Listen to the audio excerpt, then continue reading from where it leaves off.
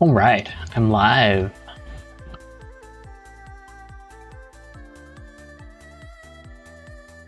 Ooh, here we go.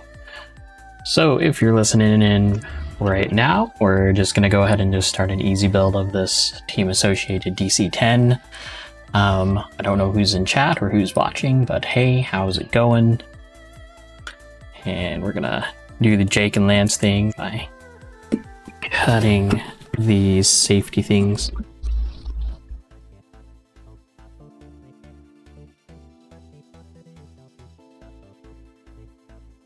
Right, what do we got here?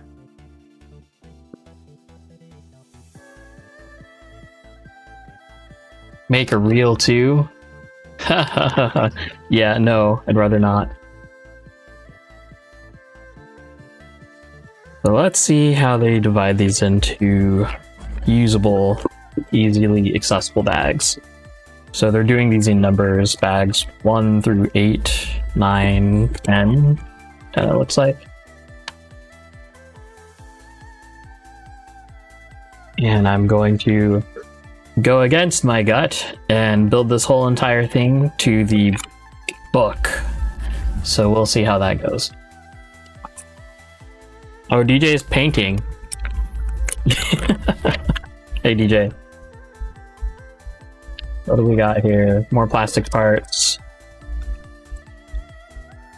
Top. Oh, it comes with 2 top decks. One for low motor, one for high, I'm guessing. Motor plate. Waterfall. It's interesting to use the word waterfall for this because it's such an old thing, like YD2 plus territory. So I'm just going to organize these on my floor.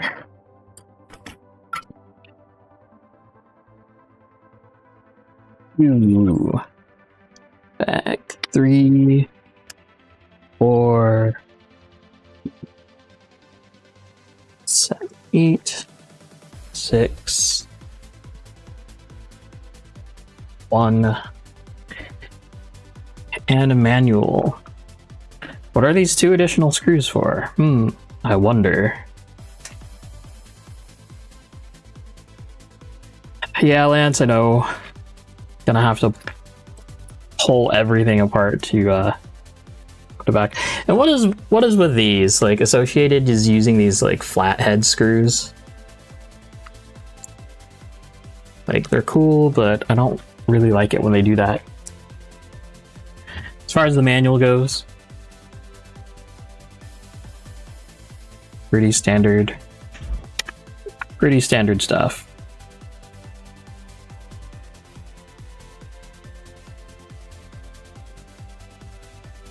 But I'll be using the manual right in front of my face. Maybe, I don't know. Maybe I'll just use this. I'll just do this.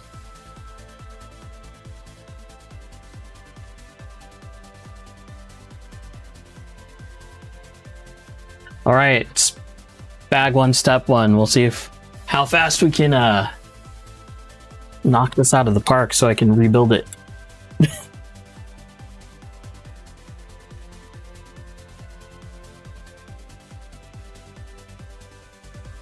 Big old foam bumper. We don't need that where we're going.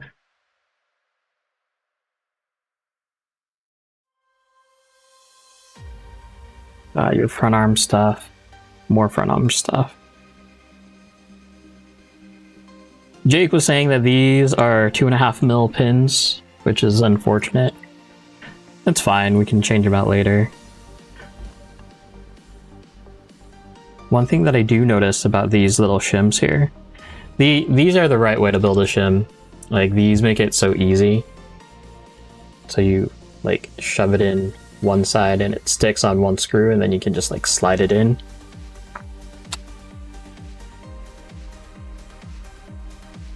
I do like those.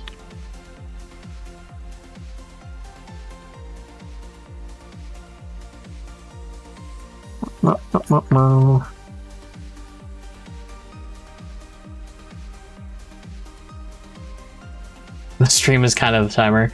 I mean, it started at 12. We can do the math. What I don't want to do is go beyond 5 because I've got my dad's birthday dinner to go to. So we're gonna go and do that tonight. Going to Sam City. It's a noodle place that does pho. It'll be good.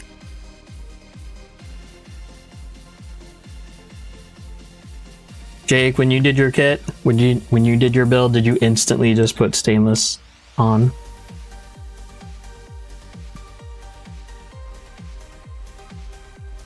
I also don't know how to put a timer on their lance, and I don't want to like try to figure out that right now.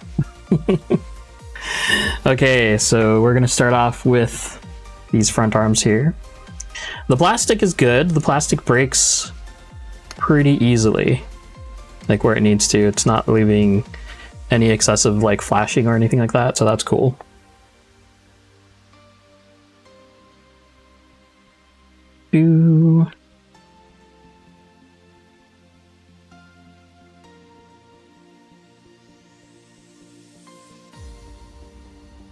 So these are the 4x5mm screws, set screws, which we really don't need these. I don't know why.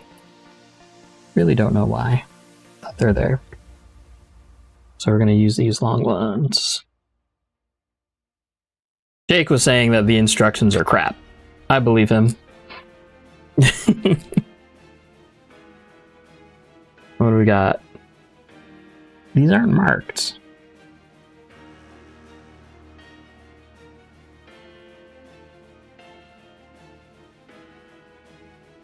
Oh, you know what's interesting? You know how like Yokomo has not crap, just not good? No, I used all the factory hardware. Okay. You know how Yokomo has like those little like charts to either measure up or where did I put this? Kind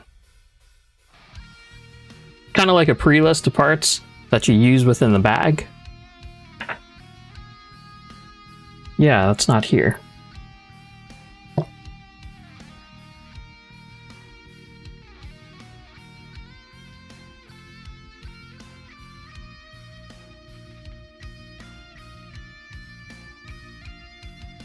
Okay. Already not liking this. Not a bad thing, just, you know. I think everyone is so used to the new Yokomo arm style. This is more like the original MST variant. Or Wrap Up Next. Wrap Up Next actually did this first. I think, maybe.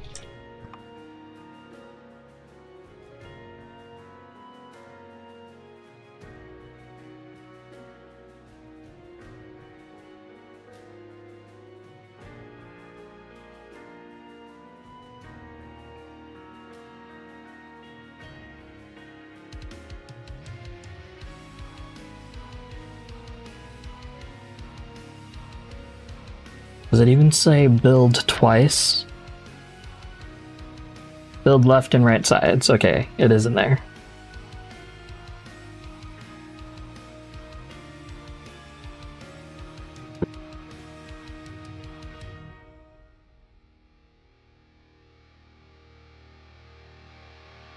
It does look like these ball ends may be directional. They are directional.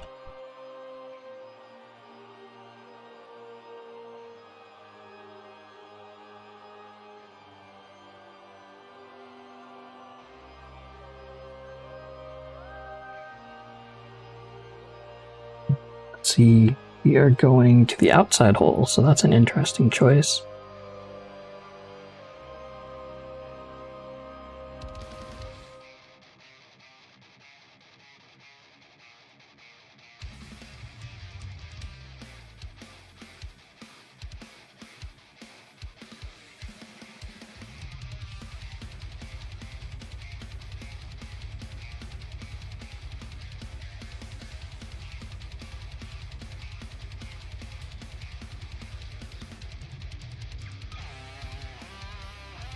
Curious as to what Associated was thinking when they're like, oh, we're gonna put some limiting screws in here.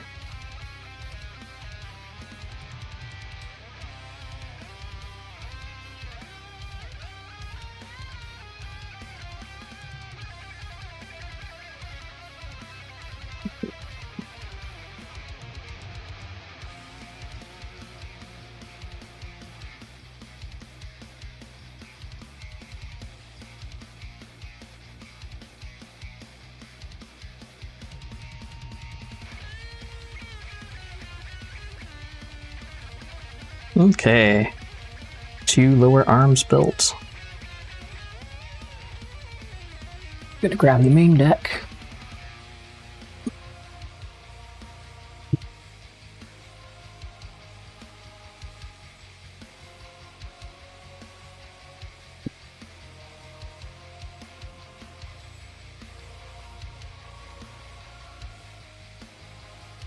This deck is very reminiscent of kind of like the YD2 RX, like the Teams deck that came out.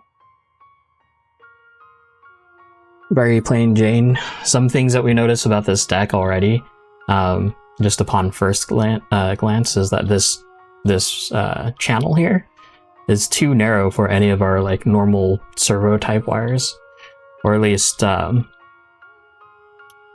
normal gauge. Okay, so what do we got now? Oh, body mounts, bumper mounts. More bumper mounts. We're gonna be using these. So we are looking for A blocks.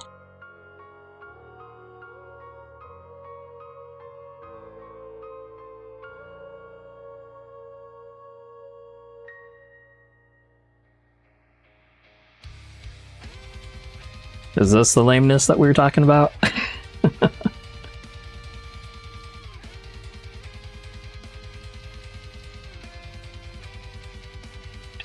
0.5. I mean, I'm gonna assume that these are the A blocks.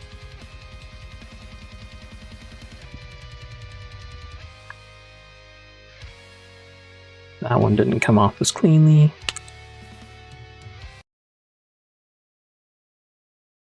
Let's see, let's grab a knife.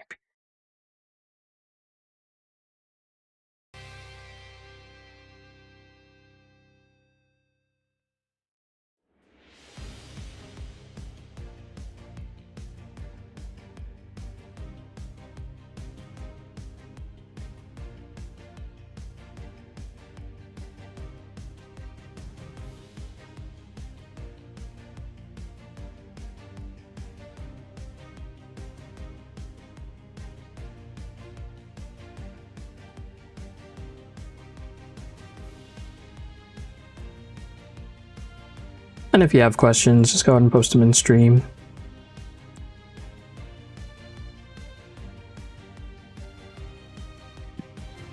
Yeah, these will be the B blocks, or the rear blocks, whatever you want to call them.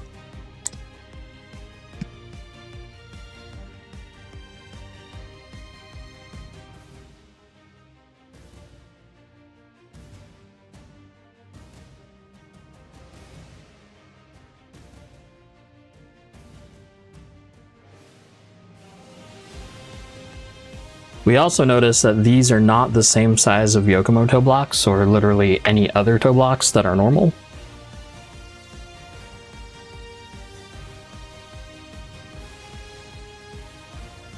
Hopefully Associated either releases like their own toe blocks that give various widths. Well, no, that is the hope.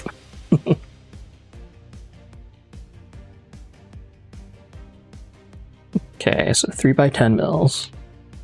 So this is what I'm talking about. Like, usually Yokomo manual or just any other manual would have a little screw that would tell you like how long that screw is. That is not here. I do appreciate those.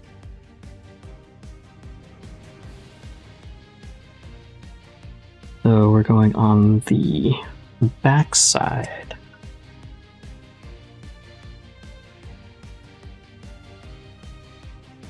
Not asking for any shims yet.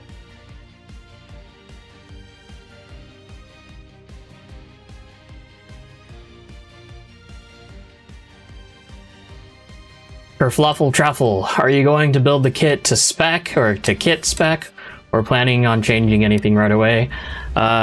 I'm going to go against everything that says in my normal frame of mind and build it to the book. So I believe that the book is going to go low motor first, and then it gives the optional instructions on how to do high motor and a farther battery back. So we're going to do that.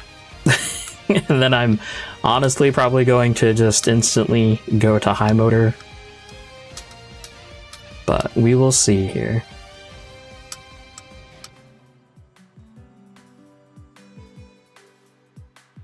If you caught our stream yesterday, we were already talking about like the Ackerman issues that this chassis has. I was able to see Jake's and also the prototypes, and by the time that I saw Jake's, he pretty much, well, we had already fixed it basically. So let's see, you have the option of using standard 2mm washers or 2mm clips for the inner hinge pins and front and rear arm adjustments. So that is talking about these things, which these I actually think are really cool. It kind of reminds me of the RevD little crab clips, I think is what they call them. But these are plastic, not aluminum, which I think is cool. Oh, and we want the B block. Or a C block. It's calling for a C block with the channel. This is going to be right here.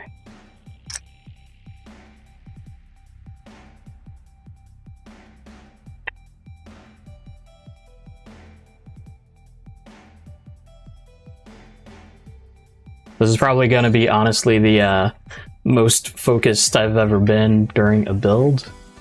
Mainly because I'm usually watching anime or something like that. Oh, look at that. I already messed up. Good thing I caught it.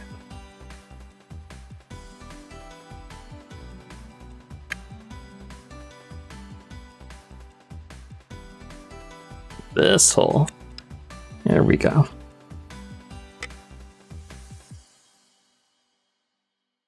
If you're newly tuning in, I host a live stream on Thursday nights between 7 and 9, and that is our RC Drift talk show type of thing that we do every week.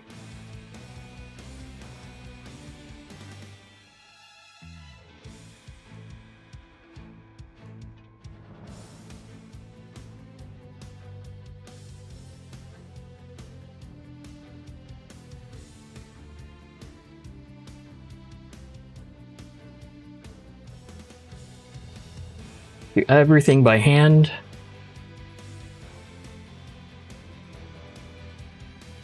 No cheating on the screw tightening here.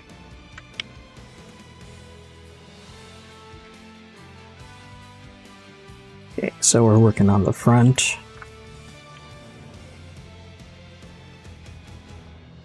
And all 4 of these pins are the same size, so that's good. And this is asking for factory recommended settings for wheelbase, 2 millimeters in the front and 2 millimeters in the rear. So we're gonna find 2 millimeters.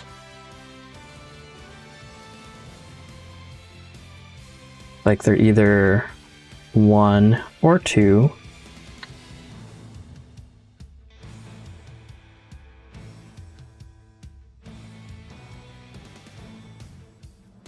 Gonna pull out what Jake doesn't have.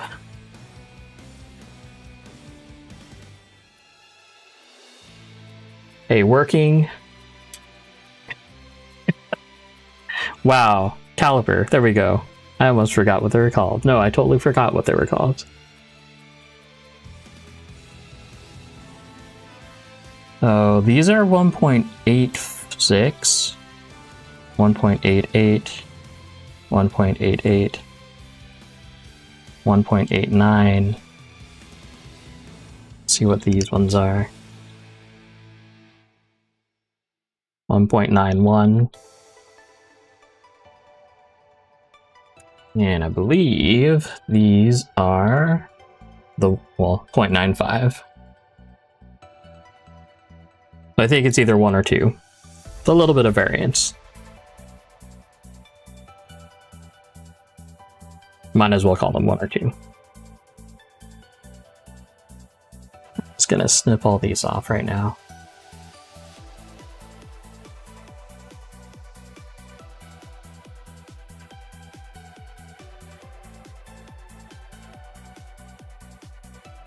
I do think that these are a good idea. And they make it a little bit easier because you can just kind of like snap them in place.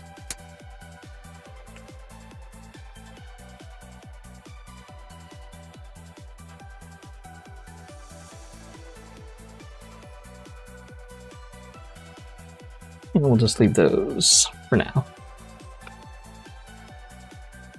Okay, so we're gonna go 2 mils in front and rear on each side.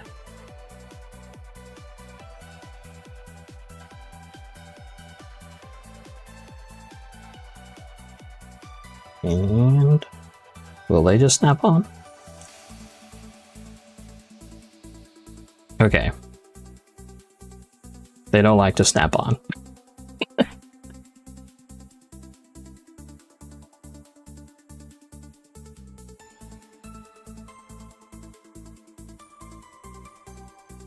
There's a lot of resistance between the pin and the actual arm. That shouldn't actually matter too much, just because of the arms are going to be rotating around in the pins. But just something to note.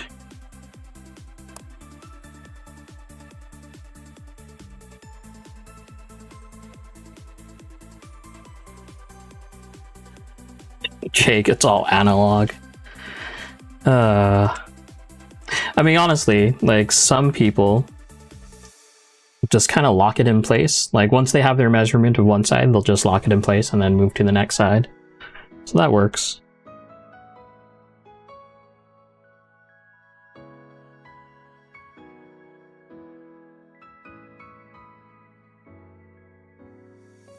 I think we've all offered Jake a caliper. Like, I even have one in my little drawer, an extra one there. Oh, look at this. What is this? This is actually showing a an anti-dive shim in the front here. That's something I haven't seen before. Well, it's not from a box stock kit.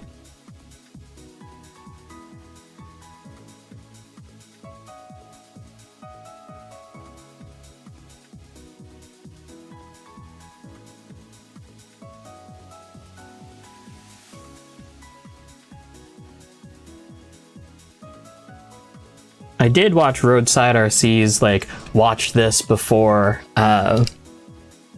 before assembling your DC10, and there are some good tips in there. A lot of them are just kind of like if you've built a kit before, this is what you want to do, like normal kind of home care, or not home care, but like normal things you should be doing to build a kit properly. Hey, Mile High. Helping a new driver learn the ropes. That was something that we actually kind of touched bases on. How, like, when we're in the hobby, we get to a point where it's like we're either burnt out on competition or just like moving along, and just move on to a different part of what we enjoy of the hobby. Okay, so check this out. This is not what we want. So see how it's sticking? See how the right side is good-ish, and then the left side, this is bad. So because these parts are plastic, we're just gonna unscrew this just a hair and kind of wiggle it around.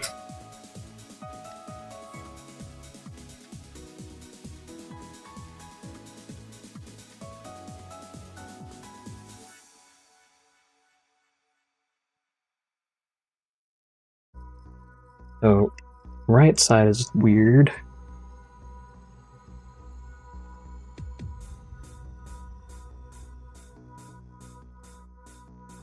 There's still a little bit of resistance. I'm curious if that's just because how stiff the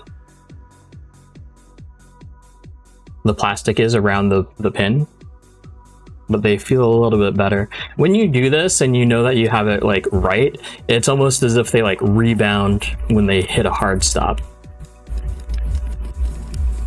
Tolerances are good. This can be shimmied up a little bit, but tolerances are good.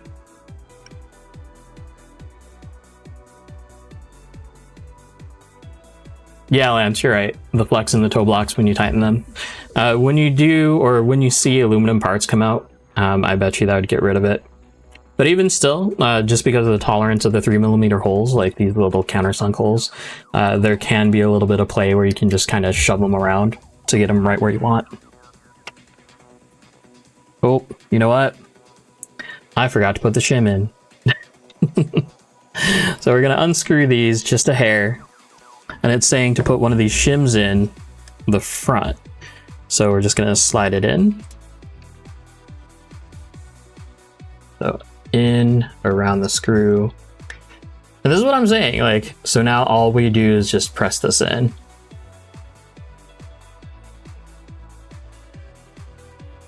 RevD has kind of a different option. It's kind of like a little clamp from the front, and that's kind of cool too.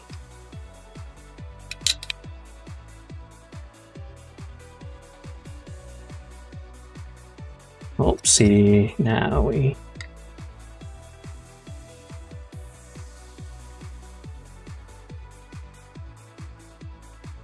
Y_ET.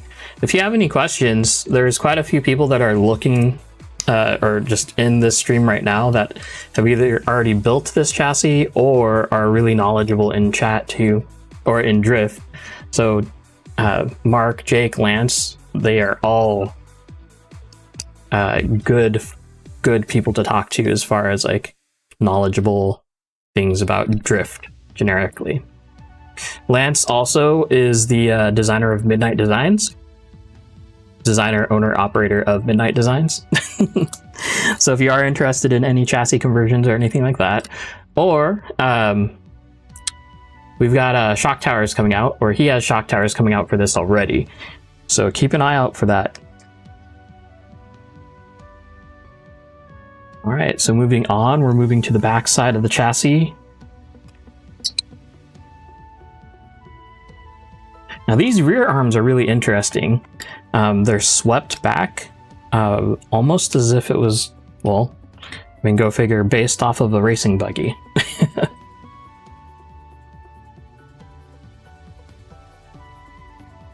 Okay, so we're going to plop these in straight into the middle hole.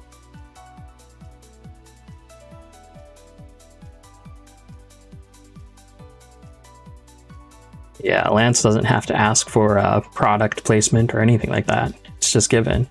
And Mile High, on the other hand here, he... Oh, what'd I drop? Oh, just trash. He's also a manufacturer and maker of just a whole bunch of different parts. Like, I have his FD lights on 3 of my cars right now. I'm also using the magnetic 3-pole pin connector. Those things are awesome, because if you do have a light kit, then it kind of doesn't really matter where you get it, as long as you kind of get it close.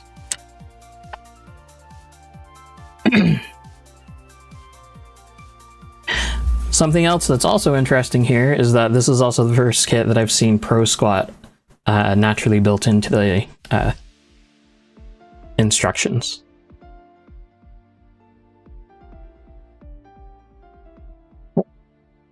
Here. So we do have a variety. Factory rear toe setting is 1 degree. So 1 degree inward is what we're looking at. These guys.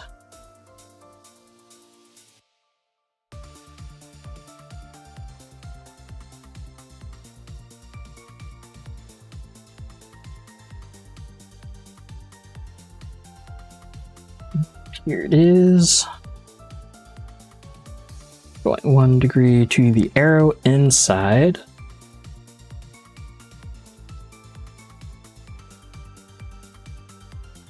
I'm curious if these are more narrow than 39.5, or are they standard Yokomo A blocks?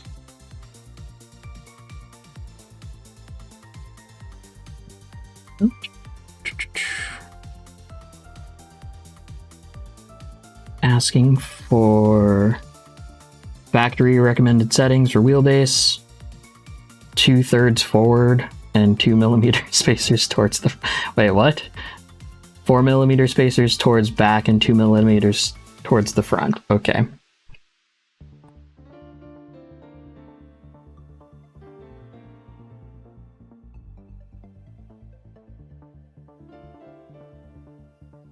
There it is.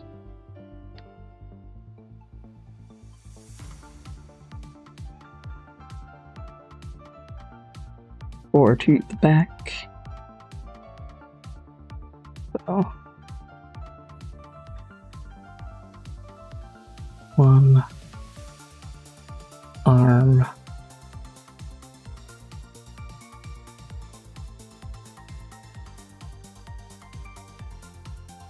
And this will probably all get cleaned up after with real aluminum shims.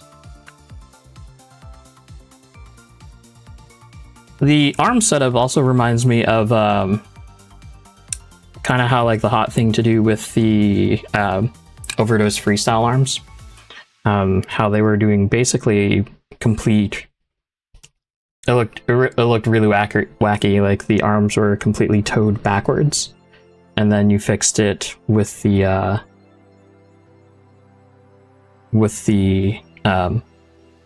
toe adjustment on the knuckle part.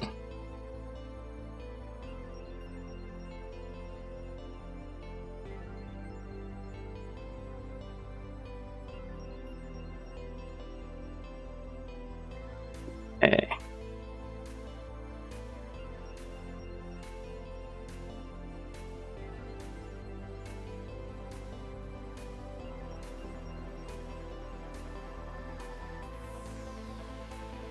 Oh, Jake's already giving us advice. Yeah, I have all of that already. Let's see. Oh, Jake is... What did Jake do to help with Ackerman? I noticed quite a difference between my MD1 and D. Yeah, so that's what I'm not excited to see, just because of this kit build here. And yeah, so Jake is switching to 4.8mm rod ends and ball studs, along with 45-degree angle ends and Rev D knuckles. Yep. We also had a DC10 at our competition the other week, or on Sunday, last Sunday, and it was her first competition. She did pretty good.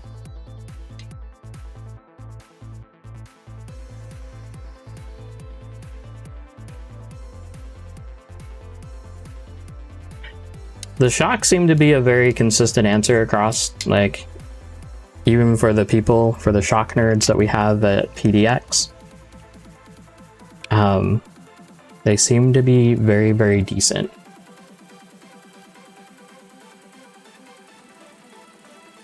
What I was saying is that Watch Associated do a, I think it's called the Kashima coating, that bronze coating that they do for their racing shocks. That's probably bound to happen. Let's see. Free movement. Good tolerances. I think Jake also built them like completely to stock.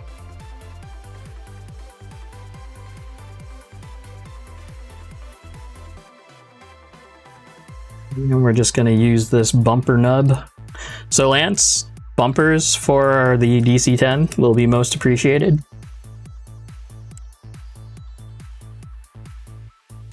Oh, you know what I forgot? I forgot the shim. Go figure. Hold on, rewind. Hey Sam, what's up?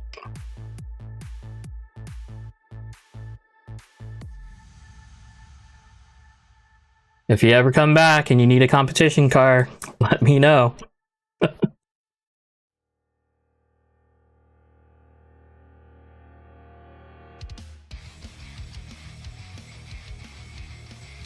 The joke right now is that since I don't compete, my current cars that I have, my chassis, my Shark, anything else that I own, have been competed more with other people than myself. Ryan, a sponsored X-ray driver, was competing with my Shark the other day.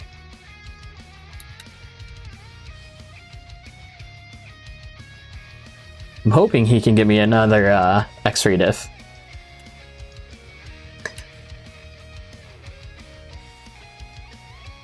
I just wish the X-ray diff wasn't so expensive.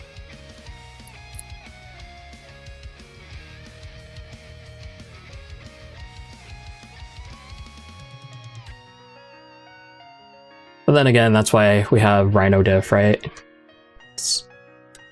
I guess it kind of, well, no. The diff by itself from X-ray, I think, was $60 or $80. And then because we are drift and we have such low friction. Oh, there's a nut that goes there. I'm not going to worry about this one. But to get the additional friction plates for the X-ray diff, there's still like another $60, $80. So you're over $120, $130, $140 for the X-ray diff, just because of the diff.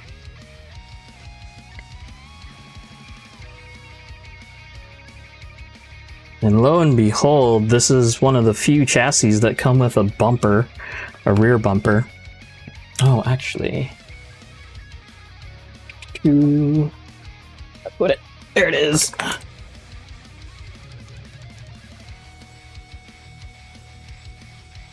And the rear bumper holes are wider than your standard Yokomo holes.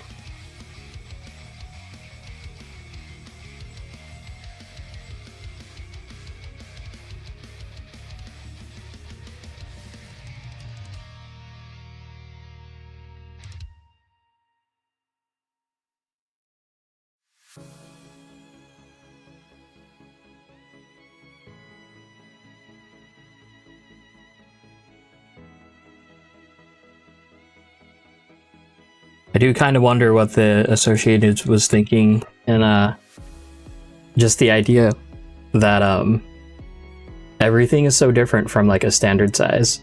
I remember a long time ago when I was working, or not working, but kind of dealing with the brand name Drift 15 House, who's one of those companies that kind of showed up and then like disappeared in the most worst way possible. But he would refer to like the Yokomo parts as like standard parts, and then MST as like, well, non-standard, just because they were slightly different. And we are moving on to bag number 2. There's a lot of parts here, still from bag number 1.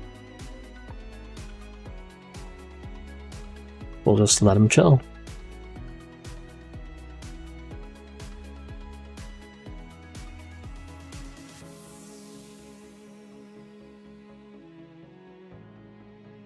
Looks like bag number 2 holds the steering rack and the upper decks and the front shock tower.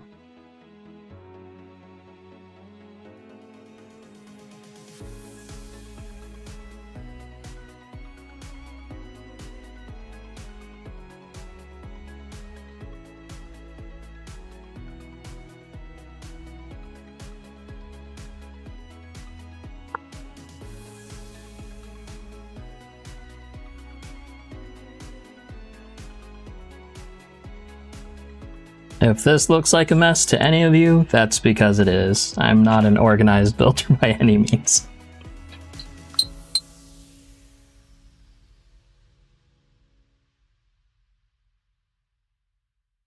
Okay, so what do we got for the bulkhead here? We've got this nubbin, followed by some aluminum poles.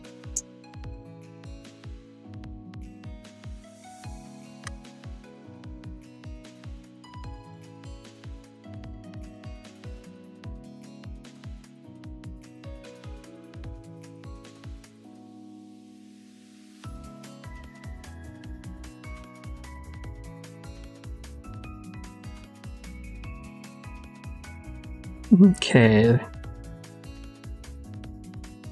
So this is good. The bottom of this standoff is a nut, basically, and it is inserted right into the bottom of this. So you don't have to like finagle the two parts together while you're holding it. That's cool.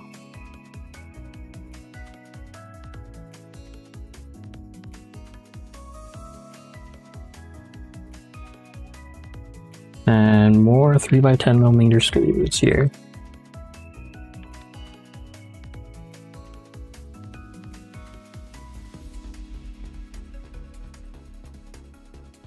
Oh. Got 3x6mm screws and some tiny screws. Tiny nuts.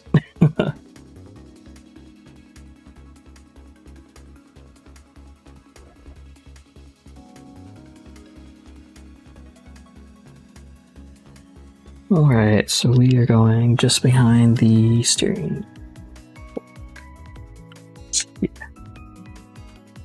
A symmetrical piece, so we're just gonna go ahead and plop it right on. Roadside RC did suggest using Loctite on this. I'm going to forego that, even though that is a great idea. The YD2 was infamous for this, where it was basically that part would come loose every so often. I think because of the plastic part and the amount of tension that you can place on that plastic part, is why they're asking you not to apply any thread lock. This is interesting though. These blue pieces right here, these are the side bulkhead posts. They say to leave them loose for a later step. But it tells you which page. So page 10, bag 2, step 8. So we will leave them loose. I'm not a fan of the front bulkhead on this, just because it seems a little bit more overly complex than anything else.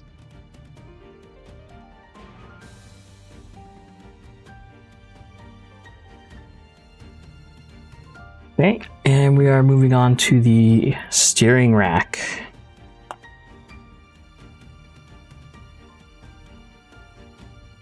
So we are going to find these ball studs here.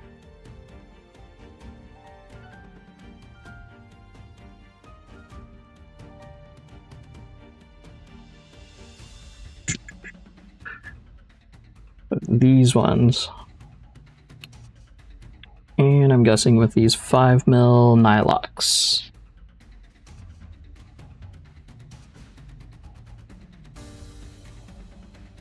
Or are they?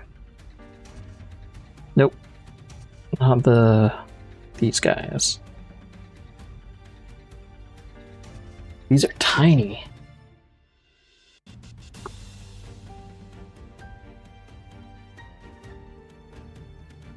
Nope. They are still 5.5.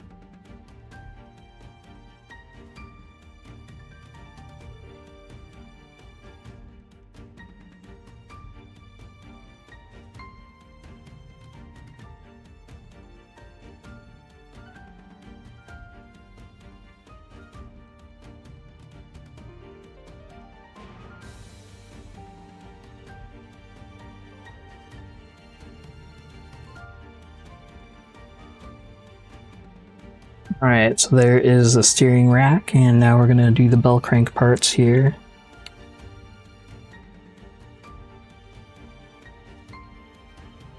Here's a piece, here's a piece. there's a piece.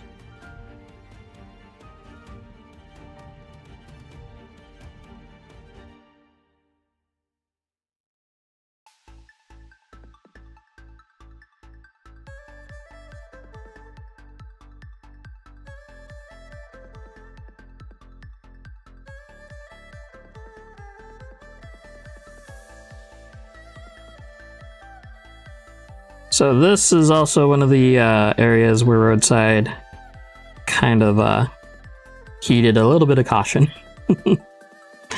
which I get.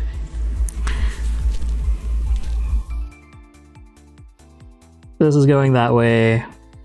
Gonna do those holes. I don't know if you can see, but on this, there's two separate sets of holes here, and you can clock that to be a different angle. If you look hard enough,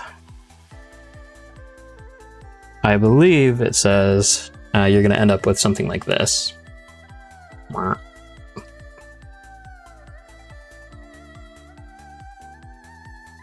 2 by 6mm screws. Those are tiny guys.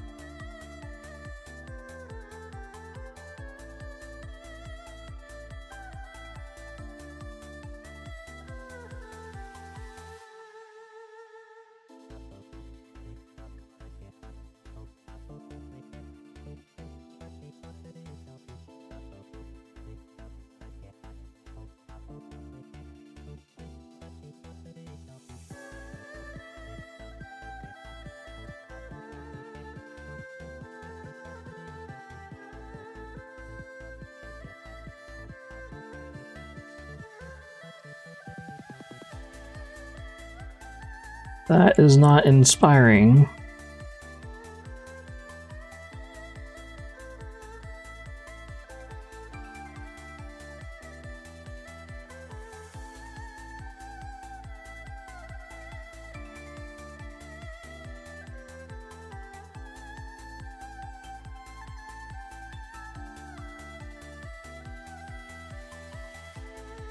So what I'm not getting is I'm not getting like a confirmation of it being tight. It feels like it's just kind of like stripping, which I know it's not me because I typically don't go that hard. So we're just gonna evaluate the screw here.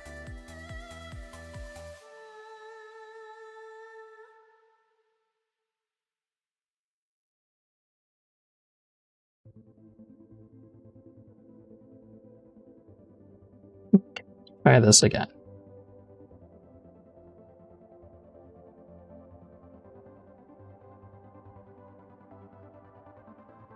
I'm still worried that that'll be over tightened, so I'm gonna stop ahead.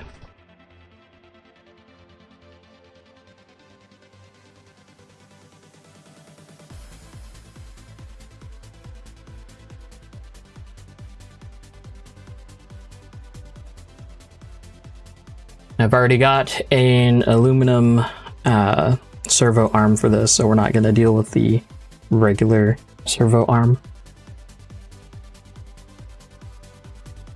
And did I just do that wrong? No, I didn't. Associated really has some weird ball stud lengths, or ball stud widths. I think these are 6 mils that I just put in. These guys on the steering rack are 8 mil, if it would focus. Yeah.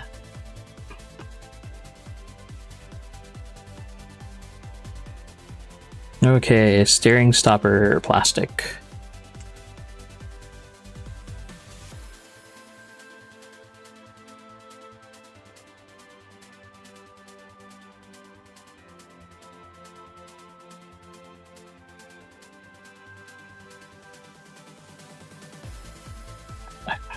Hoping that these are it.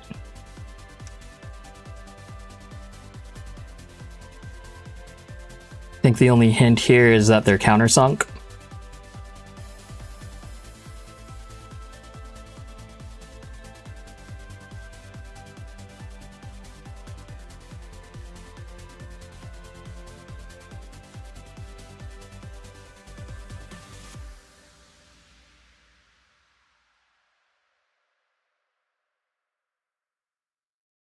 To be honest, I wish it was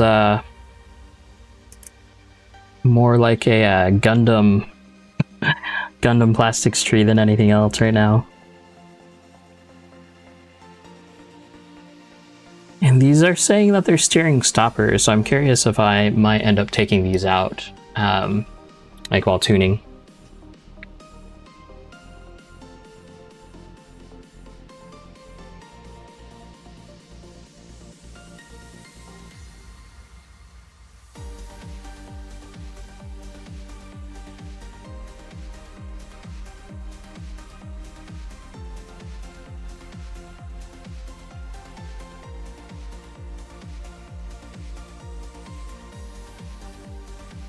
Okay.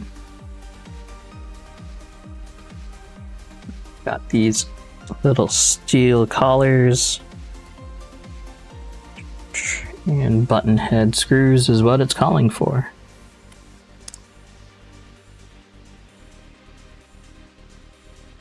Bunch of button head screws here.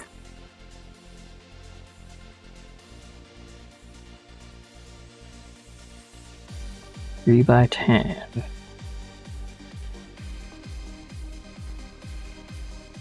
Gonna go under.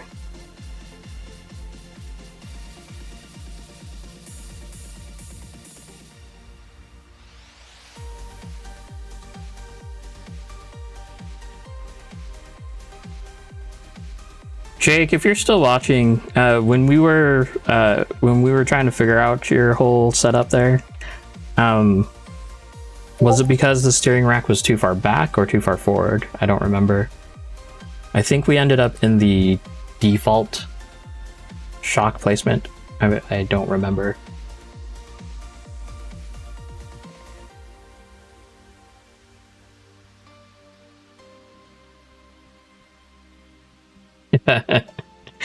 Jake is in the Discord. Roast my lunch. Looks good.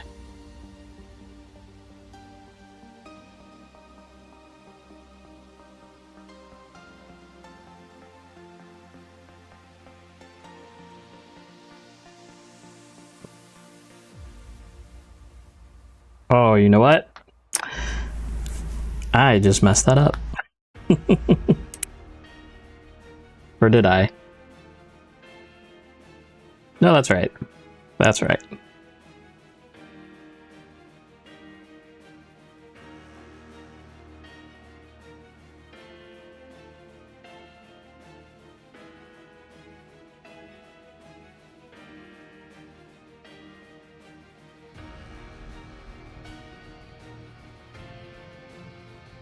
I think one of my initial complaints about this, well, about this steering rack, is the fact that it's kind of outdated. A lot of the newer steering racks that we're seeing today, instead of it just being a flat plate, it's either going to be like a machined aluminum part or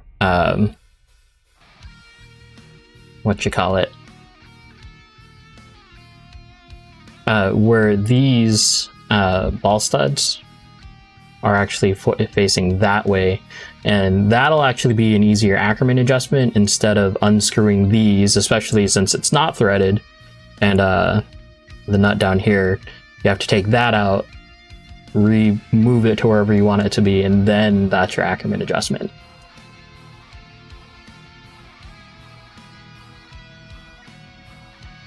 Okay, now it's asking for bearings.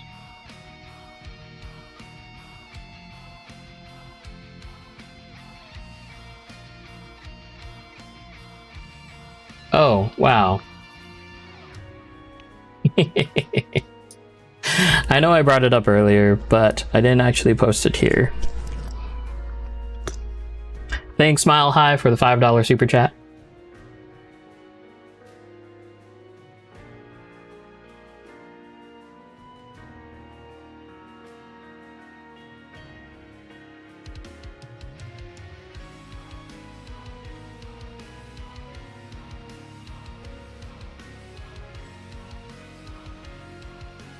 Okay, next page.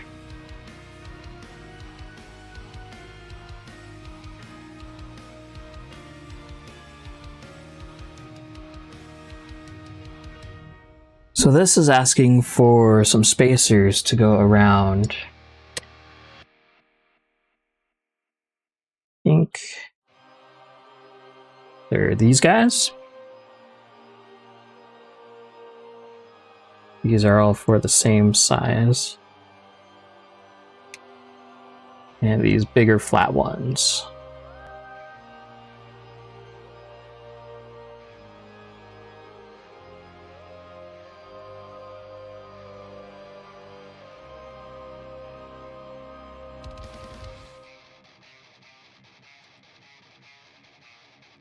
Apparently, I need to make sure that this is in in the shot, or else it doesn't do you guys any good.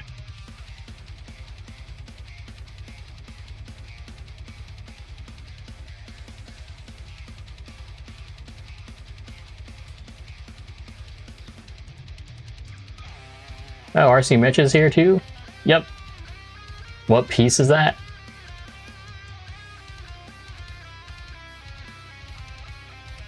Ask about the one of the steering toes.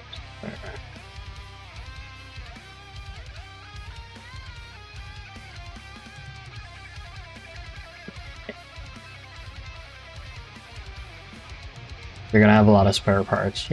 Yeah, so one thing that I do know from like any of these chassis, even coming back from the racing days, right? If they're trying to be more than what they already are to begin with, then you're gonna have a crap ton of spare parts.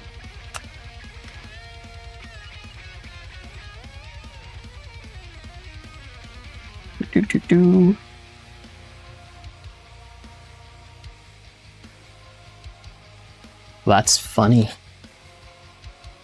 Nope, I'm absolutely dumb. Let me fix my mistake here.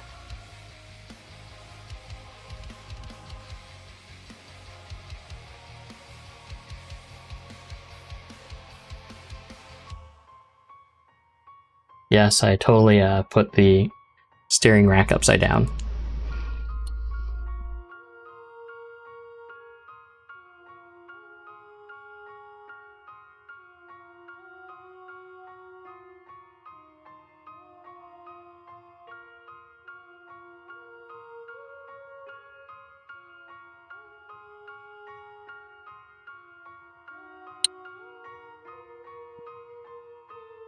There we go.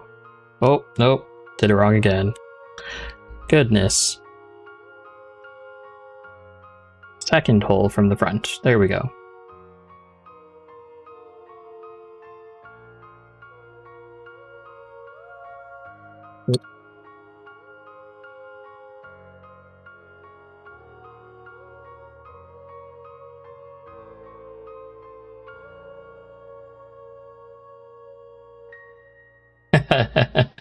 While doing CAD videos. Well, that's fun.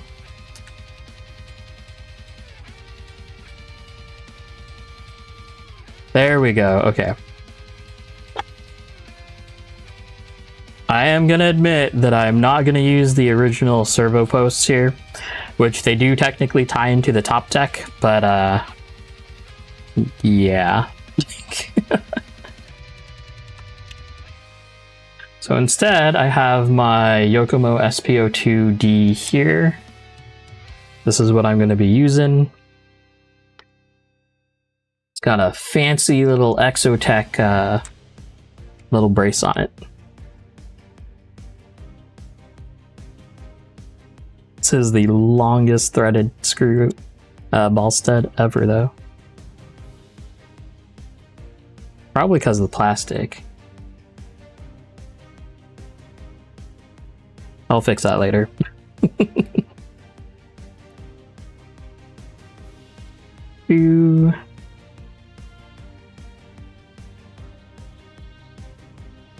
And 10 millimeters from the bottom. This could bite me in the butt, I don't know.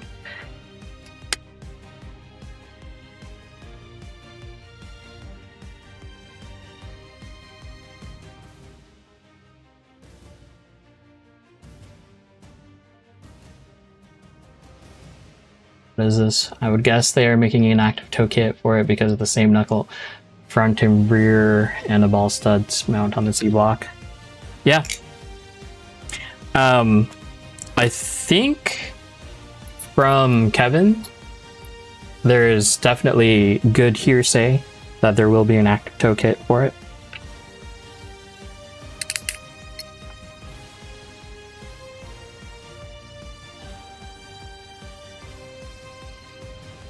Nope.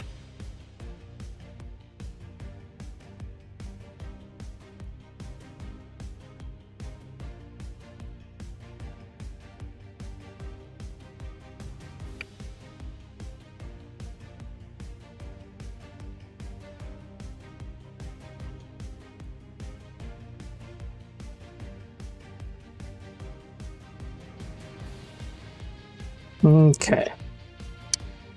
And in the midst of that, the steering rack fell off.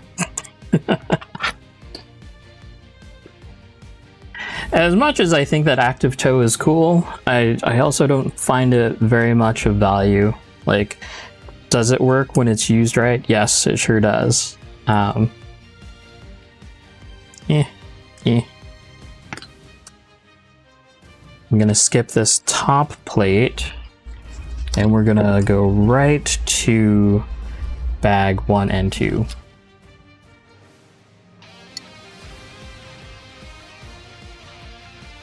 This is these interesting little inserts here.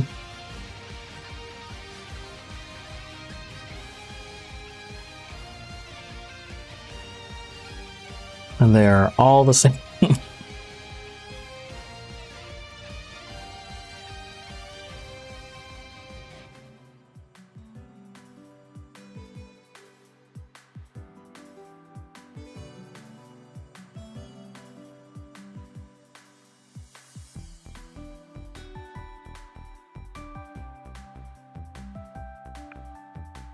This is an interesting marketing tactic, or not marketing, but what you call it? What do you want to call it? Technique where all of these pieces are the same. Exactly. And these are asking for the tiny screws too.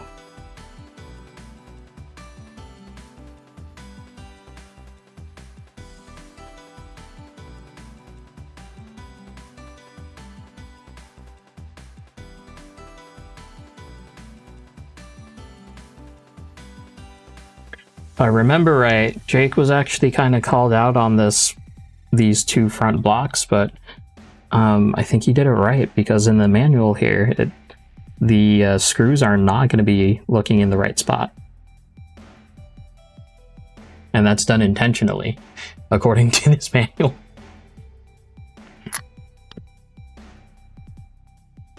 So looking here,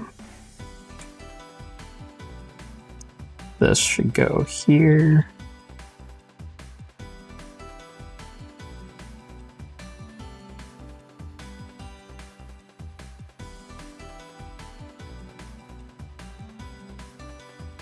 And this one goes here. Oh.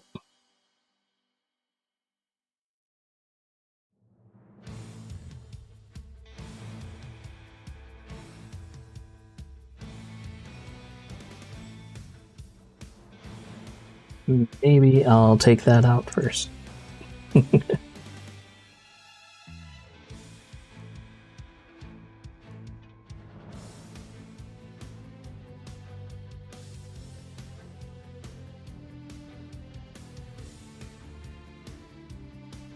we go.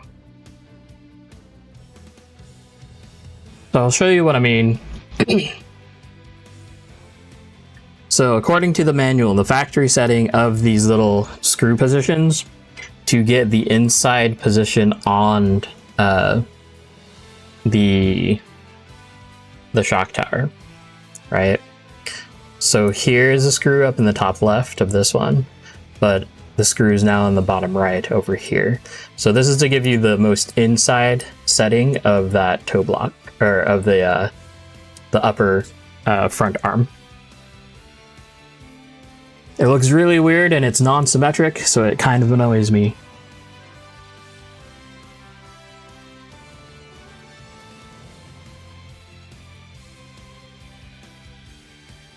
Here is where these guys come into play.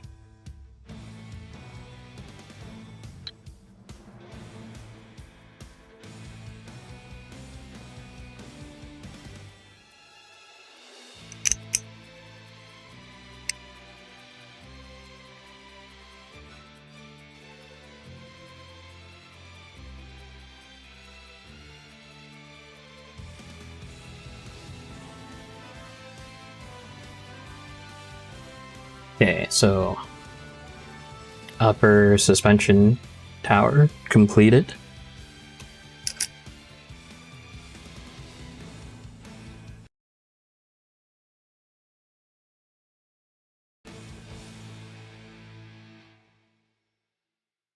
Alright, so now we need these two guys.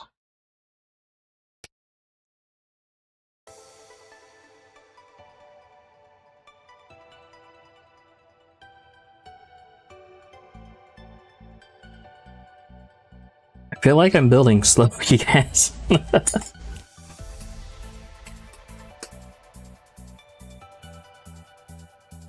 That did not come off very cleanly.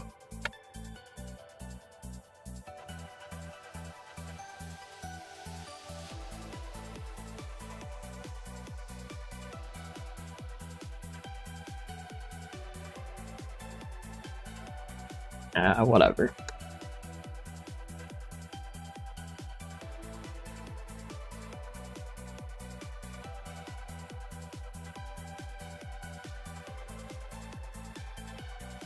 Okay, so this is the front, and it'll end up being this.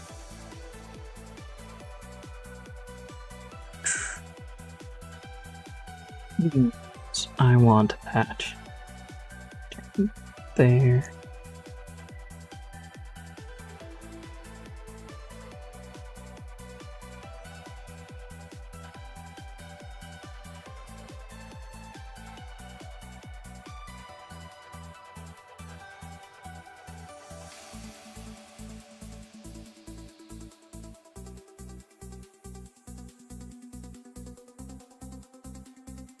Well, isn't that interesting? Okay.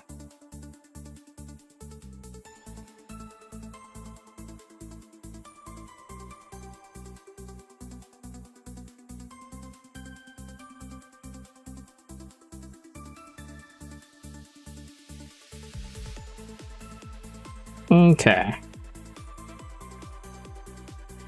That must mean this one goes in that way.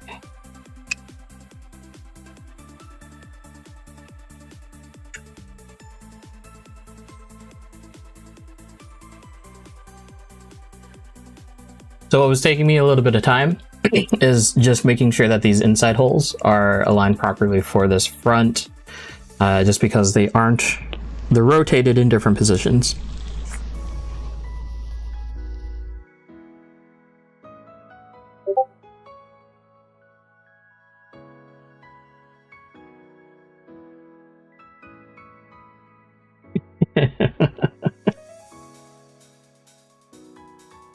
So let's see, factory.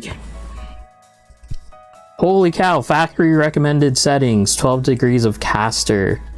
The overall caster settings is 6 to 14. So this is recommending 6mm clips towards the front and 1mm clip towards the back.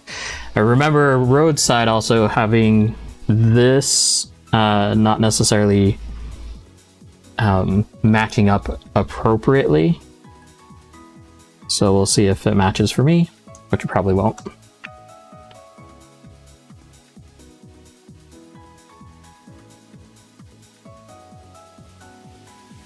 These are pretty chunky arms. They're more similar to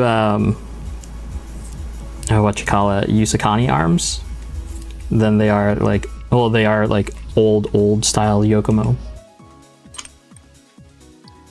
Needs more of those clips. Where did I put you? Here you are.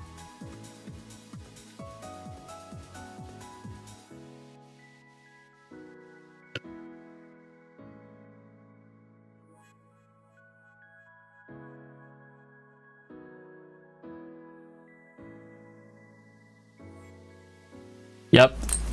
Thanks, Y.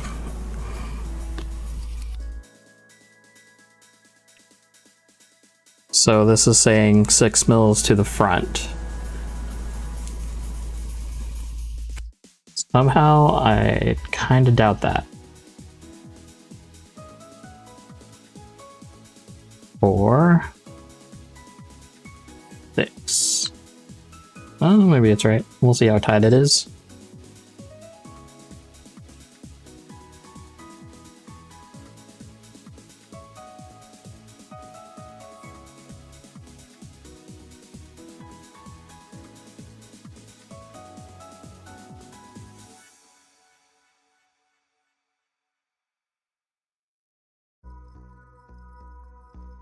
Nope.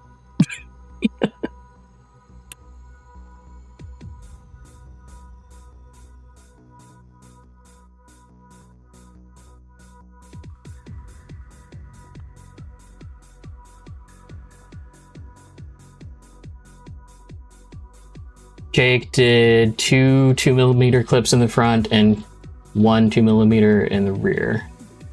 Okay.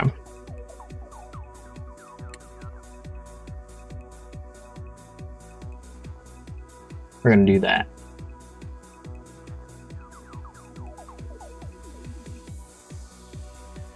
Oh, technically that takes us a pretty far.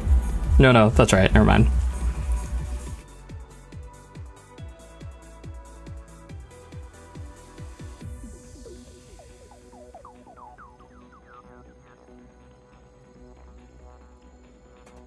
So it's a total of 6mm that you need to account for. 2mm or 4mm up front, 2mm in the rear. Works out great. It is doing a little bit of sticking. Not as loose as I'd like it. But that will probably wear out, wear in, or become more loose as we go along, like once we start using the car.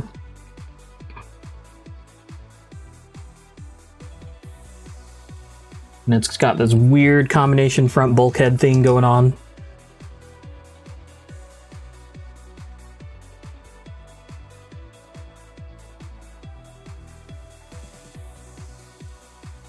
Overly complex where it doesn't need to be.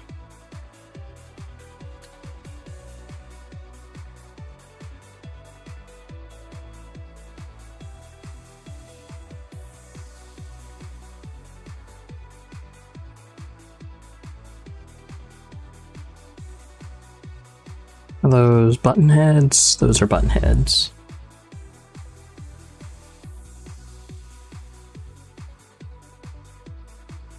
Shut up, Jake.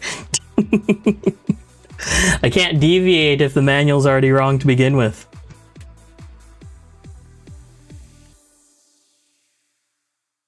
Six millimeter clips towards the front and 1mm clip towards the back.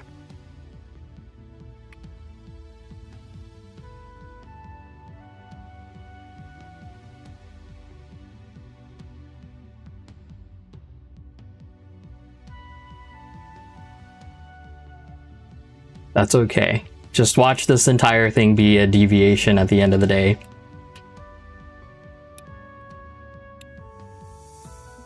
But that's why we tune, right?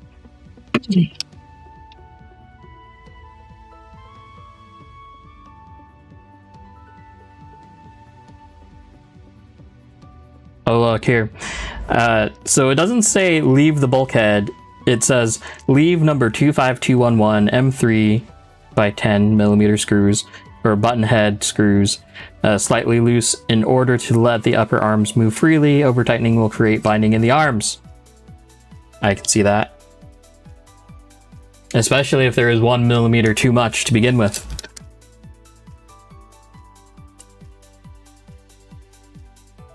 Next page. So we're just gonna bolt this thing down, it looks like.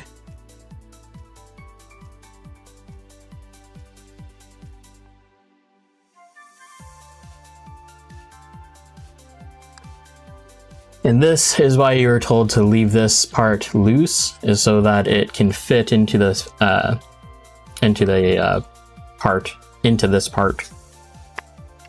because it's molded for that hex. These are all 10 mil button head screws.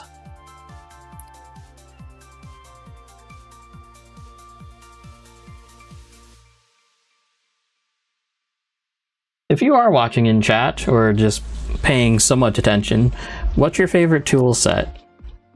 Like, what tool set would you like rely on? I'm pretty fond of these like little red dynamite tools. I've had these from like the original two-wheel drive buggy days of my racing career. Not this one specifically. I think the 2mm driver is the only one that I've replaced. But just these red dynamite ones are my favorite. 10 mil. MIP tools. Now, is that MIP pre-Horizon or MIP is okay even post-Horizon? ProTech, True Torque, okay.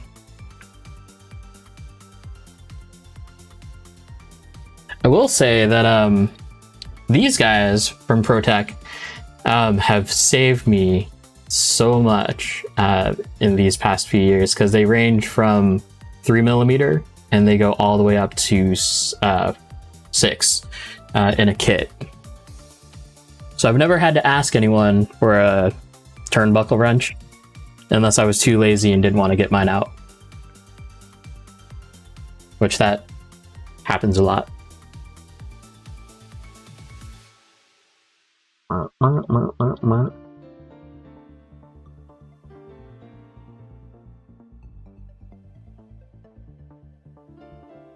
Mile High, are you working on any new projects in terms of like commercial products?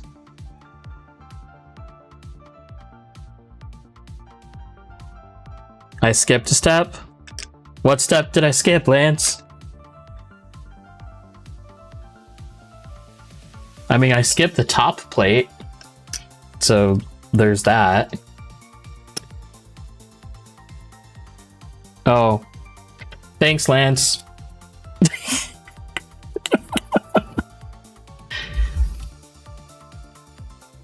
Lance hasn't even built... Oh wait, no, I take it back. Lance has taken this kit apart and put it back together. We're testing for shock towers and whatnot.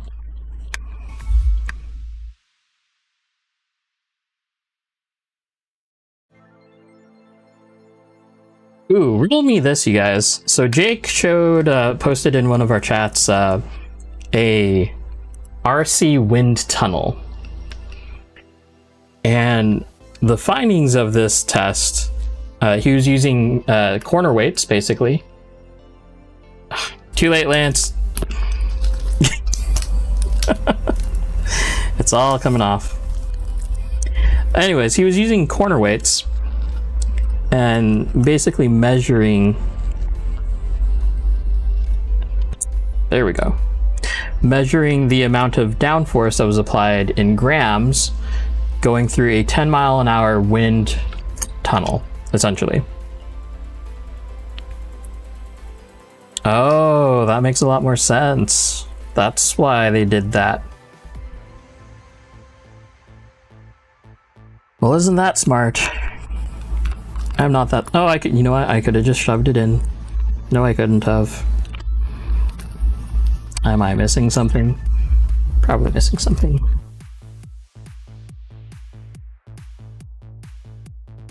Oh, I know what I'm missing.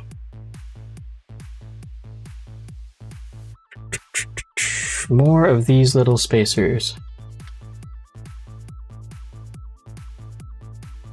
Anyways, so yeah, wind tunnel testing. This guy was doing wind tunnel testing, and his overall wind tunnel's airspeed was about 10 miles an hour, which is what he tested or theorized of how fast his car is going through, or just like from normal driving.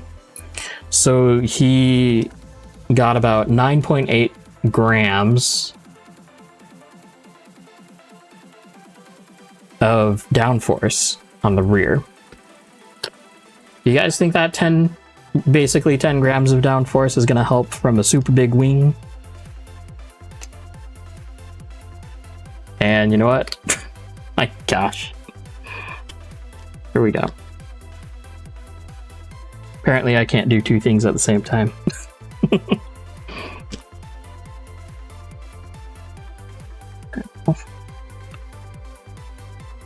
Depends on the speed. Right. Totally agree. But it's not like we're really going fast with drift cars here.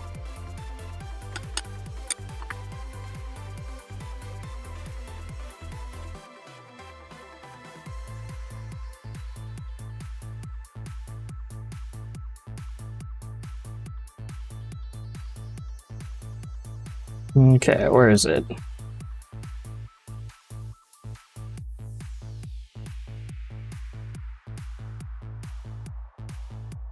The Miles High is going to finish up the dyno. I do think that the dyno's cool. Like, it looks like a really cool project. Should it depend on angle too? Maybe if there's a powerful enough fan in front. I mean, his findings were basically oh, what just happened? Oh.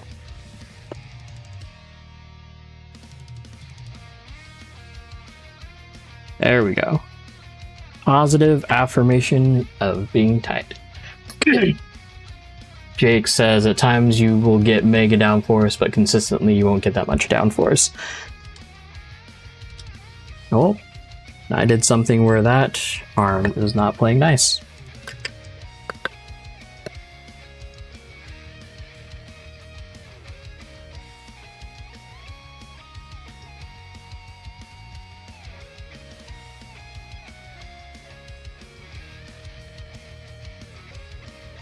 In the world.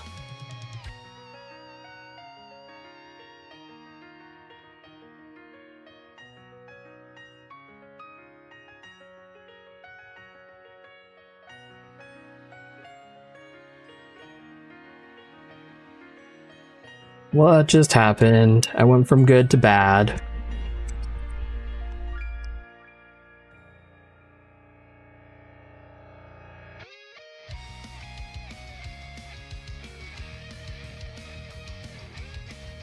I don't think we have a consistent amount of place or of area to where downforce would be beneficial to us.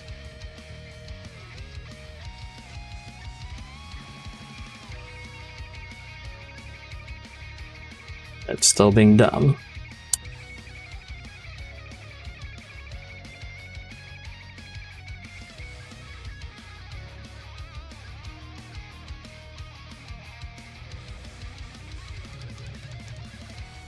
Well, I'm not sure what's happening.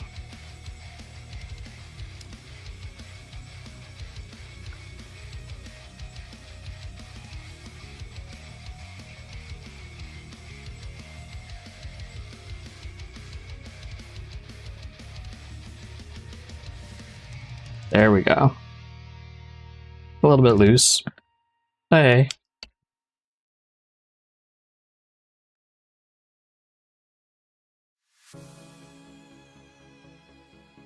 I honestly thought I was hesitant to do this stream. Just because of build process. The interwebs can be mean every so often. Although, with our community, we've had nothing but like good feedback and good questions, good interactions. Mini-Zs I can see where it would be effective. Like 10 scale buggies, I know that it is effective. Like on a stock buggy, if you're not cutting down that wing, then you're gonna have a big problem. It's still doing the thing.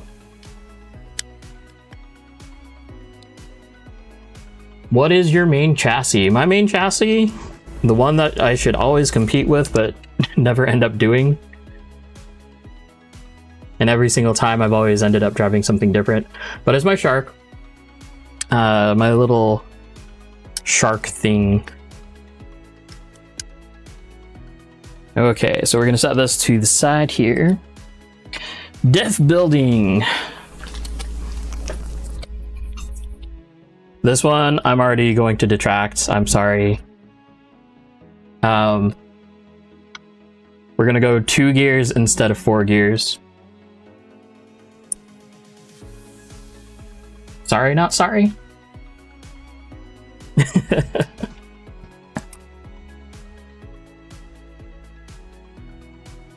Okay. So the good thing about this diff is that because it's pretty much a standard diff, you can fit like anything in there. Like if you want a ball diff, like Yoko ball diff will fit.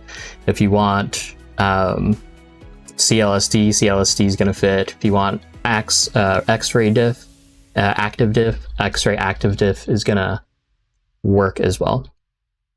Charles is asking any reason for the 2 planetary gears. Less resistance, I believe, is the effect here.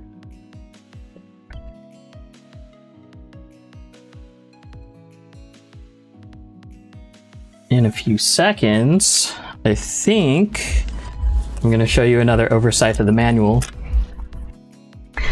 that I didn't find, roadside RC found. So if we're looking at the directions, I don't know how many of you have assembled diffs before, but here, I'm going to lose all these parts for no reason. Okay. Oh geez. Here we go. I could just do a screen cap on my computer, but okay. For all of you who have built this diff already, that's fine. You know what's going on. But according to the instructions, you go straight to the outdrive, to the pin, to inserting the planetary gears. Anyone know what's going on? Roadside did.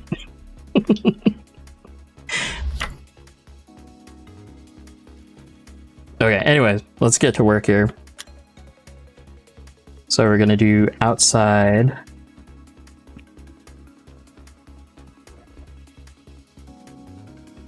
If you're still wondering, oh no, that could have been bad.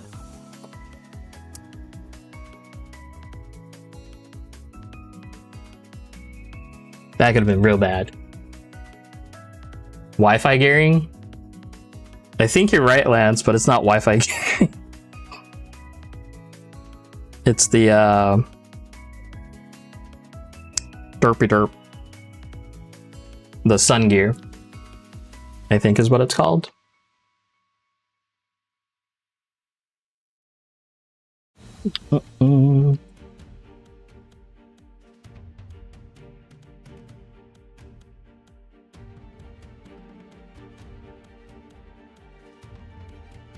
Okay, for my sake, I'm just gonna put a little dab of oil here.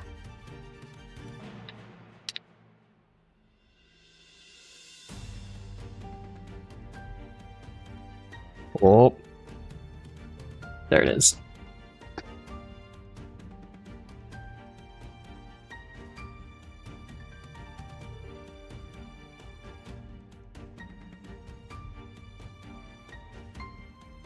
The 2-gear thing has been around for quite a while.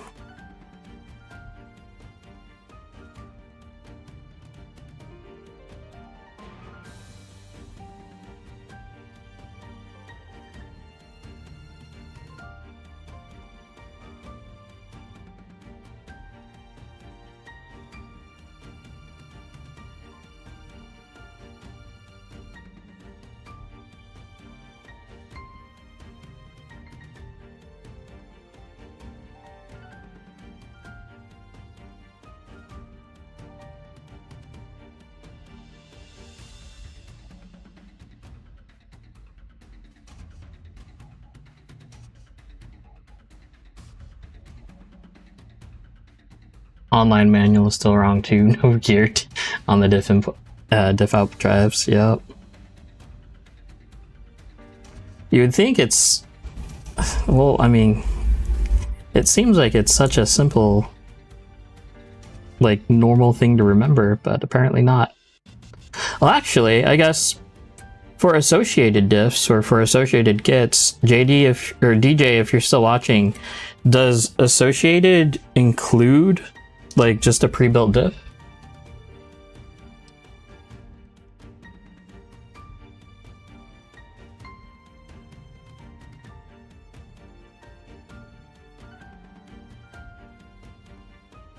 Charles, I run 4 hard on my CLSD and it keeps crunching every so often, so I've given up on it. Yeah. Okay, DJ had to build his.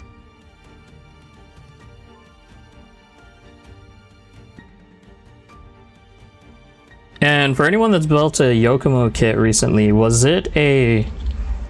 Did it just come built, or did it... Now hold on.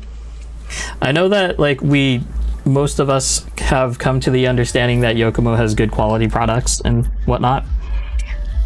As far as the diff goes, I don't know. The reason why I say that is because when you're building the Yokomo diff, if you've experimented outside of what the standard settings are, I don't know why this isn't going on. You'll notice that it doesn't matter what diff oil that you put in it, it will always feel the same until you're actually running it. That's why there is a thing about running the the Tamiya diff for like the Yusakanis, other than it just fitting right. But yeah.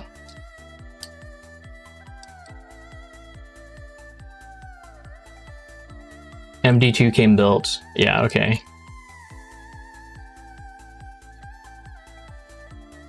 RD2 came built. For Fluffle Truffle, had to take the cover off to put fluid in it, otherwise built. Yeah.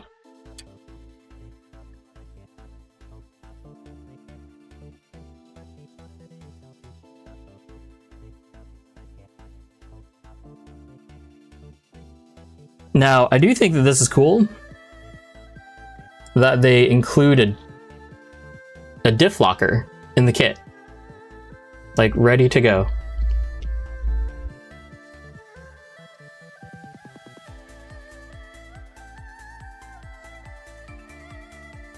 Oh, you know what?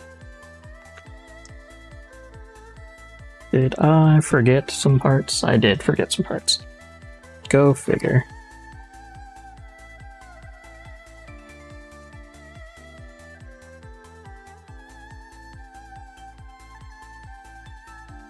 Says this is interesting. Locked diff recommended for low grip surfaces and smooth driving style. Gear diff, light grease for higher grip surface and 1000 CST, or 80 weight oil for low grip surfaces.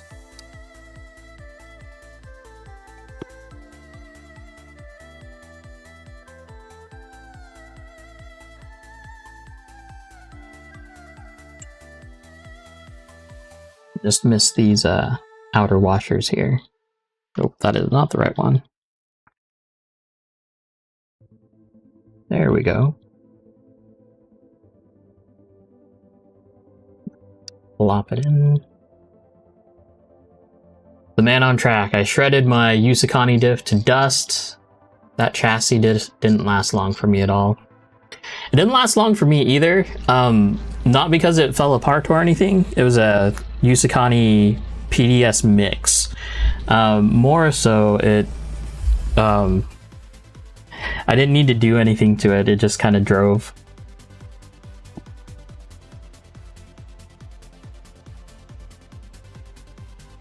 So what do we have in here?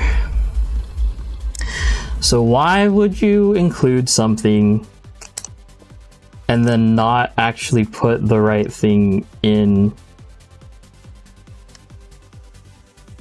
So they're saying 1000 CST or 80 weight, but it came with 2000 CST.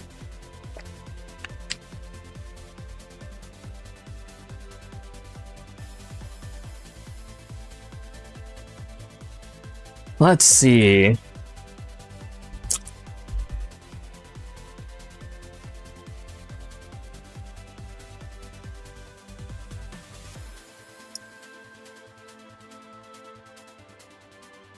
Anyone care for Yomega Yoga yo-yos?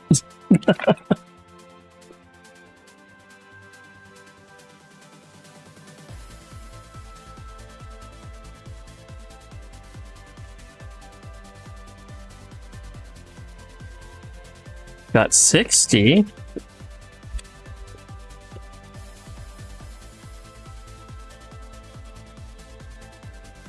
Or should I just use the 2000?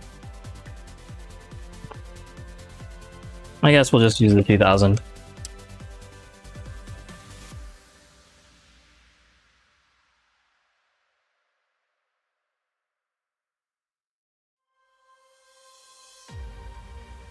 Half fill, Jake says.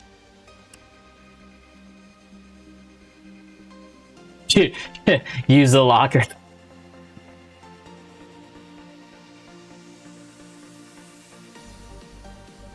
No thanks, Lance.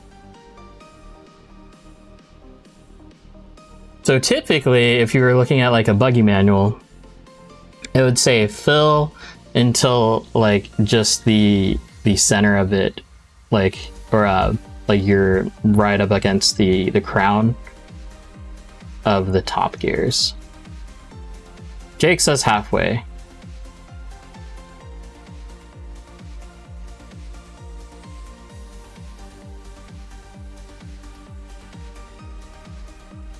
Fill the diff with silly putty. Man, you guys.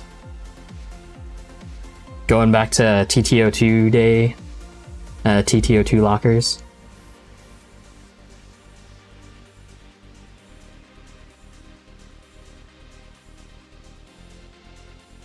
I don't doubt it works. Okay, Jake, if this like blows up on me and is like messy, why I don't like to run gear diffs, it's all on you, okay? Oh, there we go.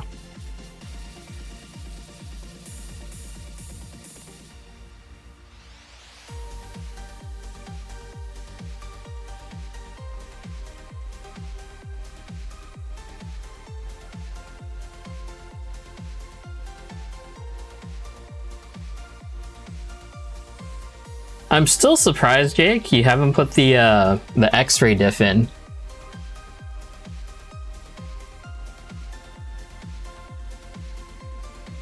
But we're really close. Hold on. There we go.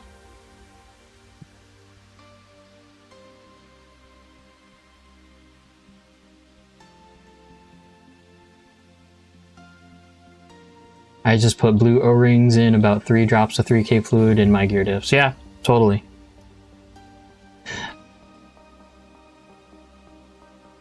Oh, and you are replacing the O-ring. Okay, yeah. So that was basically one of my like gripes with the Yokomo diff, is that if you don't replace the O-rings, then it feels that tight all the time. There's the black O-rings that you can get, or apparently use blue O-rings, and that'll take care of it too.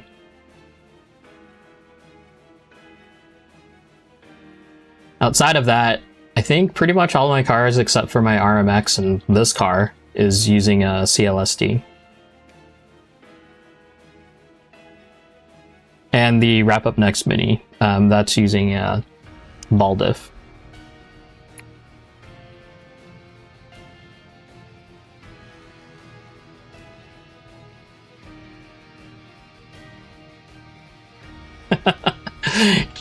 Oh man, Jake, we should put a ring belt drive adapter on the active X-ray active diff.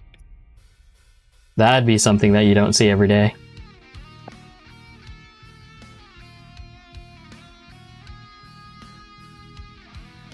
Okay, diff is complete. And we're just gonna put these extra parts away.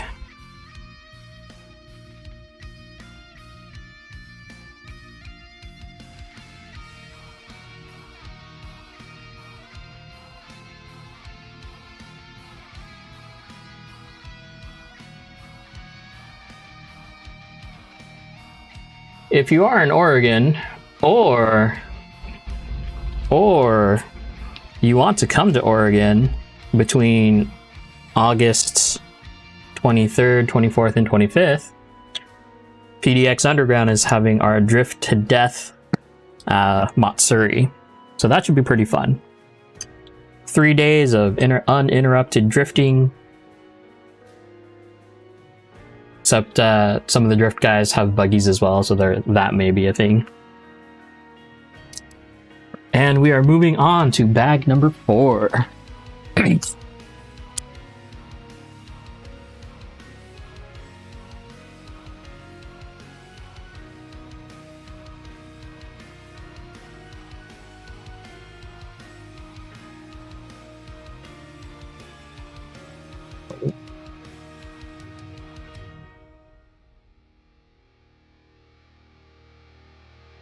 So this is interesting.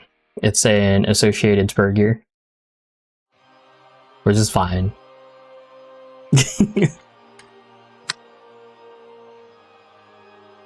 Okay. 2 run-of-the-mill idler gears. The man on track. Yeah, a lot of us are actually coming down from PDX area, or from Oregon. Jake's in Washington, used to be an Oregon boy, trader. But yeah. Aw, Charles, that's too bad. I'll try to have like one of the days live streaming, or at least the days that I'm there live streaming. I'm not sure yet though, mainly because that's a whole bunch of stuff that I need. Like, if you saw the cart that I need to haul just to put a live stream for the competition down, you probably wouldn't want to do it. Jake is basically our #1 qualifier, so he's locked in and gonna be going and competing. I believe I'm gonna be going, unless something else happens. And yeah, a whole handful of us are going to do it. Just don't give anyone the Wi-Fi password. Nah, everyone's been pretty good about just staying off the Wi-Fi lately.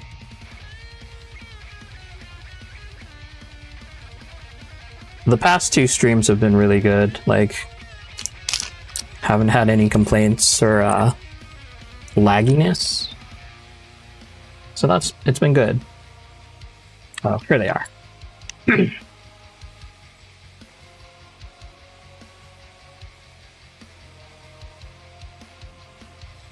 Does anyone else have the idea to run a slipper clutch? Kerfuffle.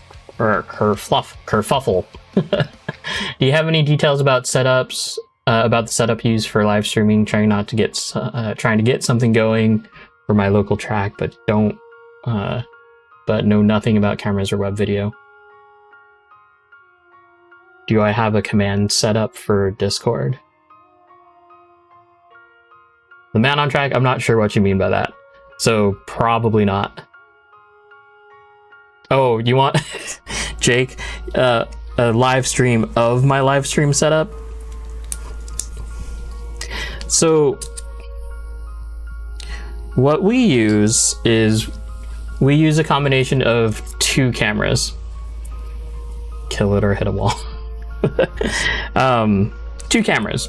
So one is just like a static camera, and then the other one is the follow camera. The follow camera we actually lucked out. Lance has a connection that we were able to get a hold of a decent camera for the follow camera. Before, the static camera that we're using right now was the actual camera that we were using for the static camera was the follow camera. So we took, it wasn't as good as quality as we are doing right now, but we're definitely looking up. As far as the streaming setup goes, I'm using OBS, just like what I'm doing right now. And we're just using a laptop for that. Then as far as that goes, I have a audio interface similar to the one that I'm using right now. Different brand name, but similar.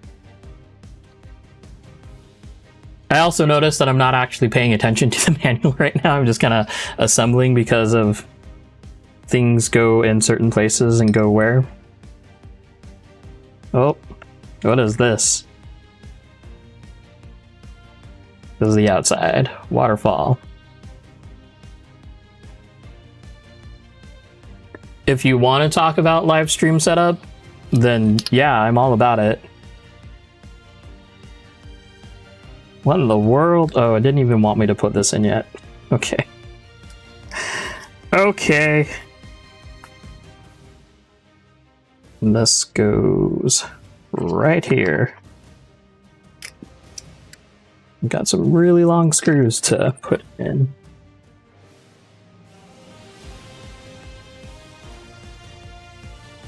Yeah, the biggest trouble that we were running into with our live stream at competition was just the fact that people were using the Wi-Fi.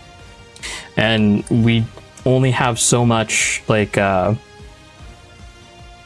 give that we can, like, get from Kevin and whatnot. We've offered to literally go in and, like, actually make it so that we could have priority on the, like, setup QoS for the router, but yeah, that didn't fly.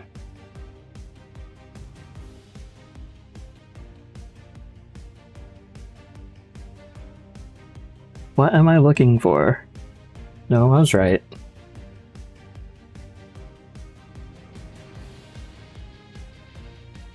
Just for reference, like looking further into the future here, this waterfall is basically similar to like the YD2 Plus era.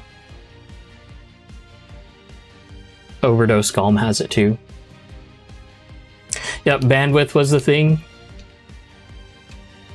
We only have what, I think, oh, what is it? Upload speed was the biggest issue. I think there's only like up to 15 megabits of upload bandwidth. Which even streaming, like streaming right now, I'm only streaming at 9 megabits per second. Because apparently, YouTube doesn't like it. Those are 10 millimeters as well. So YouTube doesn't like it when you use more than the recommended bandwidth that you send to it, at least for live streams.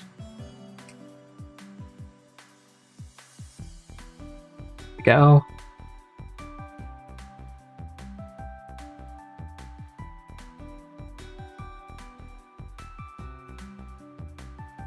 I think everyone should go back to the sandwich style transmissions like Yusakani did originally. That'd be cool. MD1, MD2, SD 2.0 kind of all have that sandwich platform now.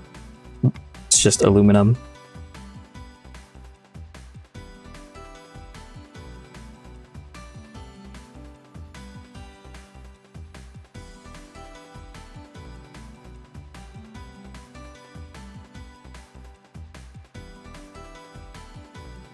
Almost been 2 hours, everybody.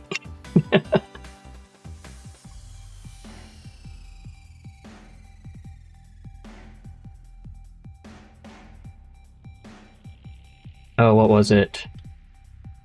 Well, let's see.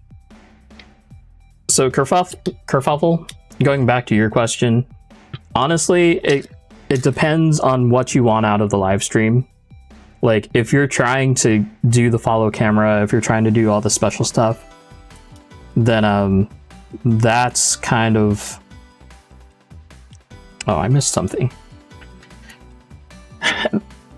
that's where it'll get complicated. But if all you're doing is trying to do like a single follow cam, then just get yourself a good, you can do it with a DSLR, you can do it with a, like something as simple as one of the Sony handy cams. And honestly, like the Sony H450 or something like that. What is it?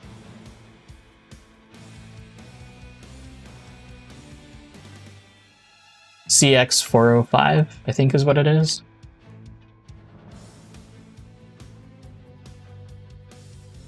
Amazon. That didn't like me at all. Handy cam.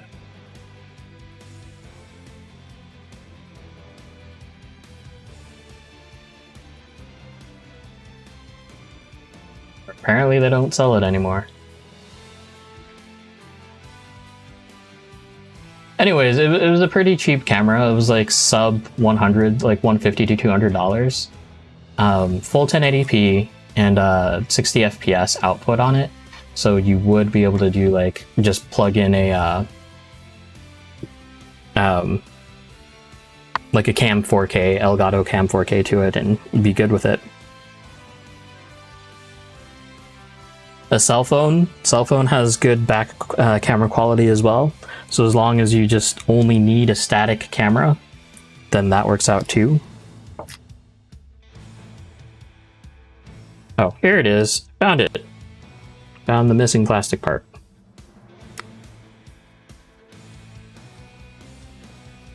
This is probably going to be one of those parts that I don't actually end up needing.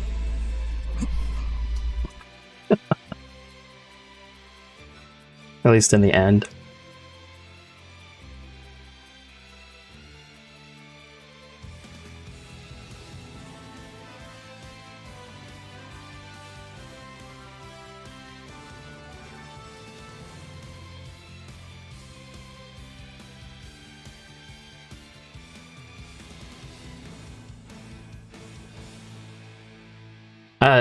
If you are just doing it from a cell phone, then like, and you don't care about like the animations or graphics or anything like that, like I can put on an anime girl like right over my face.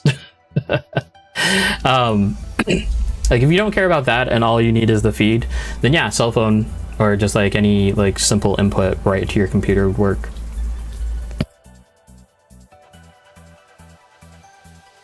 Optional high motor mount option parts starts on page 20. Okay, we'll pay attention to that later.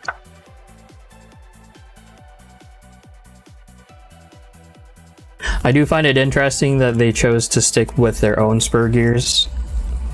I get it, but there are so many different choices. Like it limits our capability of using different spur gears, which is semi-problematic to me.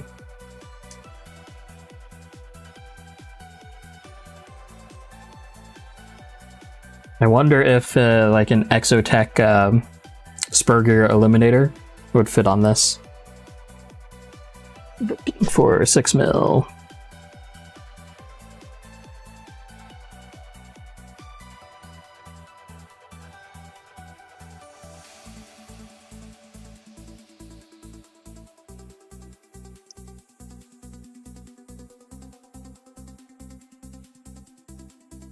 I think we'd be able to run Kimbrough spur gears on here.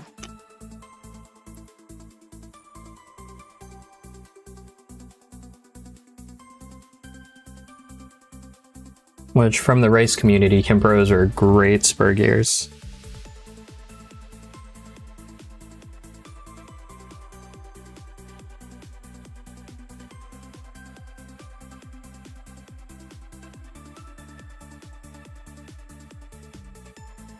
Lance, can we get a design for just like a spur gear cover? Not necessarily for just this, but like a universal spur gear cover. I do feel that they like distribute weight, pressure a little bit better than just the screws themselves. That'd be something cool to do.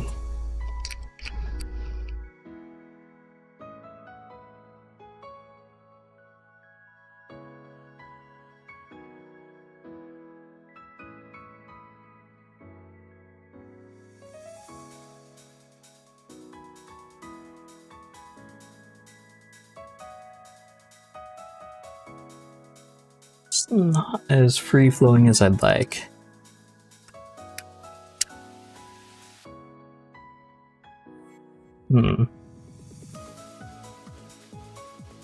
Might just because the dip's not in there. So here is actually one of the things that I don't like about this chassis. The rear shock tower has to be sandwiched in between the rear and the back of the case, or it's sandwiched between the front and the back of the case.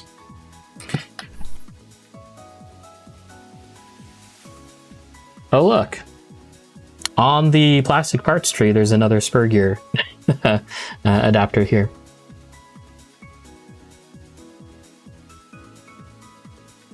And the spur gear cover would probably be kind of a universal fit too, like as long as you made it within a certain dimensions.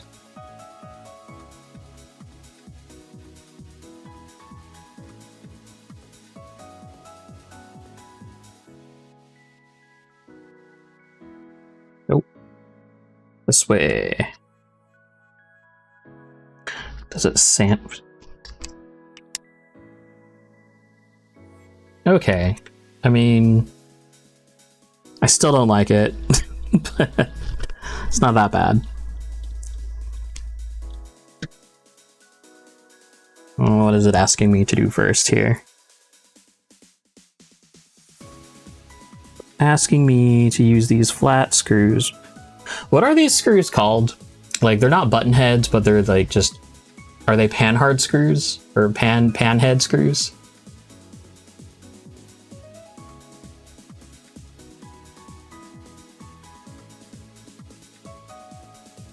So let's see, where are we putting this? Those go... Wait, what? What the what?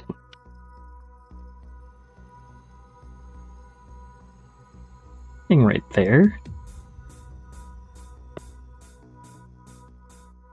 Panhead, okay. Thanks, Jake. And that's backwards.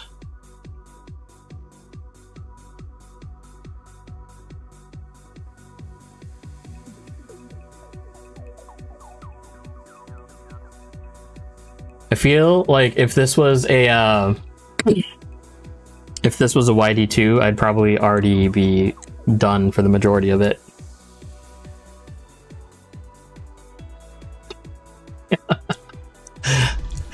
Okay. I guess Cat's kind of out of the bag, kind of. Yeah, we were very fortunate to come across the camera.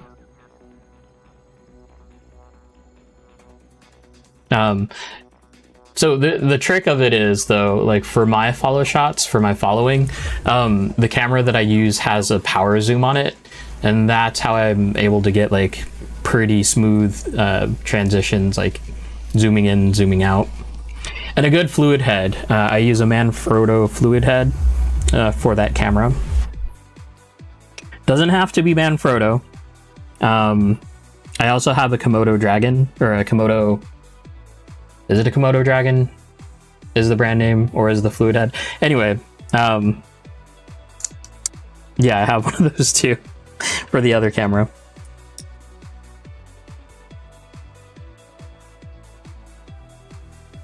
Oh, Lance. So since you just got back, Spurger covers, universal Spurger covers.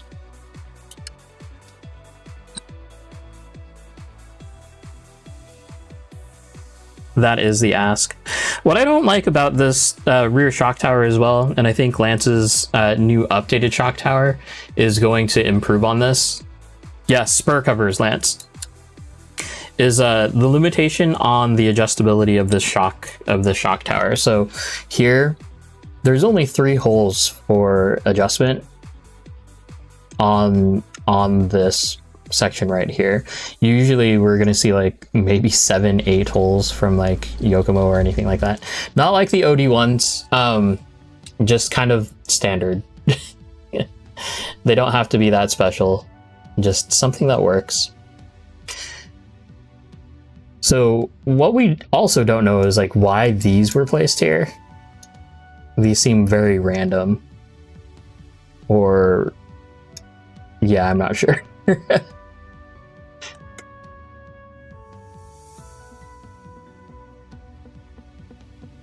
But plates go on that gear.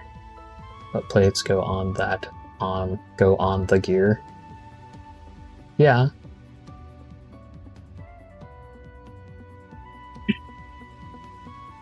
One of the favorite things that I love about the group of people that I'm involved with is just we bounce ideas back and forth off of everybody until we find something that works.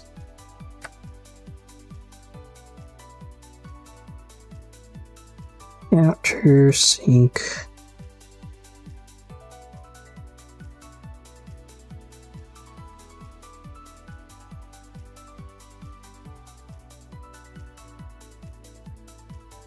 Basically like having a big think tank, but an ongoing think tank.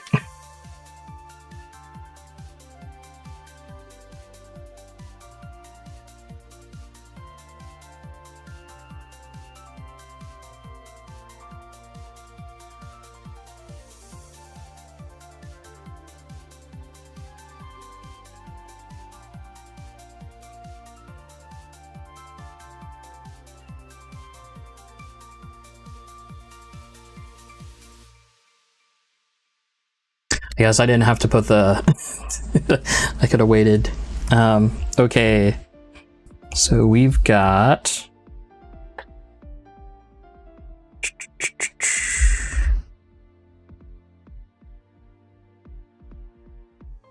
3x12.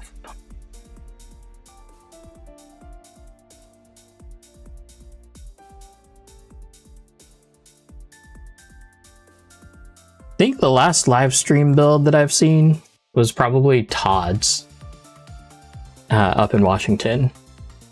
Forget what he was building.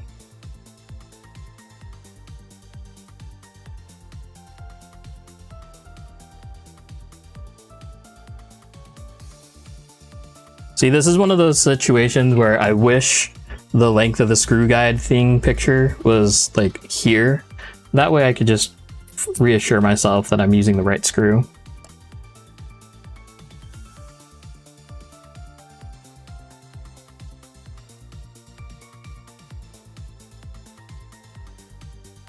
Oh.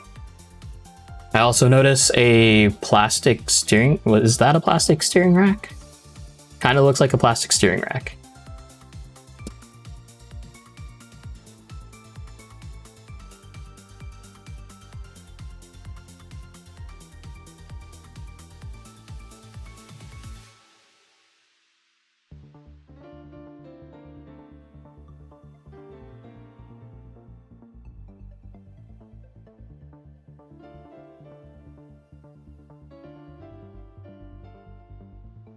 Y is asking, wish I could find a group that could be part of.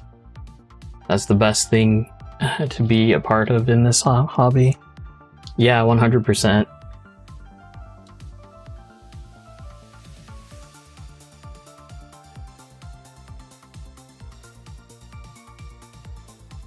Pretty sure every group has that special friend you try to tell over and over and over again. But just takes a little bit extra work, but they get there in the end.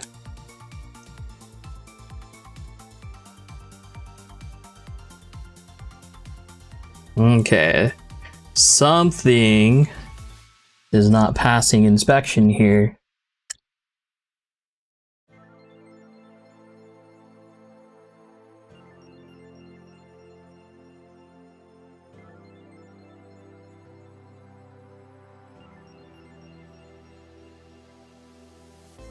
Oh, what is that getting caught on?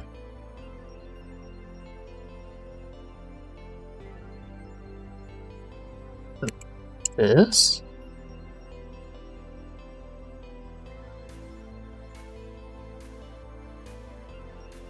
No.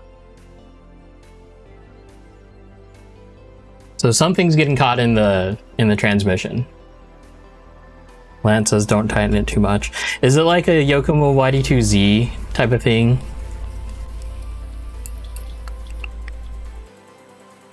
Hope not.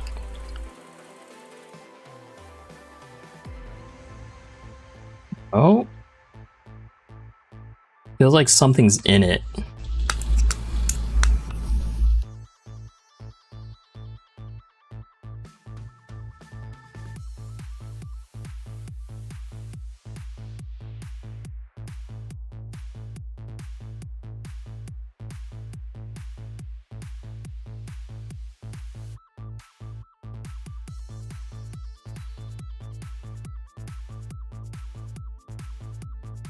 Doesn't feel good at all.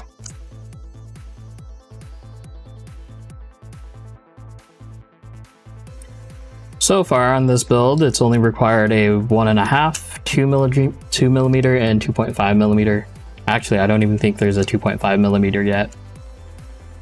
5.5 millimeter nut driver, 7 millimeter nut driver. And that's all that's really been needed so far.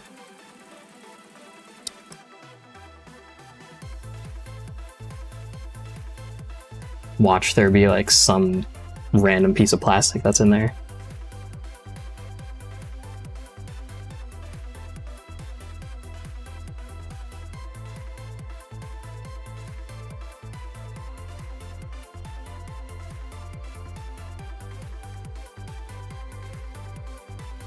Okay. Well, that's curious. Wondering if I just flip it.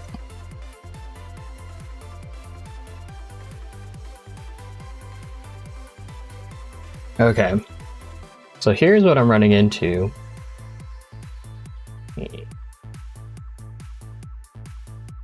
Apparently direction matters in this case. So here it's normal, it's fine, but when I flip it, looks like there's a tight tolerance. So if you see,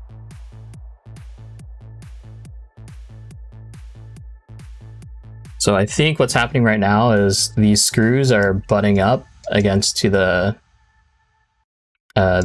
shock tower. So we're just gonna flip it.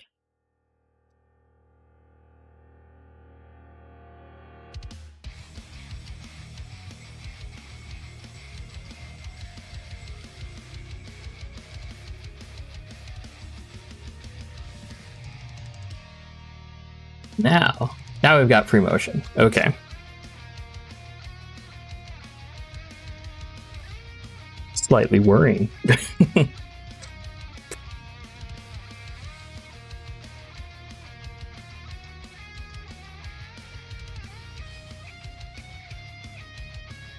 Yeah, it bugs the crap out of me too, Lance.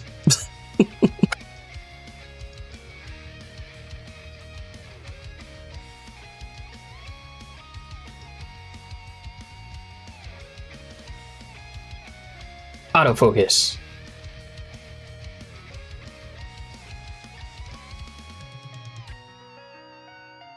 Here's where I wish I had like a Sony camera. Sony cameras have way better autofocus than my Nikon does. But hey, this is what I've got. So we get to use it. Dang it.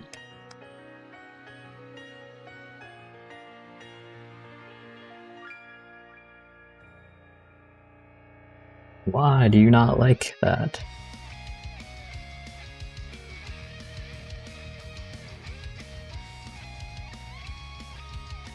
That's unfortunate.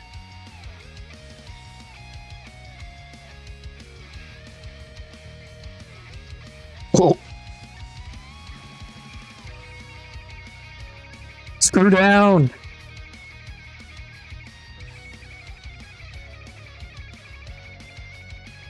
Okay.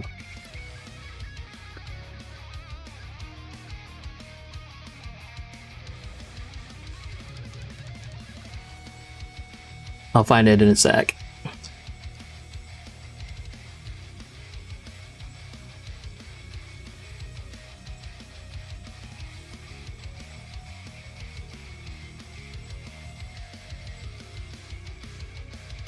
getting the camera isn't the hard part. Oh, Phil, quit your whining. This is me attempting to follow the instructions. Well, that's all that it is. You know it's gonna get changed, so.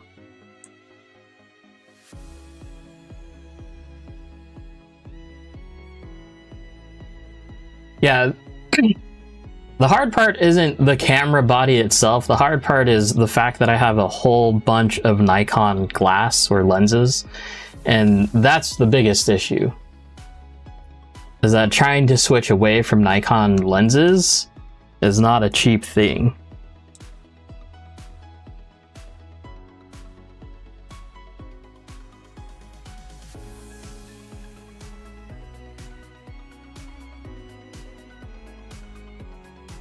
And sure, there are converters and all that stuff, but man. Still doesn't make it any easier. Okay, so yay, freedom. Exactly, Lance, like picking a power tool ecosystem.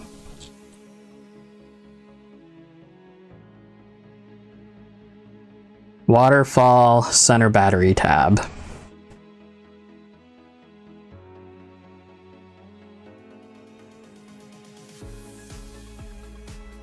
Bag 5.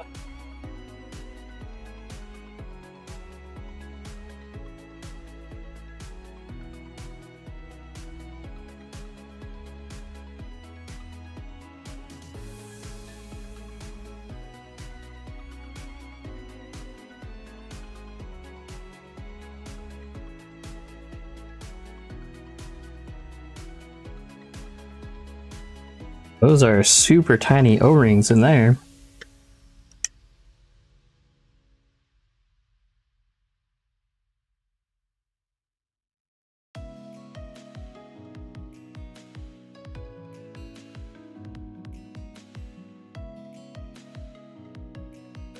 Looking for... oh, okay. That's kind of cool. So these are... oh wait, never mind. Never mind. I thought there was something else. Like if by chance that they actually included differing battery, like battery height, little pieces of plastic, that'd be cool.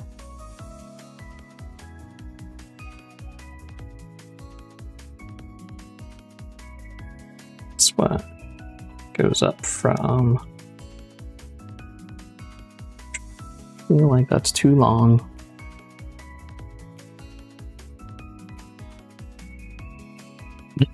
Jake waiting for an empty... that's funny.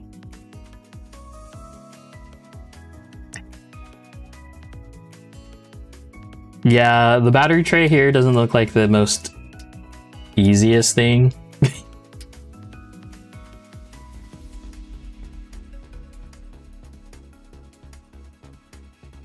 Okay, so we've got one thingamajig right here, got another thingamajig,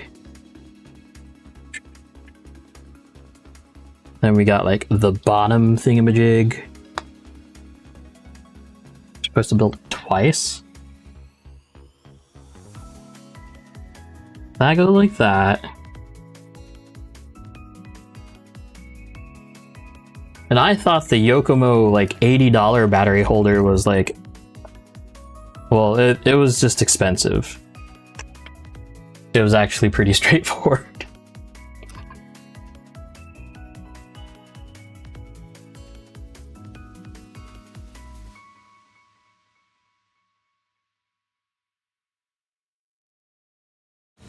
I still want to have a competition where it's like where you build a chassis, like you'll have a team of guys and you'll build a chassis in the day, right? And you'll tune it, and then you'll also compete with that chassis. So it's a team event, but it takes multiple people. Like, say if the driver can only communicate words to the tuner, I think that'd be fun.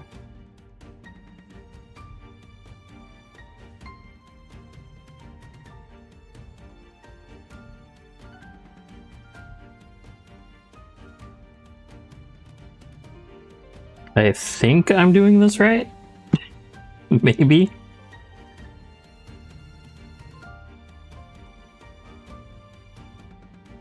Oh, you can't even see. There we go. And this goes in here. Nope. Oh, what the crap. No, that's right. Goes here. This goes there. Then this thing goes there.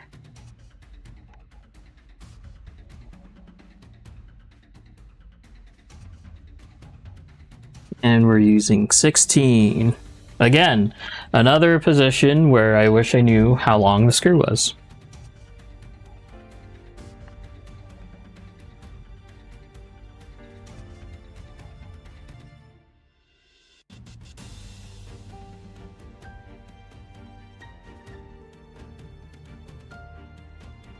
They're all the same, huh?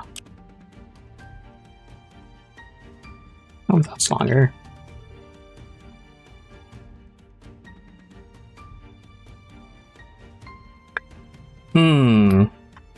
Maybe I just don't know how to measure a screw.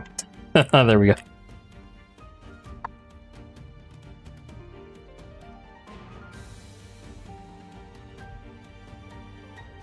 Bill, they made us do that here at work with the Legos. We had some strange things to get built, to put it lightly.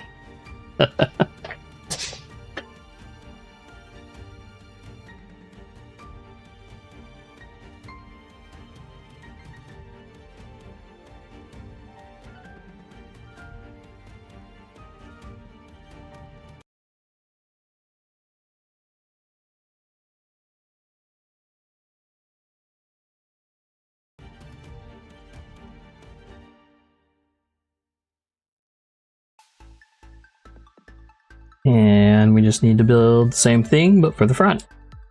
So bottom thingy, side thingy, tab, tab. Oh, and then we gotta use these things.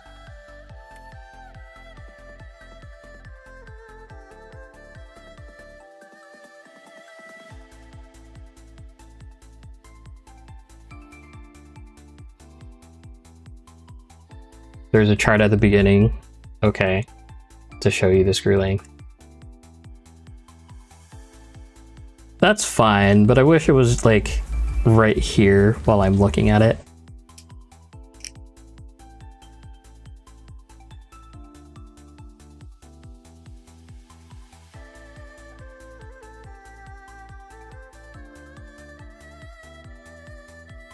Okay.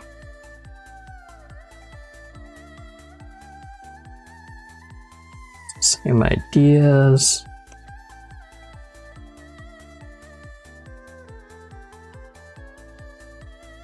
Tab, tab.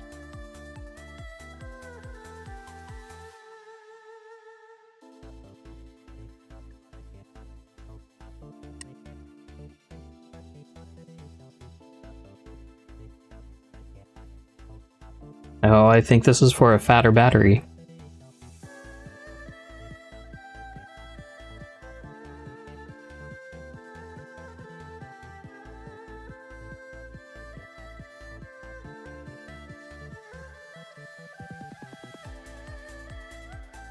Where? Oh, there's my...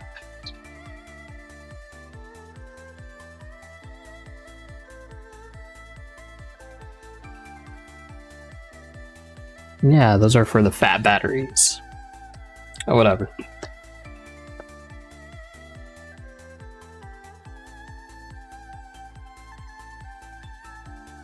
Okay. Bringing the chassis back up.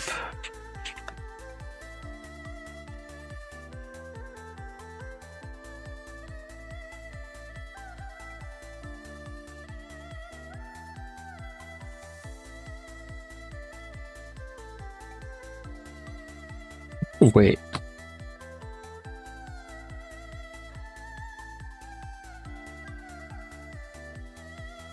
It was all the way up here? That's weird.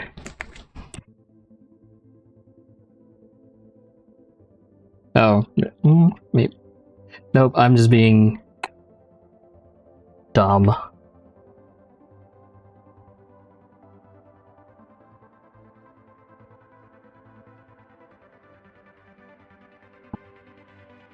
There we go. 2 10mm button head screws coming right up.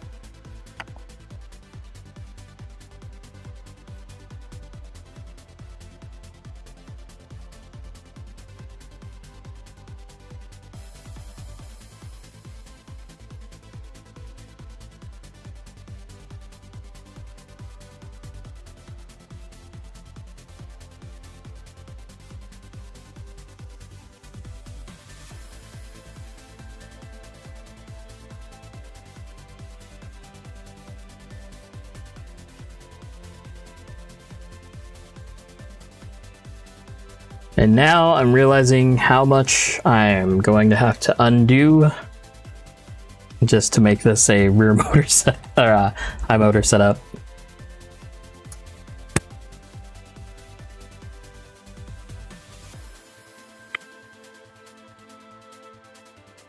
Hey, bearded zombie, what's up?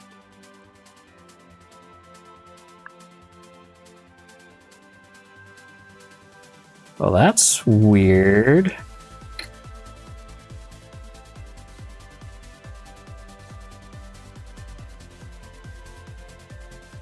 That is not what a kid is supposed to do.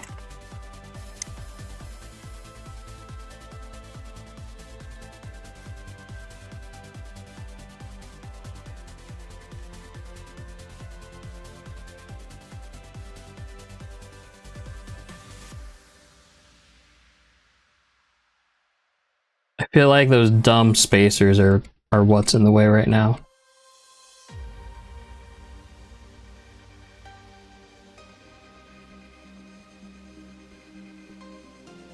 So if you're seeing this, that shouldn't happen.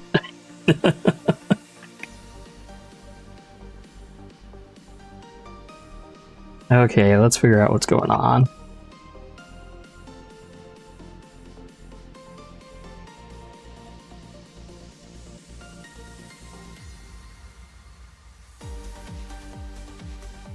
And it feels like it's the height of that battery spacer.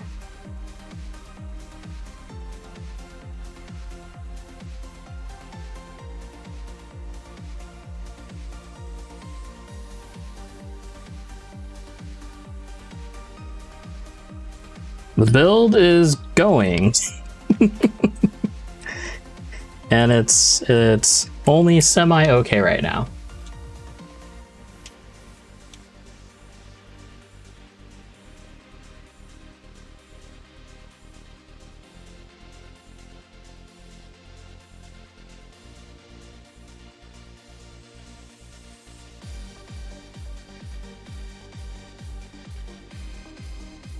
So what I'm doing right now is I'm taking out those battery spacers.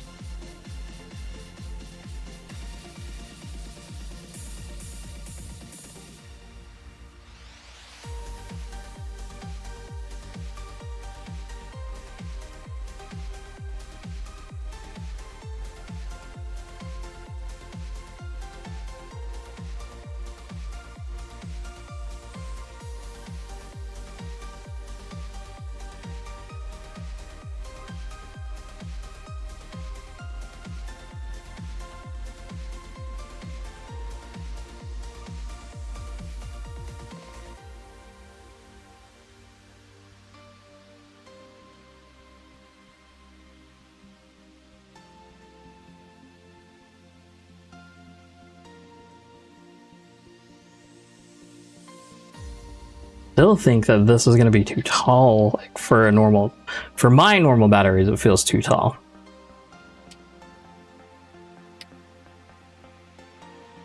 That's flat.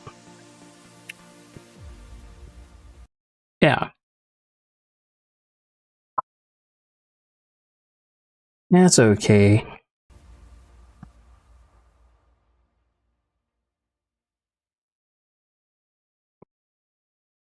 Oh look, but now it fits. Cha-ching.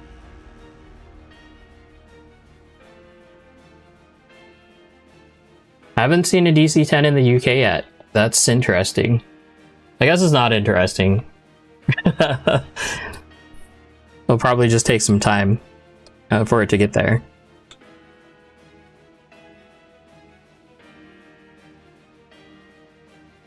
I ordered mine from Super G just because I knew that they were going to have all of the Yokomo ball studs and whatnot that I want to put on this kit, or will put on this kit once I get done with it.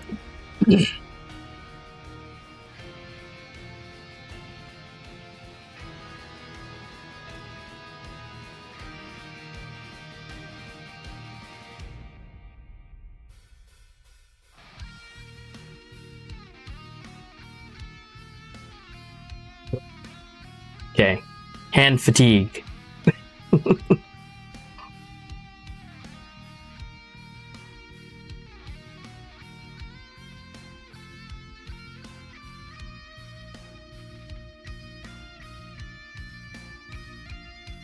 Oh, what in the world am I doing?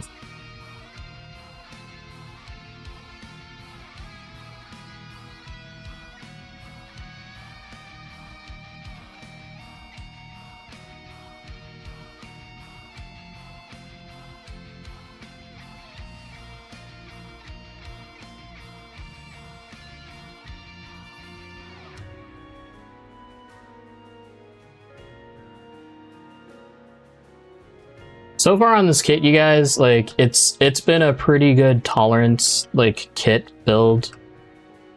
Things are going together pretty easily. The toe blocks have been the most complicated, or, I guess, temperamental, just because they're made out of plastic, that's all.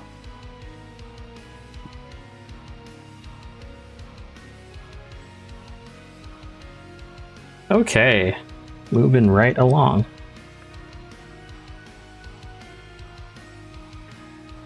Now, since I did that, I'm gonna change this up really quickly.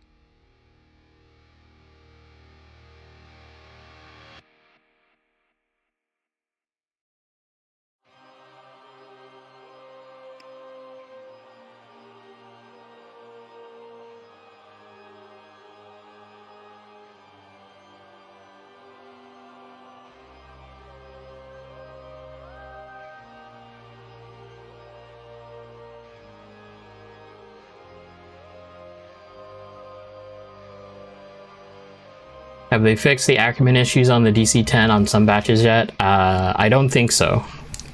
I bet you mine is going to have the same exact problem as, well, like, the first release of it. I don't think the Ackerman's going to be fixed until they actually take a look at the, oh, what the crap? There we go. Until they actually take a look and seeing what people are doing. Or if they actually took a current look at, like, the RD 2.0 or the RDX.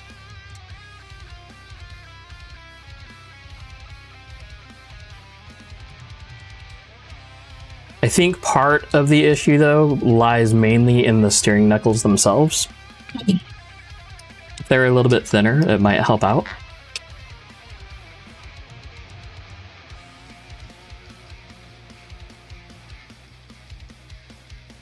I guess that goes like along with the idea of if they weren't trying to also be rear knuckles at the same time, it might be a better of a time.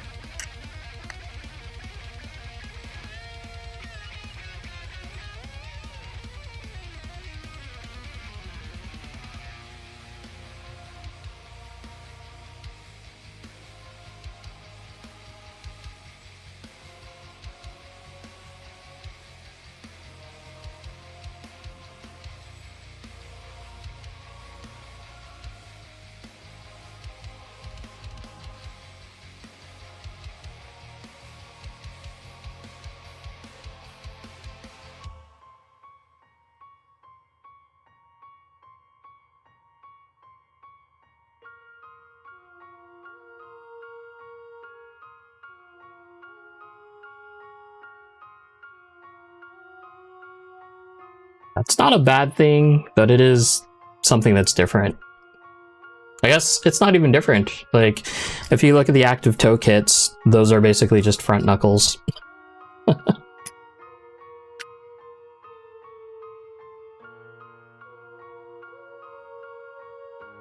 Okay. We got all of those in.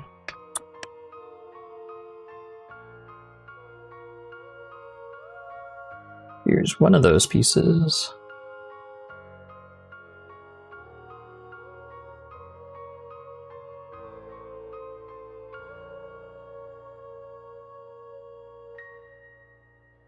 Oh, now I'm looking for the right tree.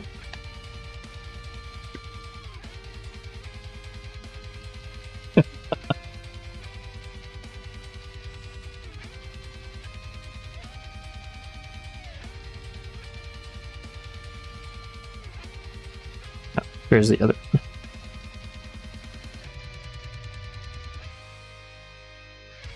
Oh, wait. I mean, not O.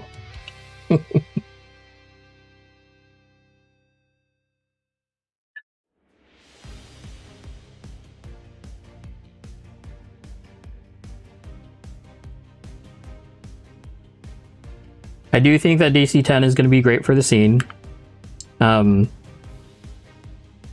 It is going to take their growing pains to get through and to like really make a good just kit right from the get-go. Which they're close. They are very close.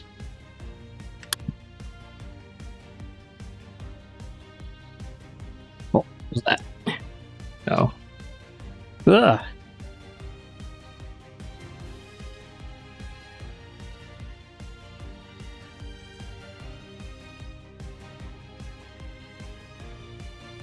Aww. Those are directional. Crap. Well, balls. Okay. Hey, Charlie.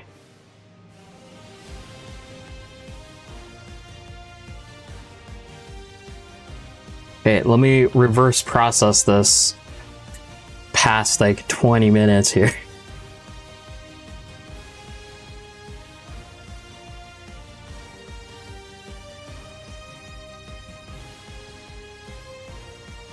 Okay, so if you are building these, there's probably some instruction that tells you which way that it goes, because that's what I just messed up on.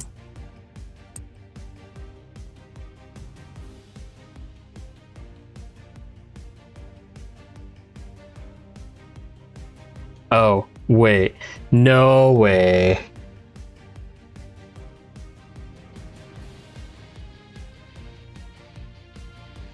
That's a big oversight on my spot.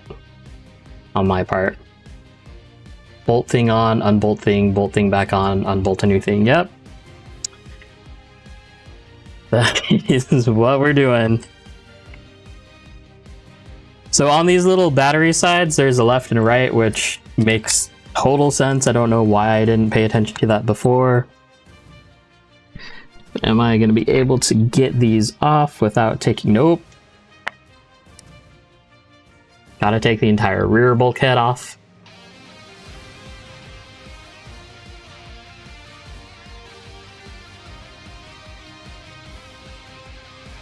Play Eye of the Tiger. Yeah, I don't know, Charlie.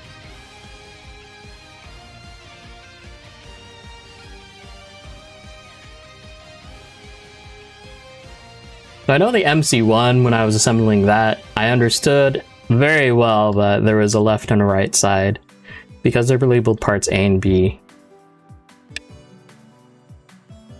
I'm sure that these are labeled, maybe.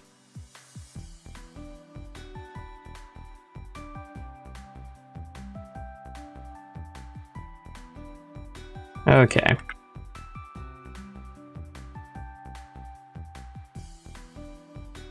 It'd be fine if it was like a backwards type of things, but no. No.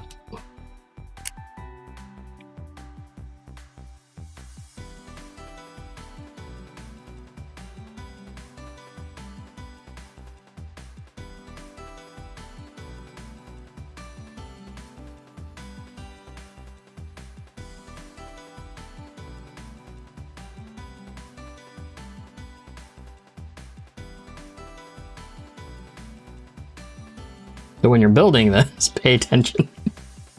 Because I sure didn't.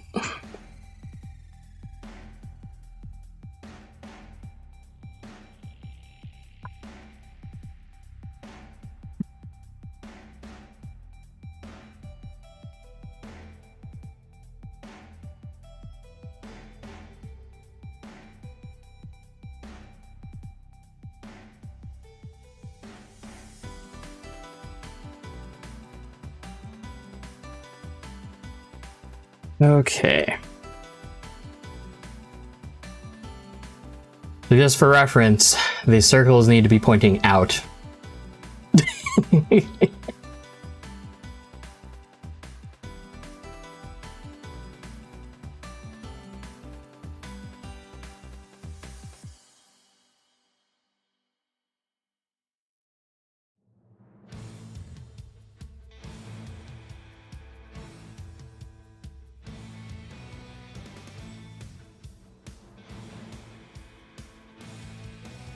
Okay.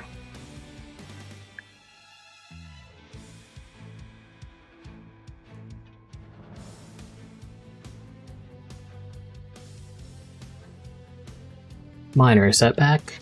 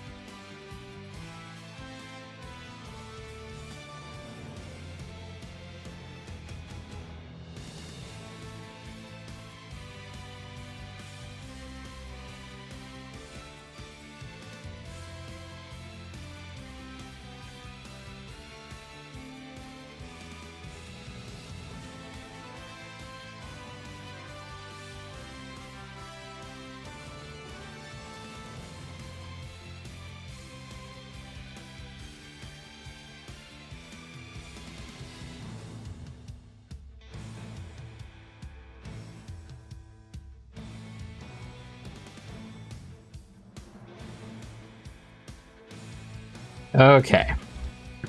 That should be right. I hope.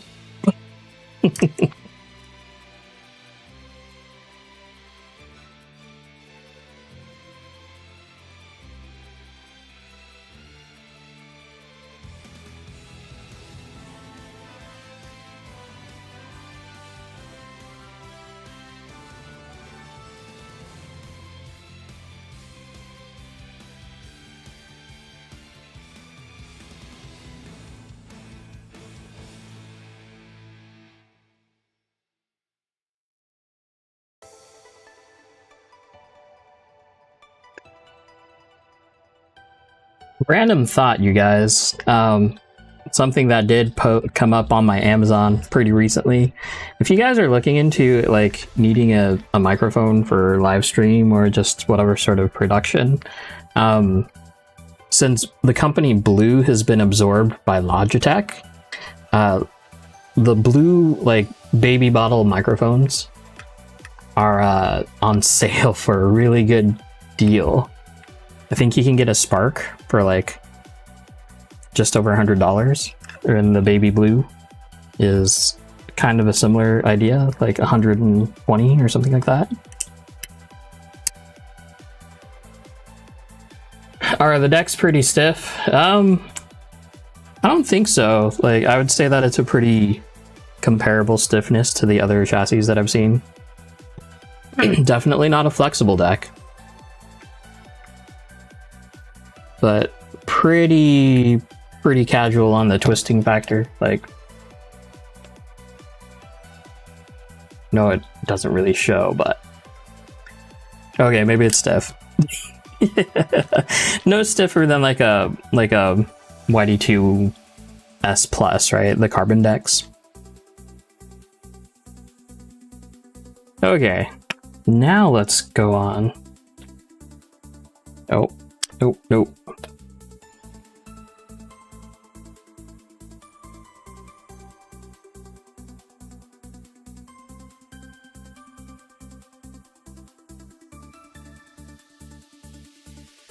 I had a snowball. It was pretty decent. Decent at what it did.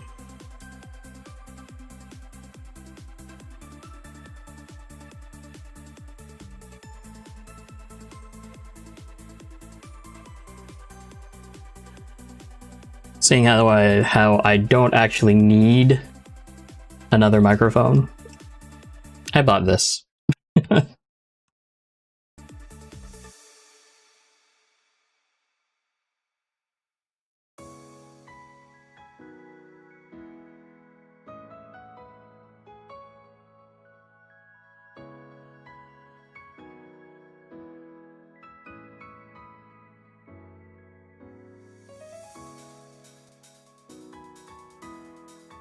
Okay. Now it fits. Hey.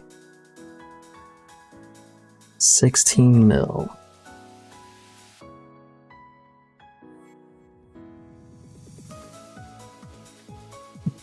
Where is it? Oh, there it is.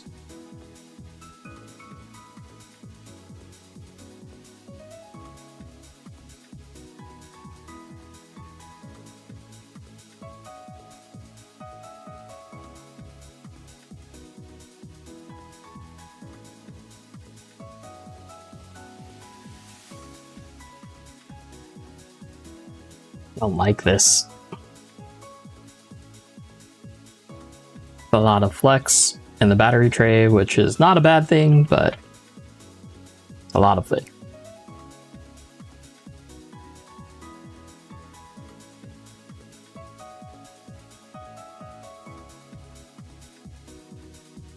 Oh, is that why? That's why. The ice is meh, original one is good.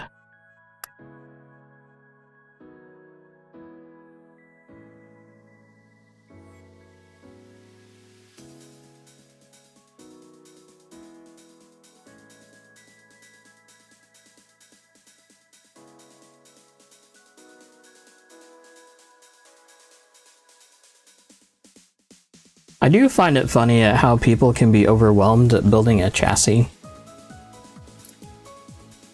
Like, even if it's like as straightforward as a YD2 or just like, well, even this, honestly, this isn't even that difficult of a build. Just one of those things where it's like, if you've never done it, then it makes you nervous. Like me trying to do a brake job on a car.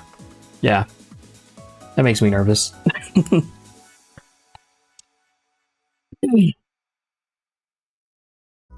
Okay, so that's what those O-rings are for.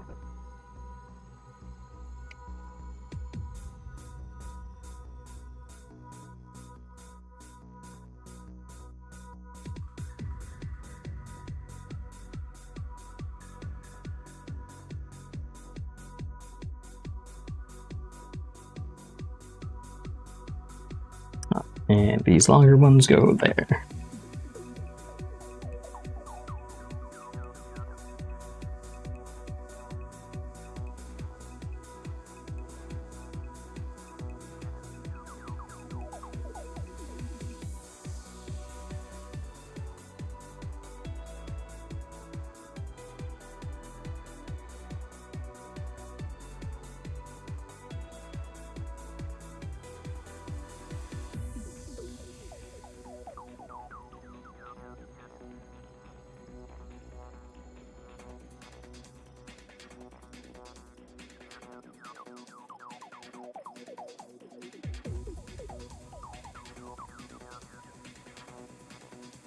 Brakes are easy for Lance.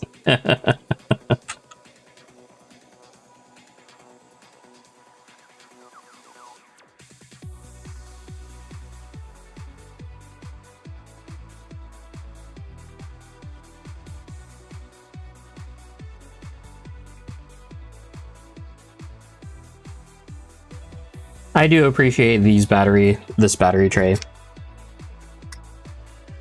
Even though that it's like absolutely dumb in terms of assembly.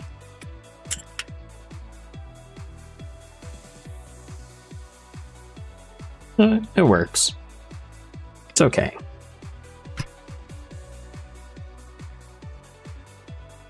Oh.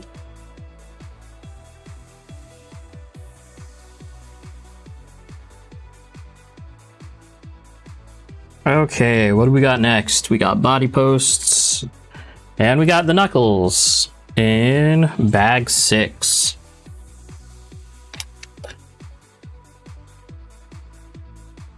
So I'm not worrying about the body posts because I do have a different way that I want to do, like the standard front shock tower type thing.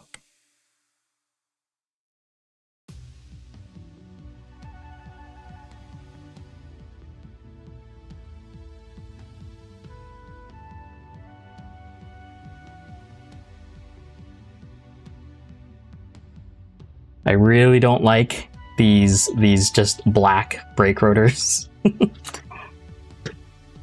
Brake discs. So here's what we're talking about. The fronts and the rears are the same type. This is literally the same parts tree. These are the adapters to fit a 5x10x4 bearing, I believe.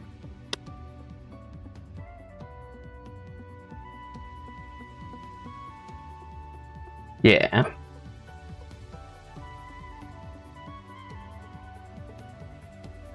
And Taylor was saying that these are directional. These are not a symmetrical thing, which they aren't. They're a little bit offset towards this side.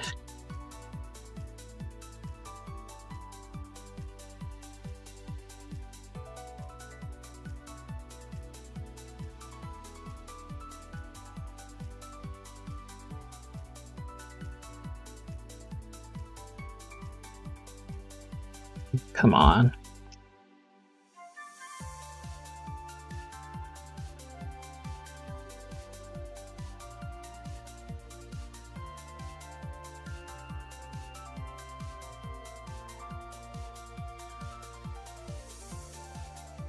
Let's see, axles. Here they are. Oh, look at this, non-assembled CVDs. It's been a while since I've seen that.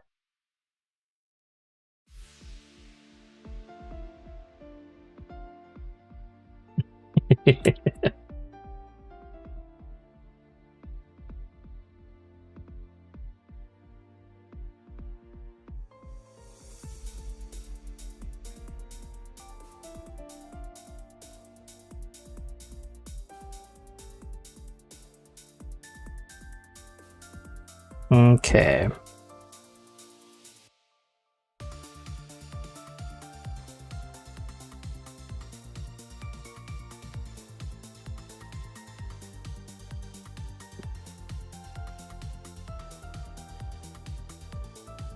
So we are looking for these things.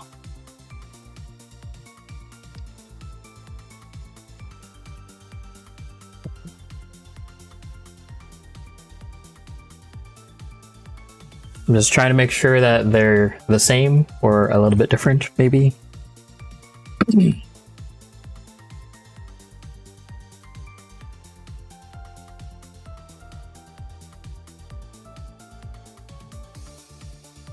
Like this. Okay.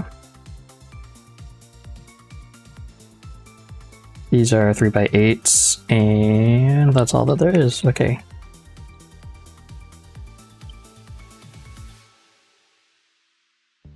Oh, you know what? They're aluminum parts. Go figure.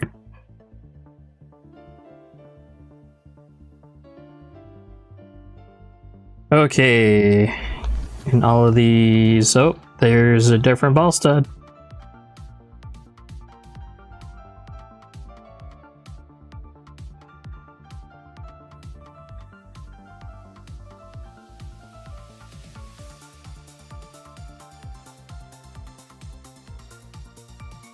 Here.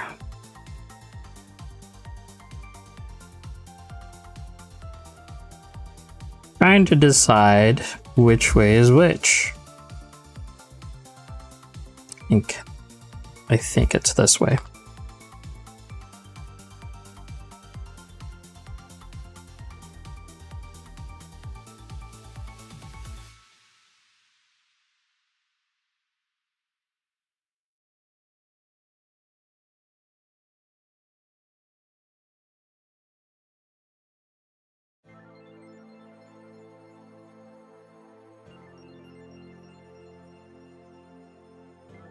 These ball ends are really weird, or ball studs are really weird because they have such a thick,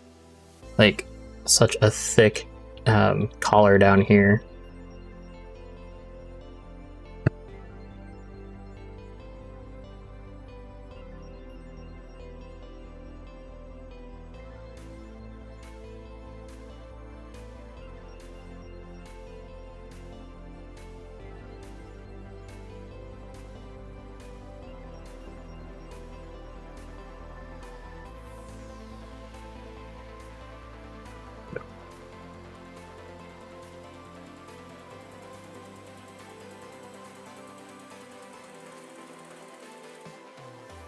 Those are 10 mil.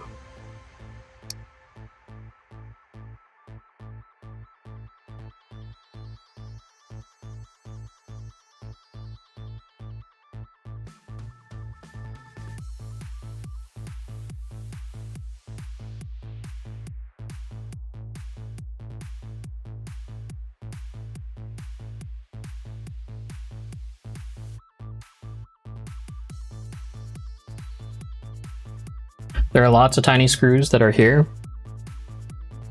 Lots of them. So be sure you don't lose them.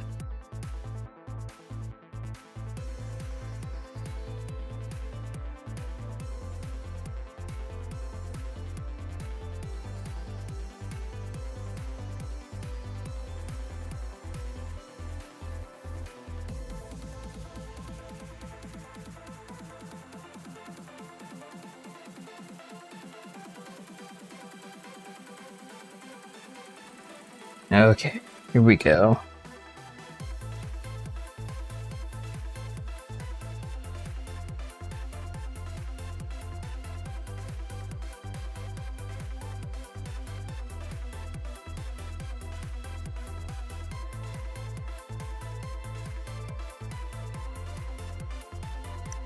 Well, this is pointing this way. Oh, now that's interesting.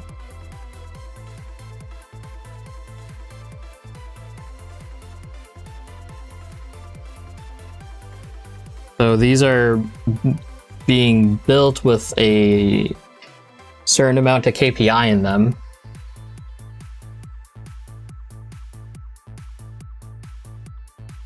How much KPI? I'm not sure.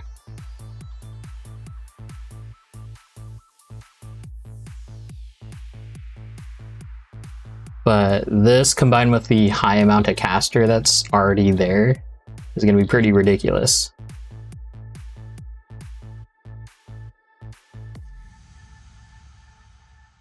Okay, so there's one.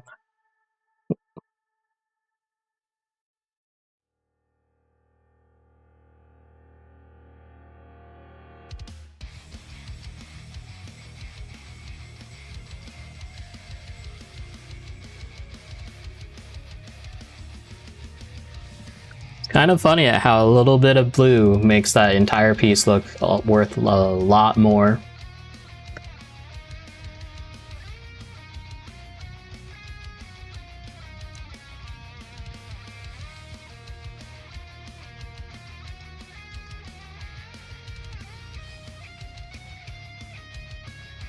These are not light either. Oh. Go in. That on. There we go.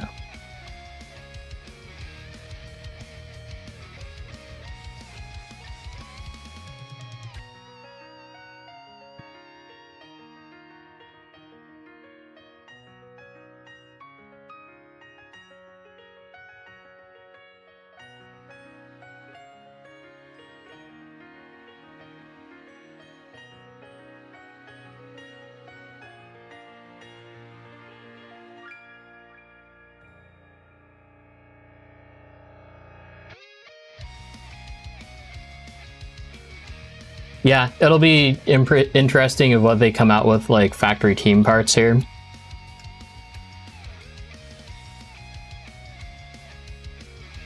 I can't imagine them like actually doing a full aluminum bulkhead. Like, would be a. I'd say that's a pretty typical upgrade for like MST and stuff like that. But that's a lot.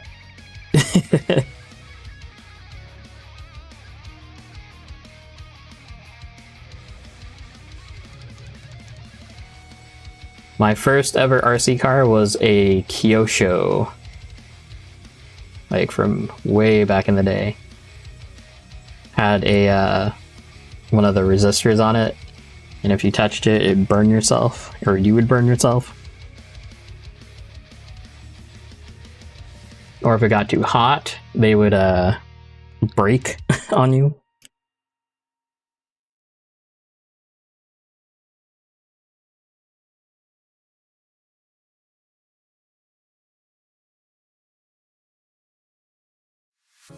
Okay. Got a left and a right.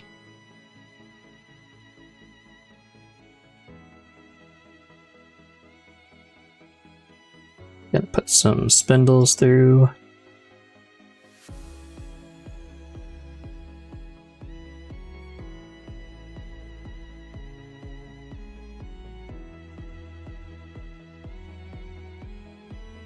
And it's saying the fronts are the larger wheel discs, which makes sense.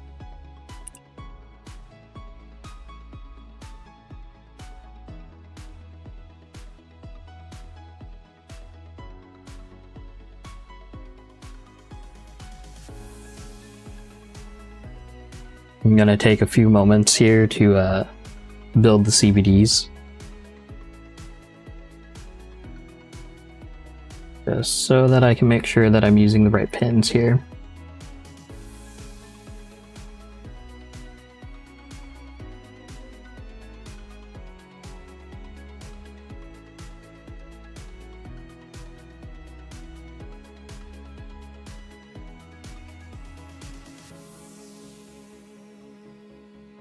Yeah, I haven't had to build a CVD set for who knows how long.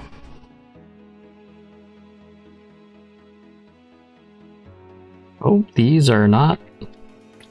Okay. Maybe not.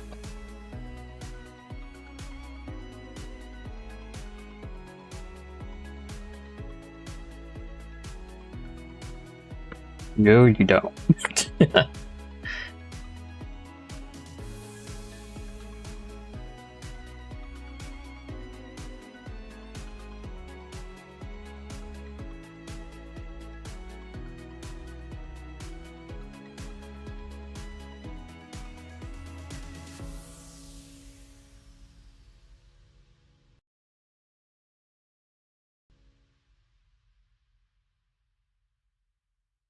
If you're curious, I did just use TLR for the CVDs.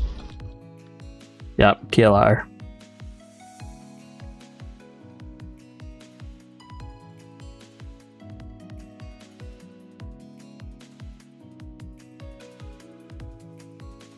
Stupid little pins.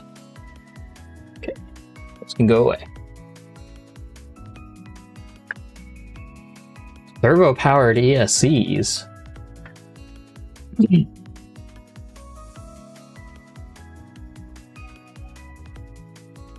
Okay, so that means that these pins are the ones that I want to use. You guys, I'm going to forego the full brake rotor assembly. I'm just gonna leave them as this.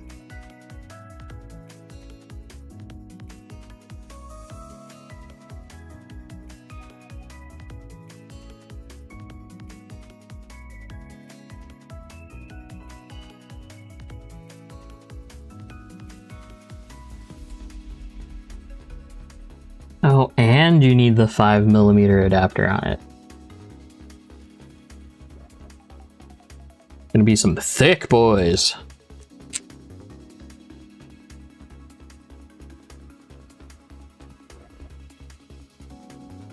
I don't like that. I really don't like it.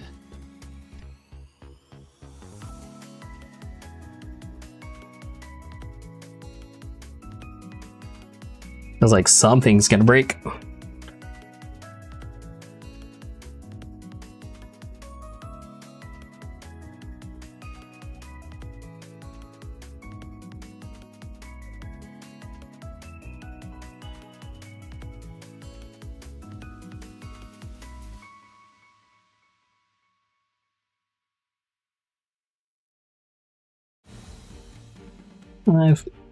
Okay.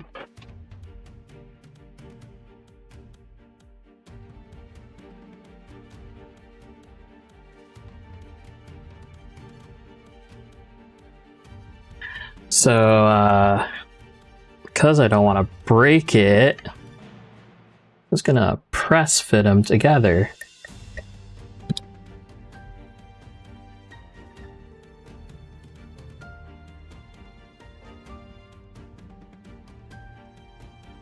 I have another set of hexes that go on a B, like a racing buggy, so I have a good feeling that those are gonna work a lot better than these will.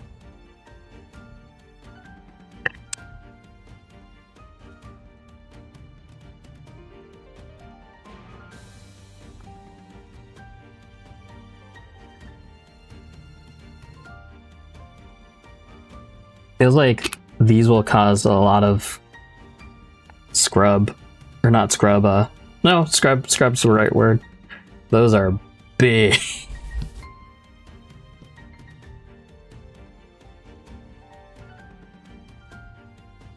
Okay.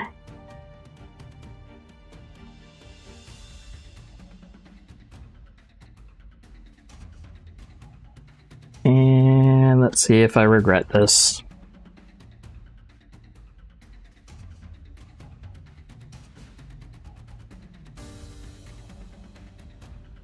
Oh, that wasn't too bad. Okay. That wasn't too bad at all.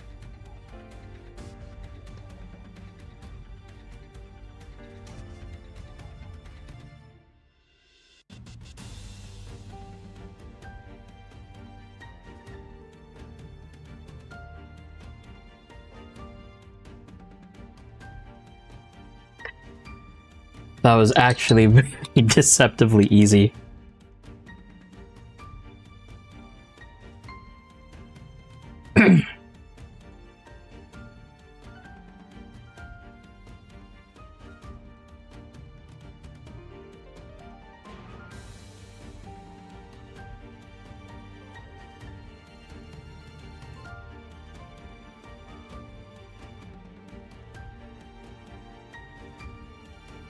Okay, moving on.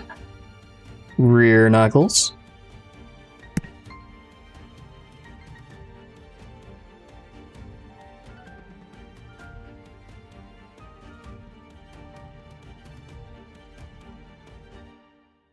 Okay, so here we're looking for an additional spacer. Looks like they're these guys.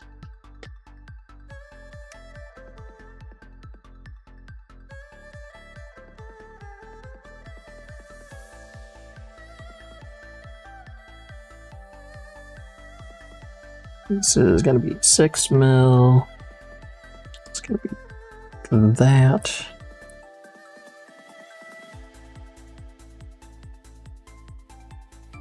Oh, that's why.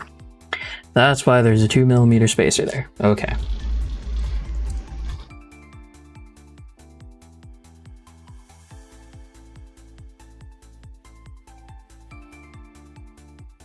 Yeah. There we go.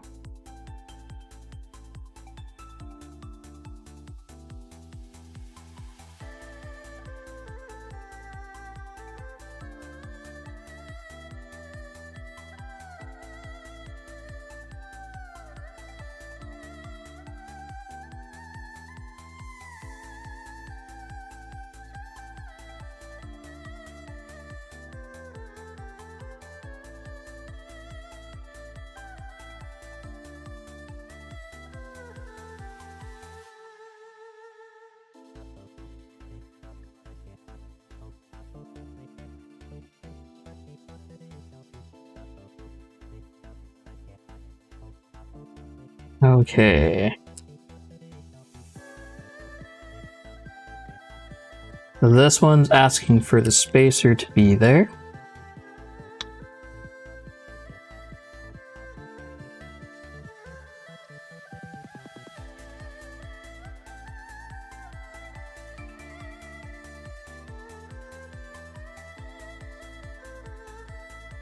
Oh, I think I did it upside down.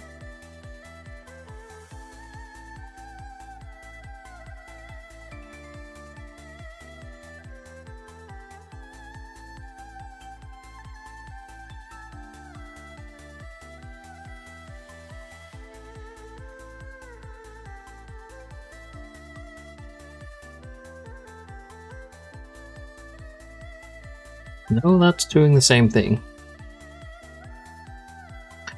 What is happening?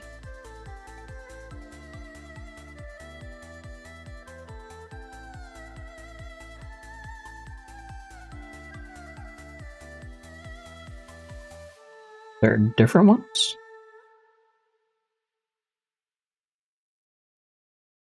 No.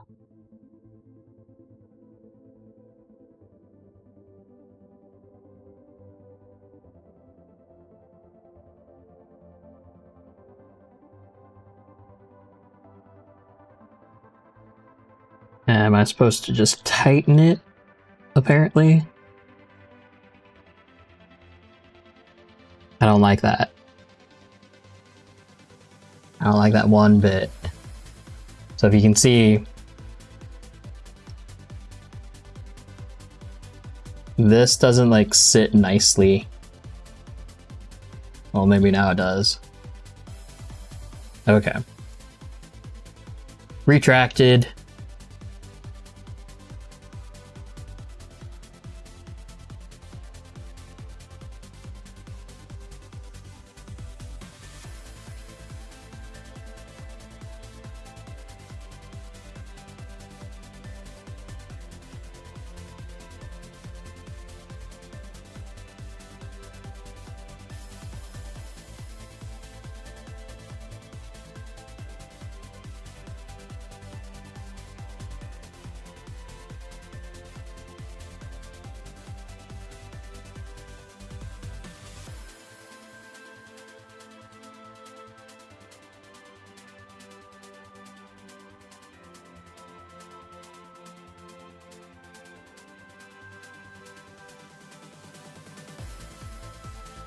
This one's doing it too.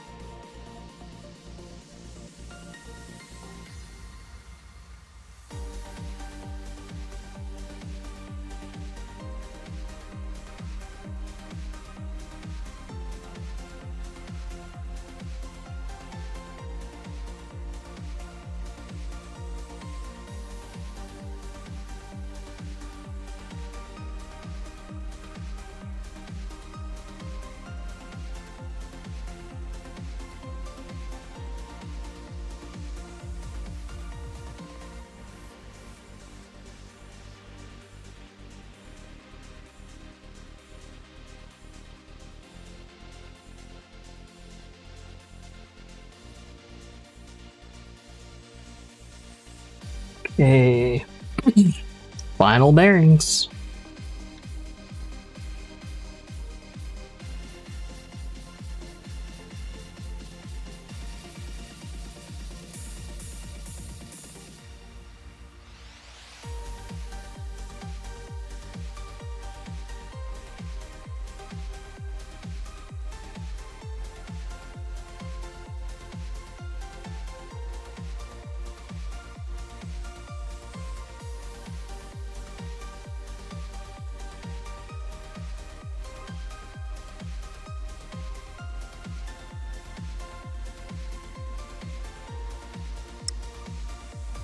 once you put these wheel adapters in, you're not getting them out. And twice.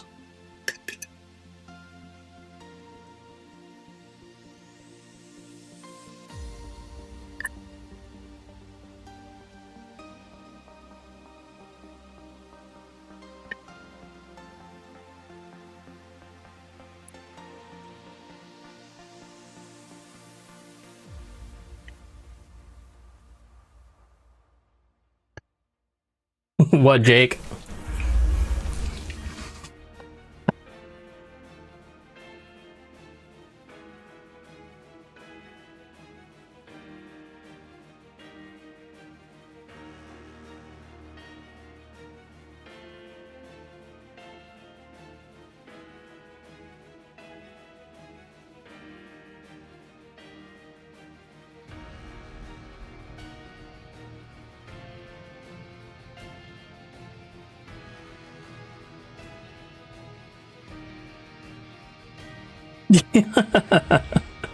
Phil, you're gonna bring both cars after all?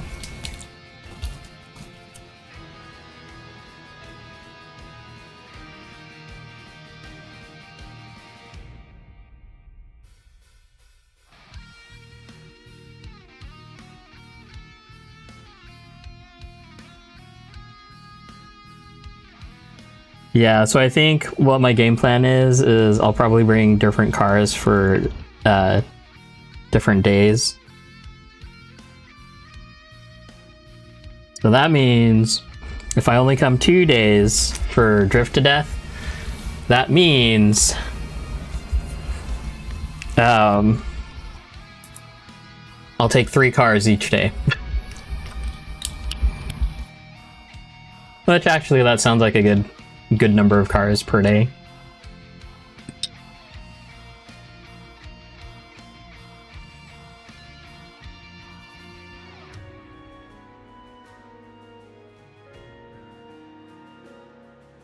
Turn the page! Oh look, it says thread lock not included. This I can see being very important.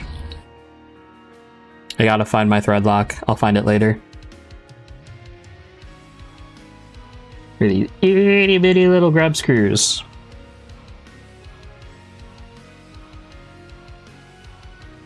Well, that's kind of dumb though. They don't like include it.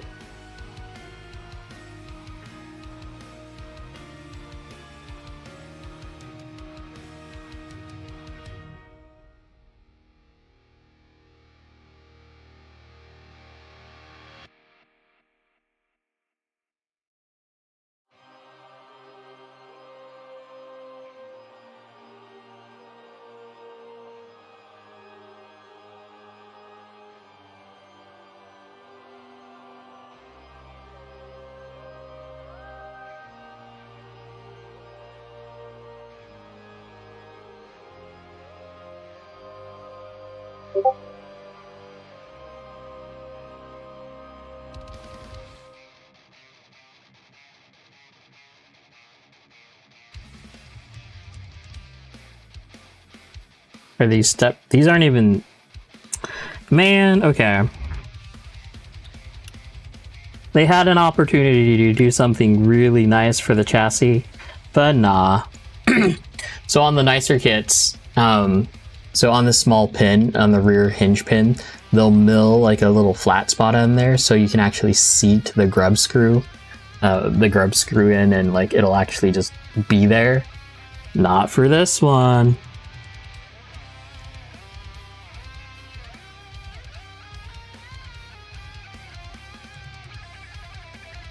I will say though that it hasn't told me to shave off part of the knuckle just to be able to like get maximum movement from the piece itself. I'm curious though if the MIP puck system will work on these.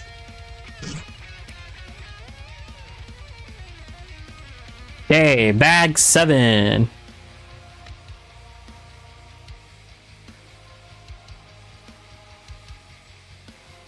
I do think I am going to skip on the suspension because no one needs to see that 4 times repeated over again. So I'll probably just stop. Well, we're pretty close to stopping here. So these right here, like, they did a really cool job about like machining and milling out that little notch and like taking care, like being mindful of the Ackerman adjustment, but almost, not quite. Yeah, okay. The fact that you buy an $800 car, $700 to $800 car, depending on who you buy it from, right? And in the directions, they tell you that you have to shave the knuckles, or shave the rear hub axles. It's absolutely, it's dumb.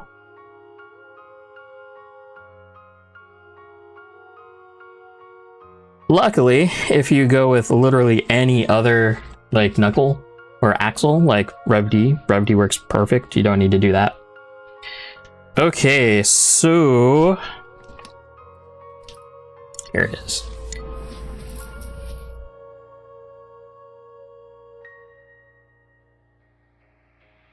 They're even more tiny. Okay.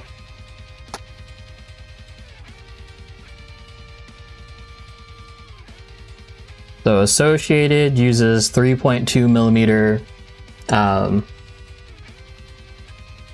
rod wrenches.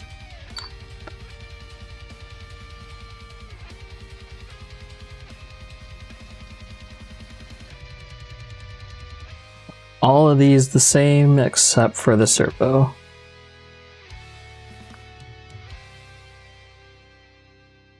Yep. Watch J Concepts release these in their titanium, like their burnt titanium. Then these are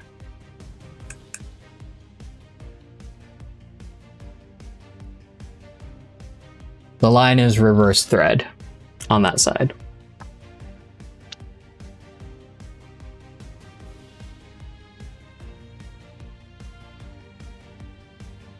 Now, is that actually 13 millimeters?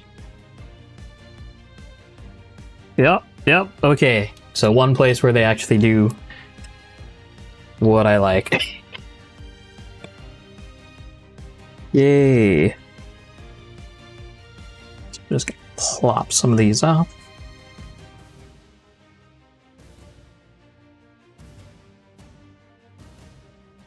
Do some trimming.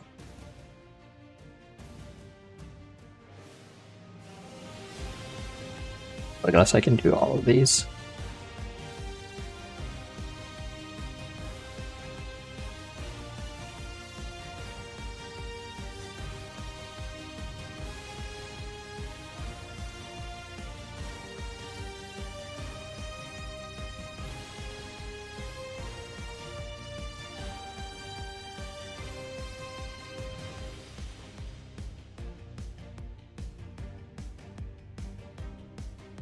I'm gonna forego the black grease. I don't know that that's necessary here.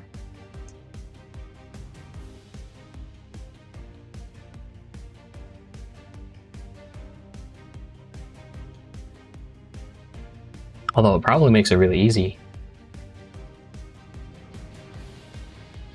The line being reverse thread doesn't actually bug me as much as the ones that you can't even tell. I think the Rev D ones are kind of the ones that bug me the most. Like they're curved on one side and then flat on the other, which sure, that's an indication of which way is which.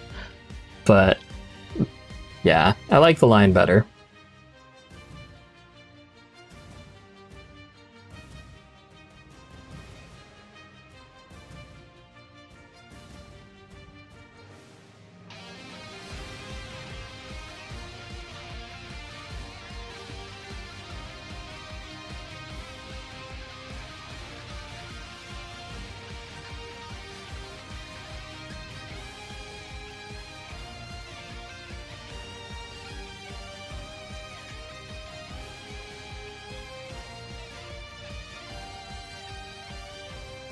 Actually check it.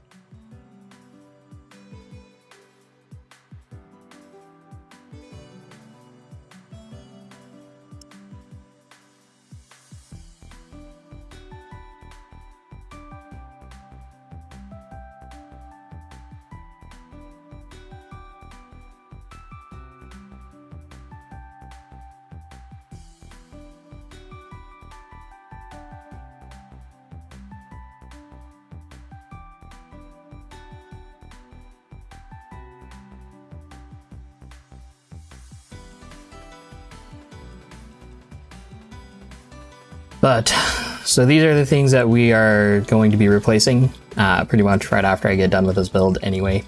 So, yeah. Going to be using 4.8 millimeter Yokomo ball studs all the way around the car. These actually feel pretty good. The front, I know, is the ones that Jake was noticing that was limiting the travel of the car.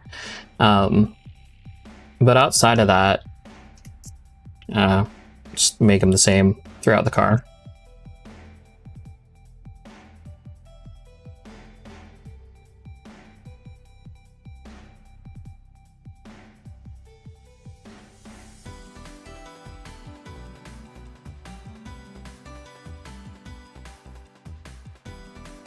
So these are the rears.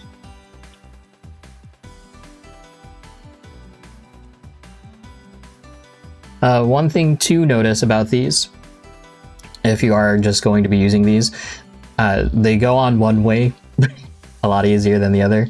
So the side opposite of this dot that's here, this side has the stud that goes into it, will make it a lot easier. I think that's why I was pleasantly surprised why it went on so smooth.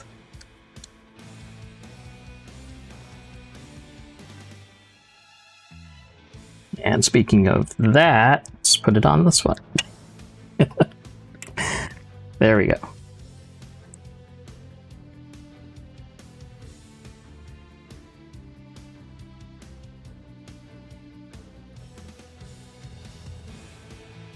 Yeah, maybe the rear actually might be okay.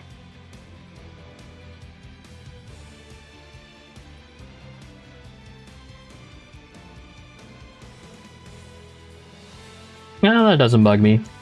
Doesn't bug me as much.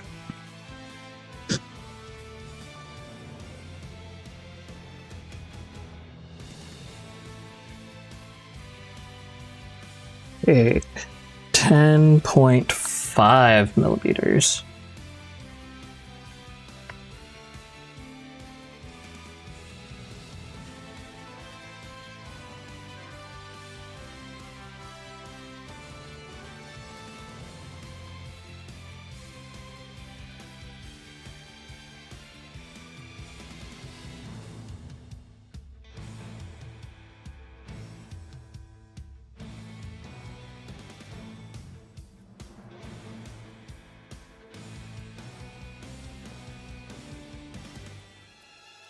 The camera's going crazy.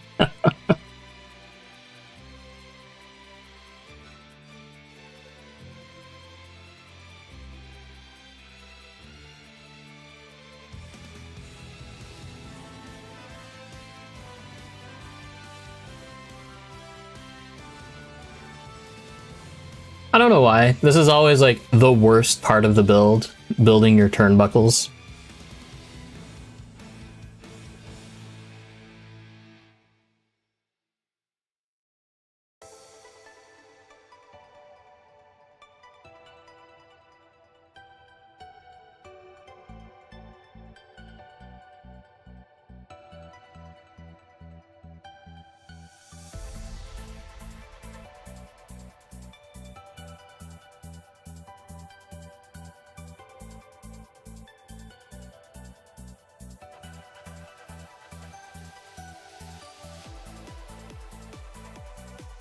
A little bit wide. Yep.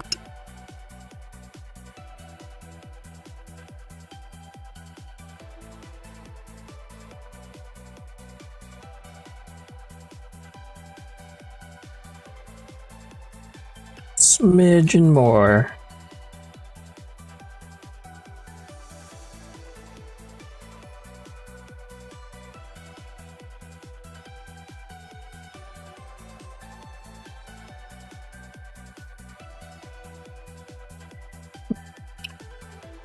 We will take it.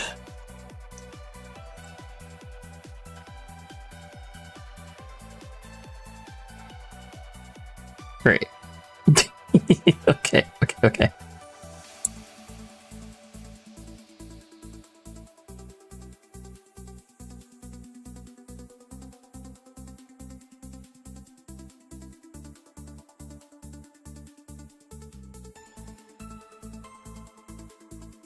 I don't have a bad relationship with Eclipse as much as some other people do. I know that they're annoying, but I don't know, they're not that bad.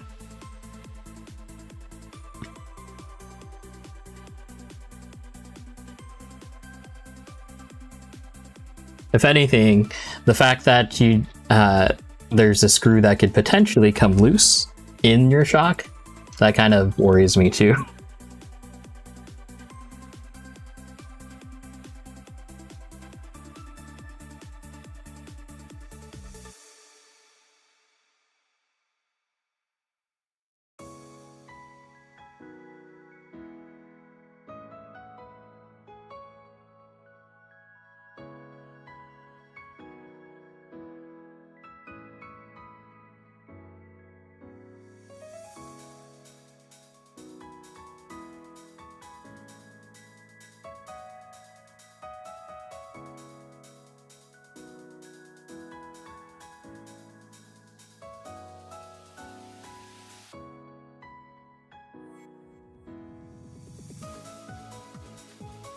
Almost.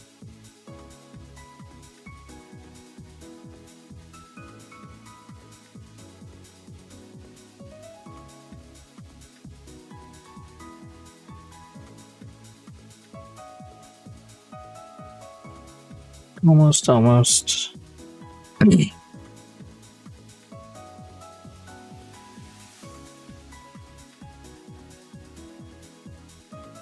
I'll take it.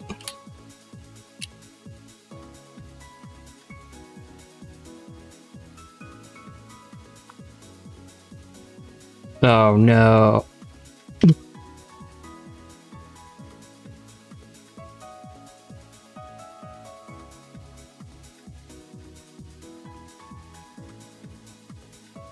That's an oversight.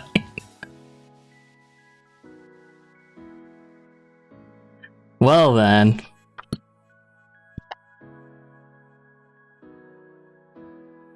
Okay.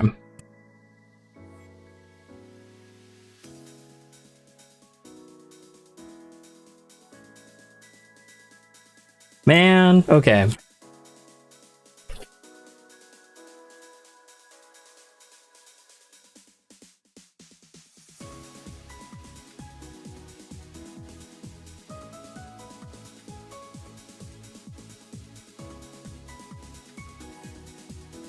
So what I'm doing right now is stemming from the fact that I didn't pay attention to this upright up here.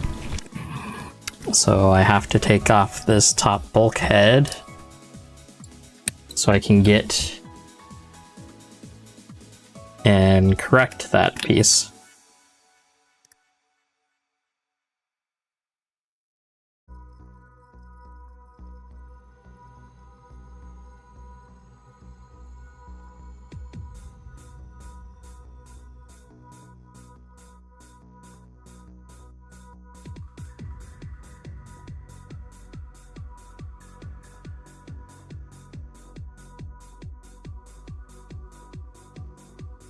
Go.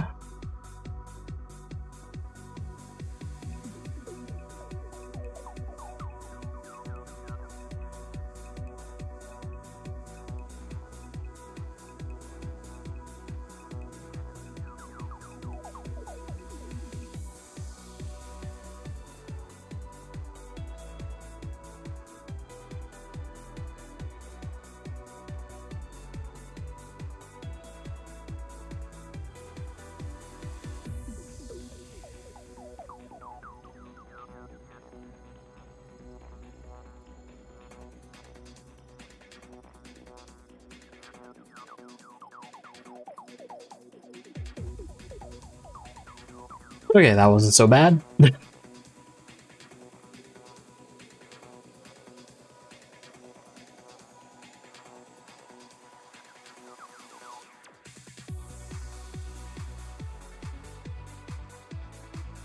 Plus, I will have to build the shocks to be able to see what the Ackerman's like, huh?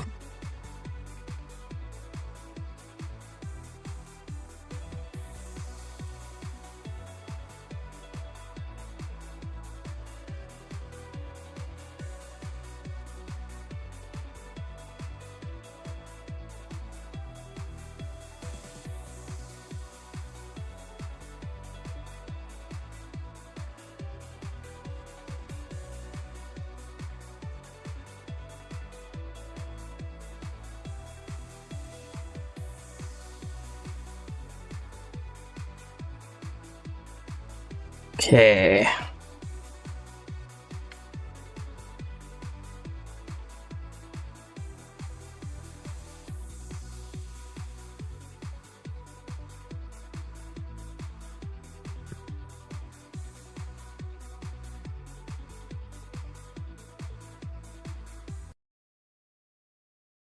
Okay, this was a bad idea.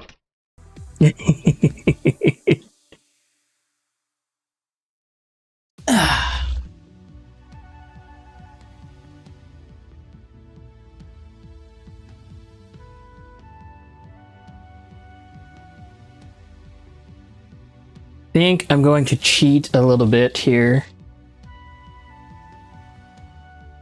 Oh, where is it at?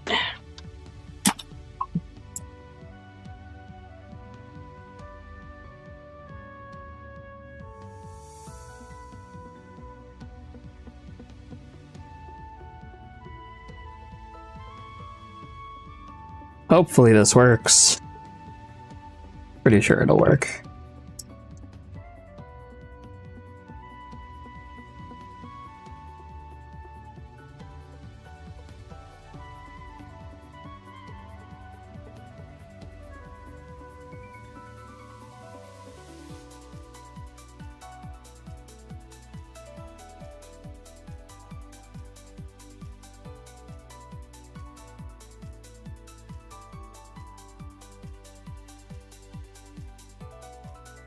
Yeah, it worked enough. Okay.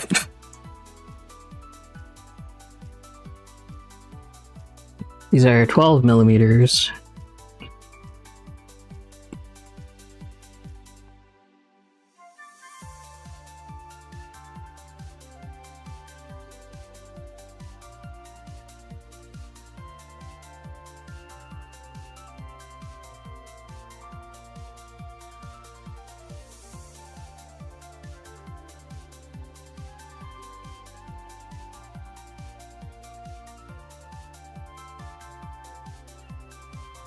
Oh. Where'd they go?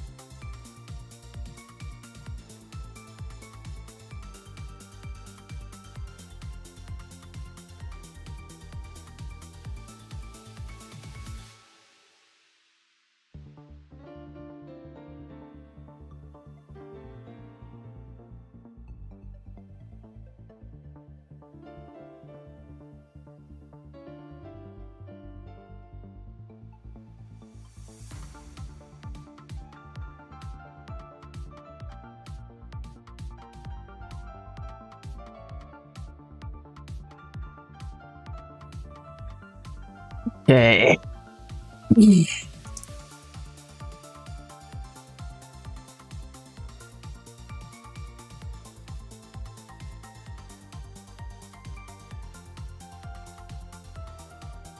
Left and right.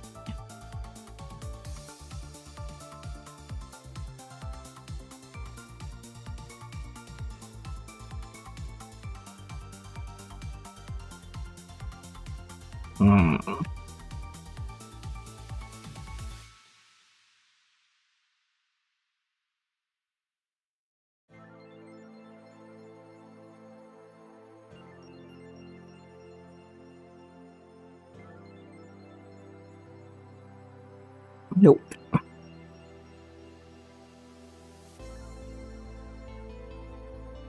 Okay.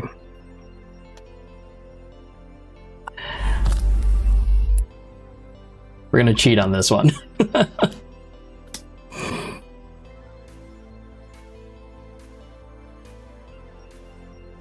So if you haven't had a set of these are just like shock pliers.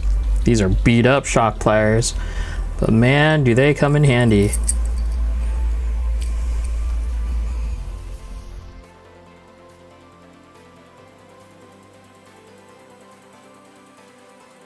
Easy as that.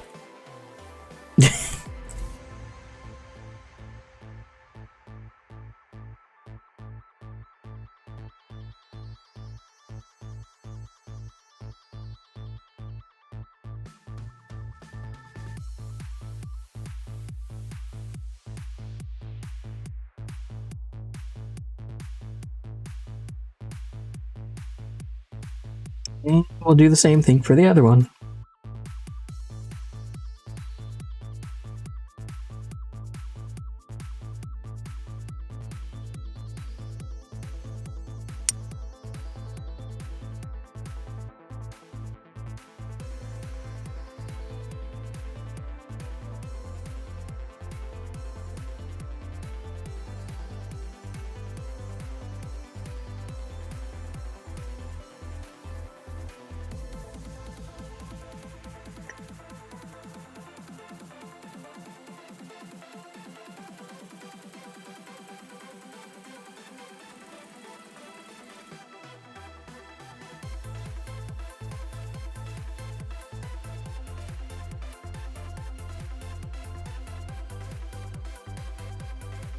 There we go.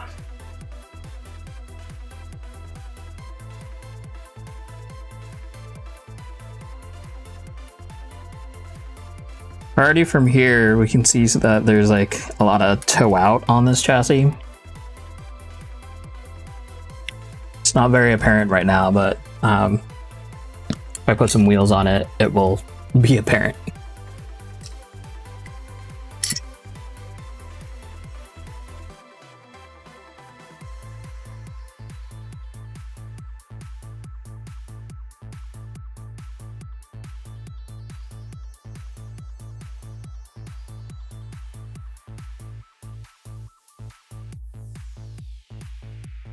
$36 long for this guy.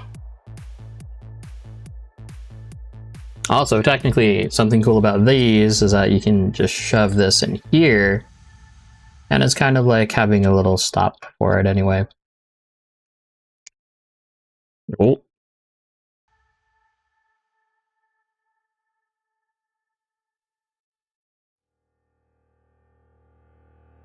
Okay. Maybe not.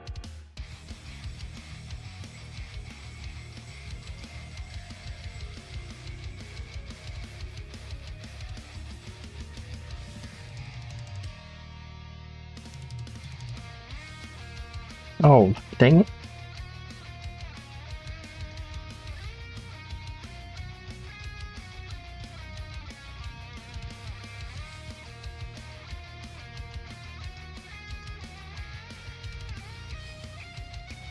There we go.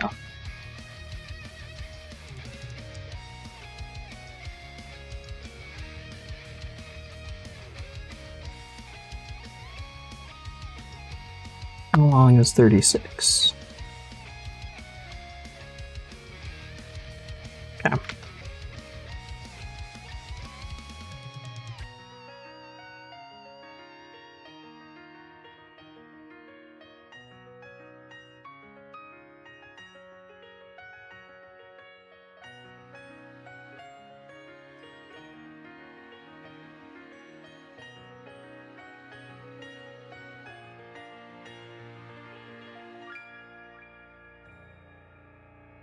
Made it back for the worst part. Yeah, pretty much.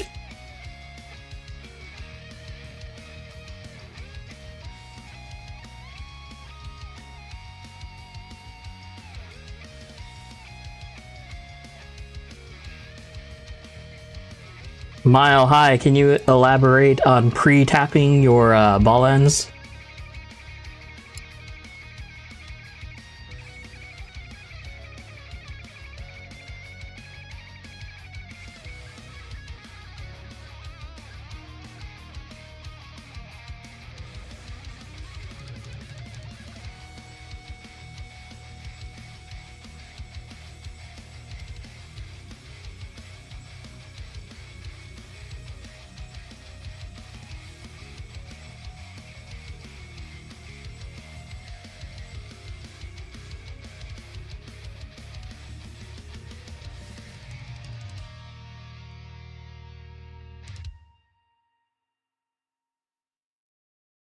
Alright.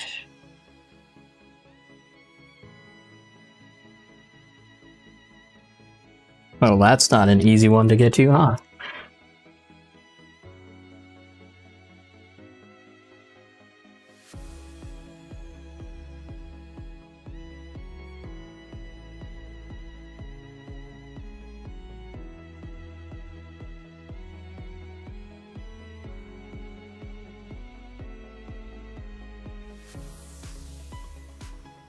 Hey.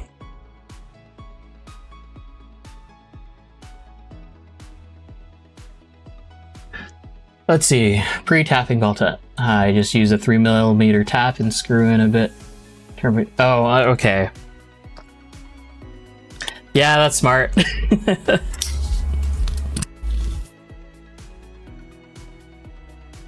Oh, and we're locked up. So much for steering stoppers, eh? Okay.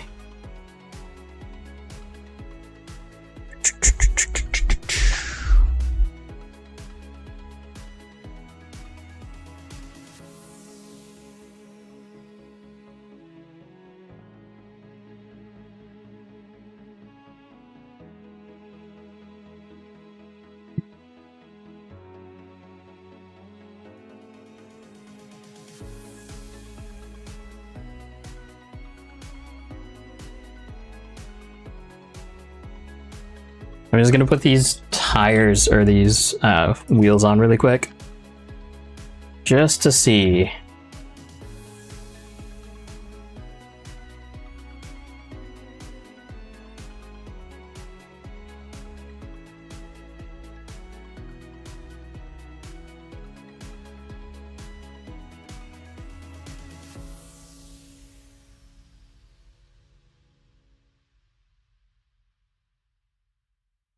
Okay, so this is by the book, supposedly, as best as I could.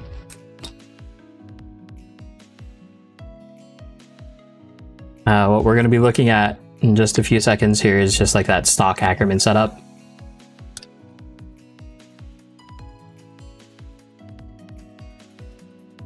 Okay, so I know we're sitting flat right now, and the camera's a little bit off-canted, but here we can see there's quite a bit of toe out already. There's not a lot of camber in the setup either, so that'll need to change. But man, that's crazy, the amount of caster that this has. That's a lot.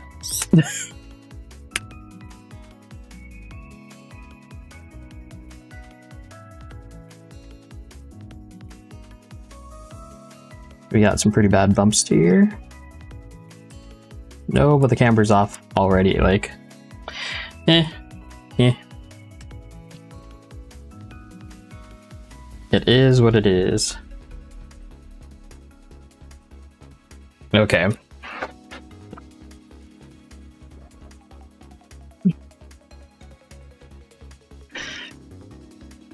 Let's see here.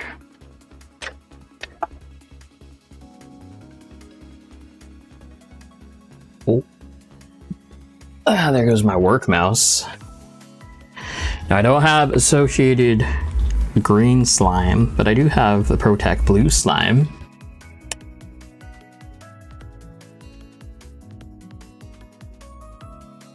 Oh look, it comes with extremes. That's cool. Oh look, these pistons are not machined. That's not cool. Oh yes they are. Okay. Machine pistons are over in this bag.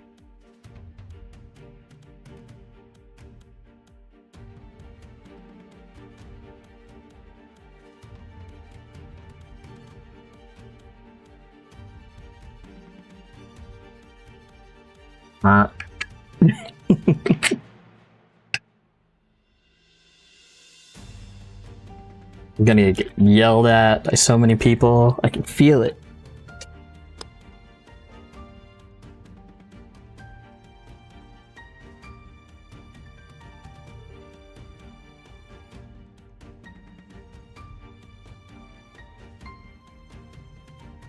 And I need to find my thread lock, apparently.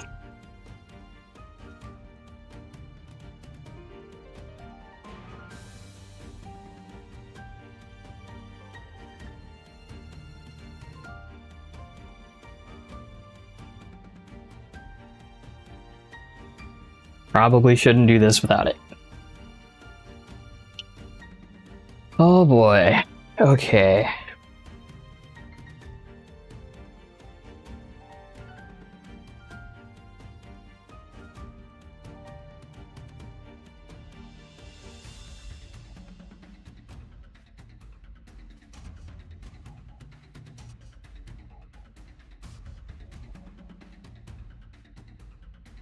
It's definitely one of those things where, like, you put it somewhere once, and it either falls into, like, a deep abyss, or it's just not where you left it. This is probably more of the deep abyss type of situation than anything else.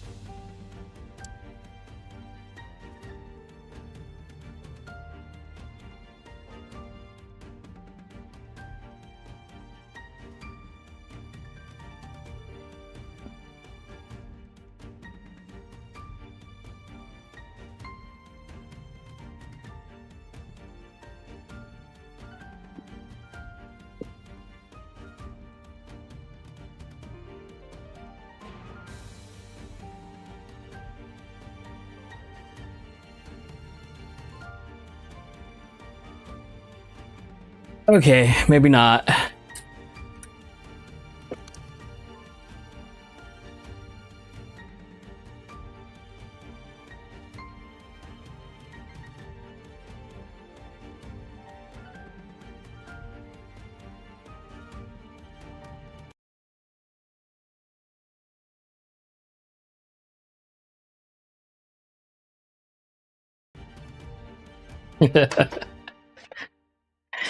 Okay, looks like I'm gonna get put on hold at this point. So, the chassis is assembled. That's all fine and dandy. I'll get to these shocks in just a bit when I can find my Loctite somewhere. I'm gonna go ahead and get cleaned up here, get things all looking better and cleaned up. Probably won't do another live stream just for this. I'll just get it built and then I'll bring it up on the interpreter. Just a little dab of super glue, you think? Or doing the last order. I mean, okay, hold on.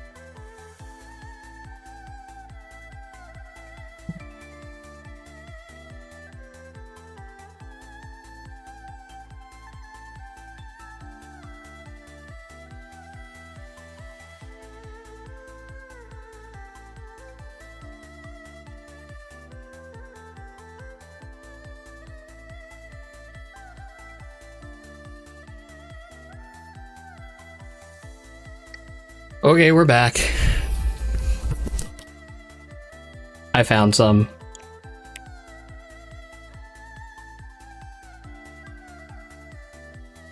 Cross thread is a tight thread.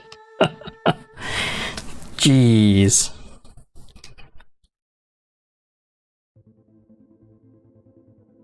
So these are all the same as far as pistons go.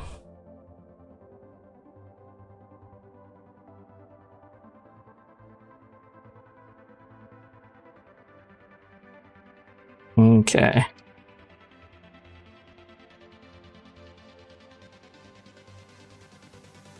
Yes, I did put thread lock on.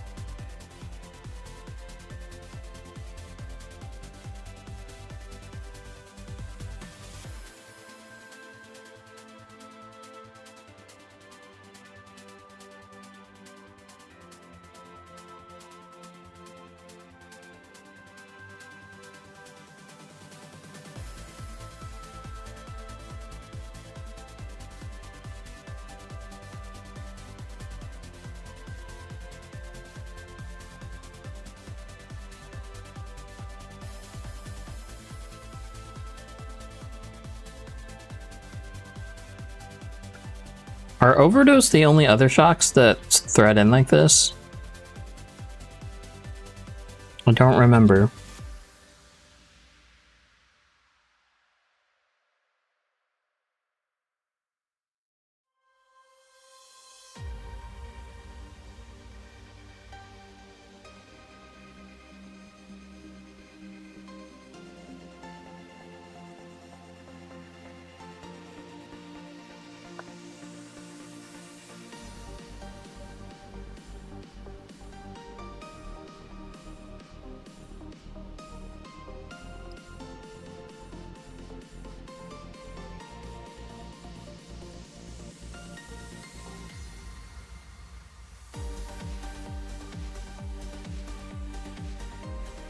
Yeah, I know that overdose does, because I have them.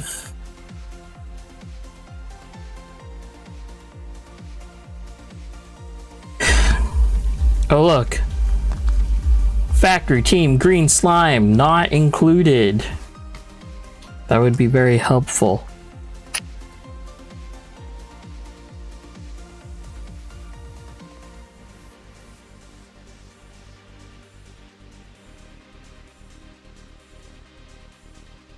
Oh look, so these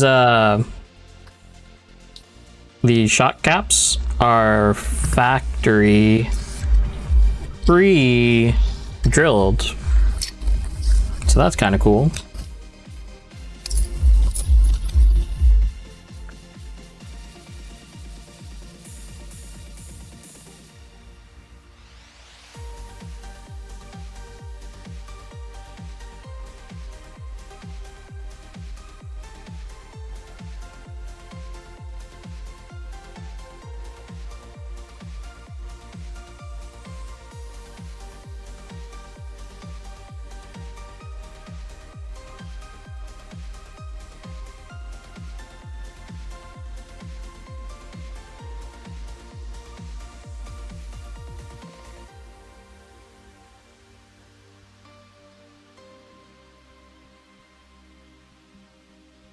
Okay. So where are our soft parts? Oh, you know what? I didn't soak them. It's okay. TRS have screw-in shafts? Okay.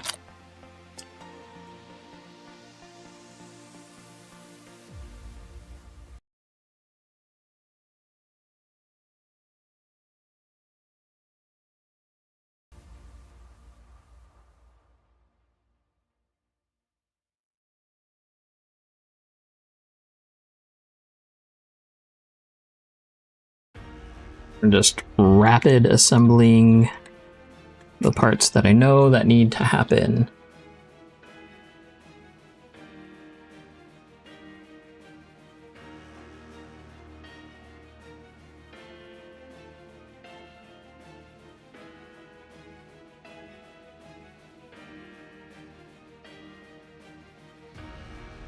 Come on. Yeah.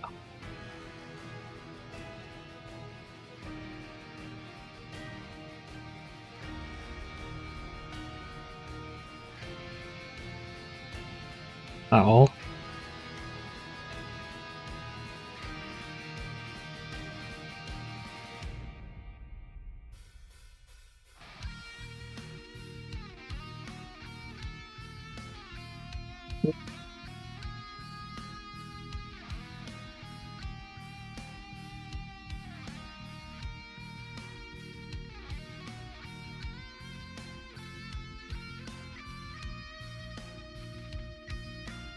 I don't know if these would be qualified as big bores. They might be. They look like it.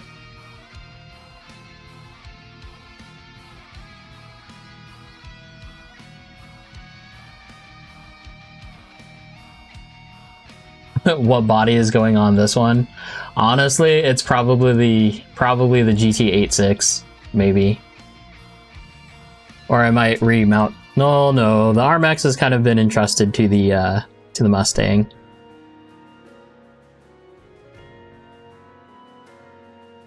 I've got a A90 I could put on it. Maybe I'll just get a Traxxas, the new Traxxas Mustang. That'd be hilarious.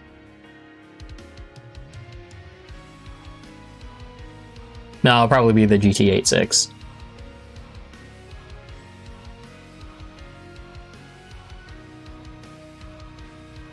This little shock stand Lance made for me. Just 3D printed it.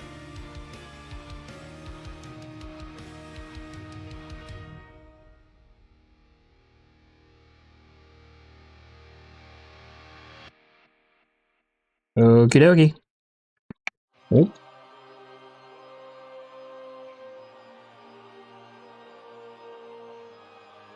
Okay, other soft parts. X-ring, X-ring, X-ring, X-ring, X-ring. Oh.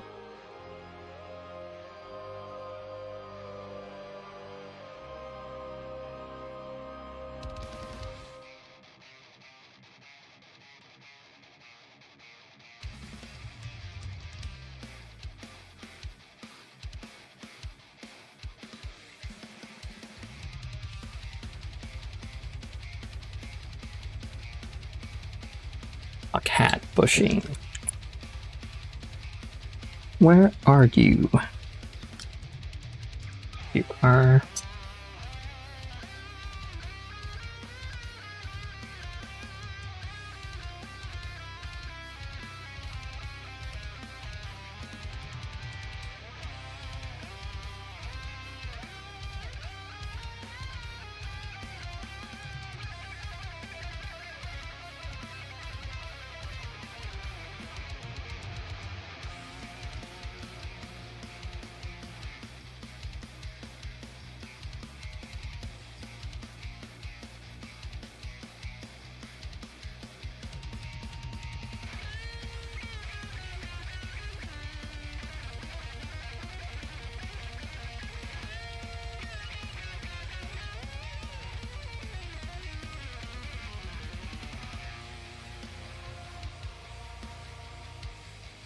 Yes, now is a good time. If you are coming to Oregon and coming to play and you do need some transportation, let us know, or let one of us local guys know. We'll be here. Be able to run people to and from airport and all that fun stuff.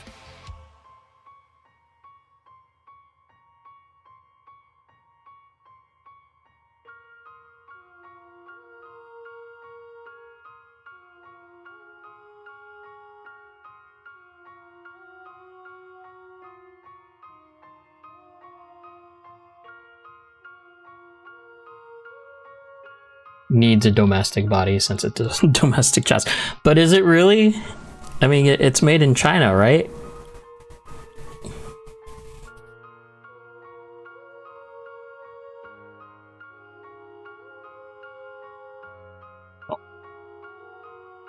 What?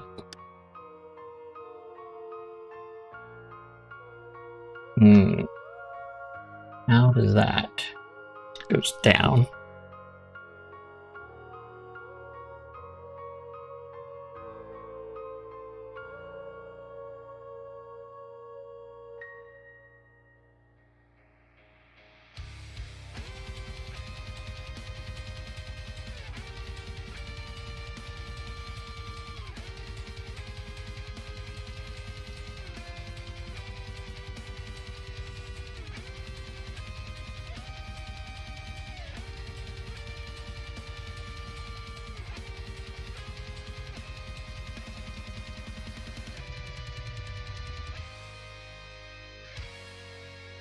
At least my stuff is made in Canada.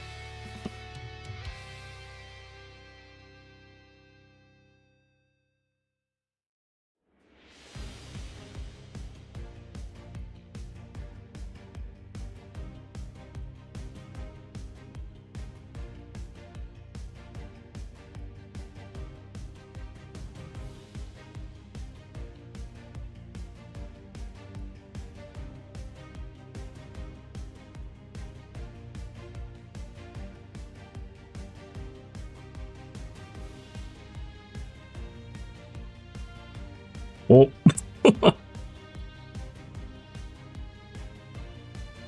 If these were just regular O-rings, I probably wouldn't worry about it too much. But these are X-rings. So that's why it looks like a mess.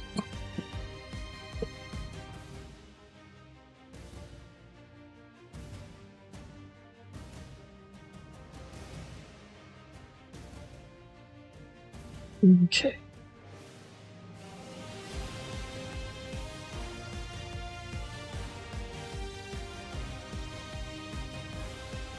Oh, my goodness. So total length is 67 millimeters. Okay.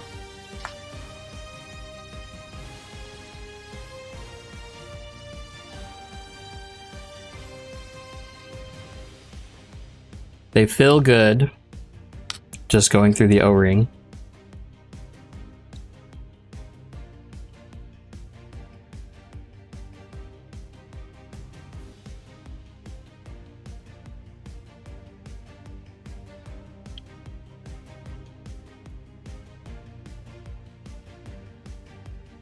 They feel very good going through the O-ring. Okay. Get these shock rod ends on.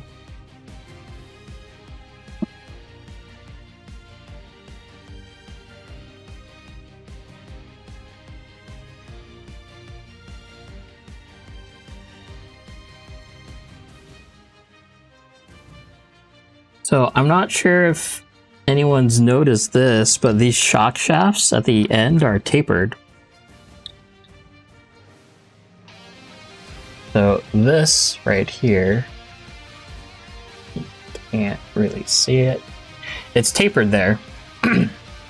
So they're going right into the rod end really easily. So what they should do is they should make the turnbuckles like that, and that'd be great.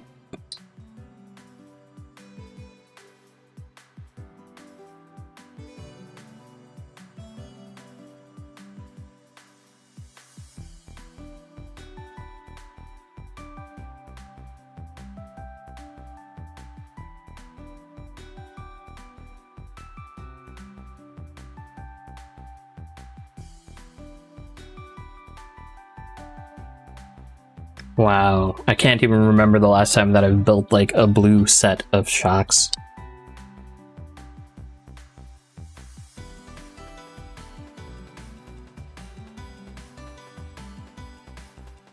Okay.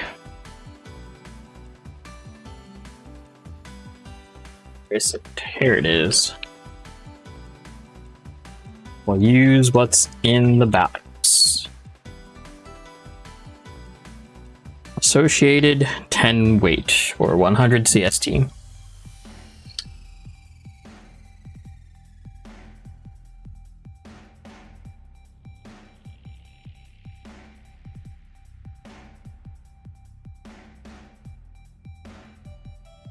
Cycle it. Oh, you know what? I didn't even.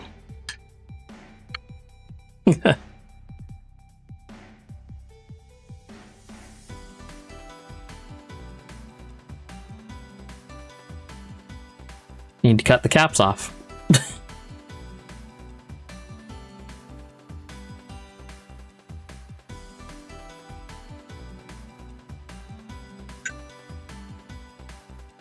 Oh, there it is.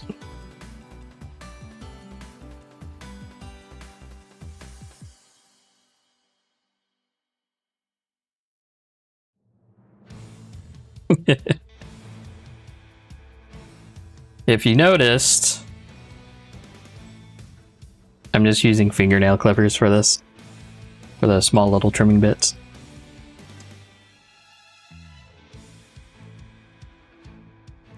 Okay.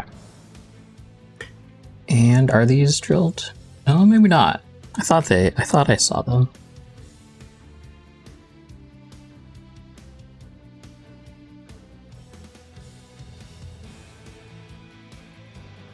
So the dimple is there to be pre-drilled or to drill, but that's not what we're gonna do right now.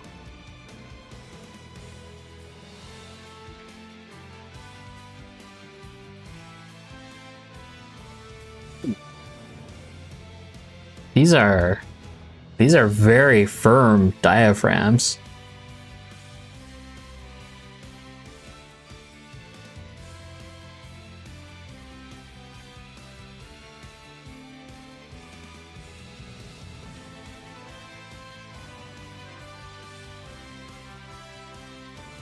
Here's where it's gonna get messy for me. I don't know that I like these. I'm gonna go about halfway down the rod.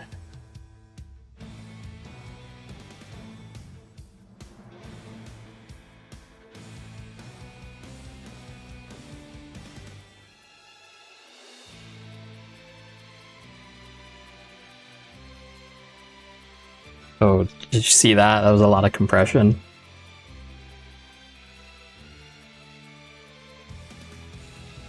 That's intense. I don't know that I like that. We're gonna bleed it the other way.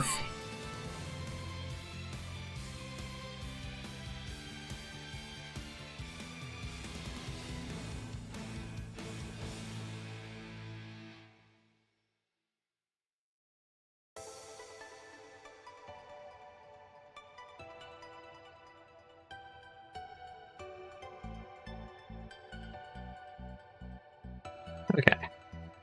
That's still a lot of rebound. I probably wouldn't build my shocks with that much rebound. Okay, let's take a little bit more out.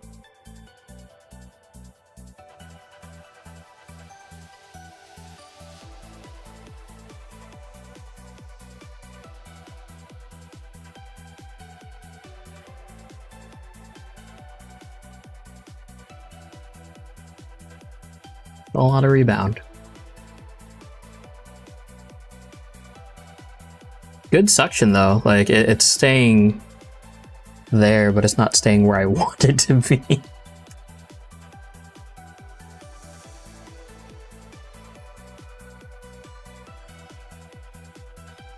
I just all the way up.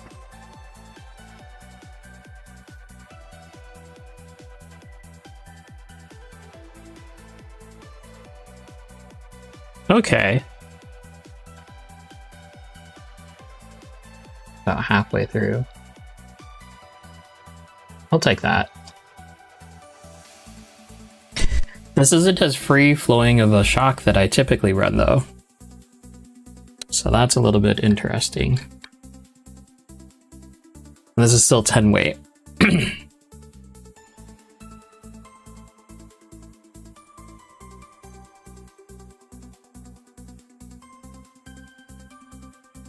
Go all the way up here.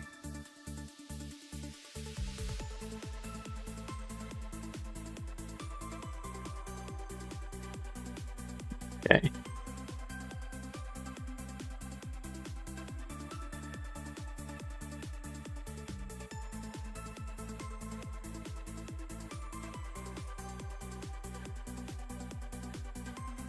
Oh, that one didn't. Oh, there it goes.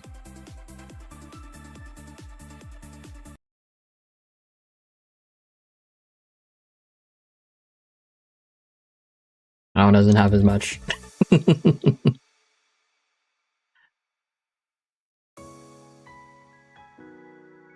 There we go.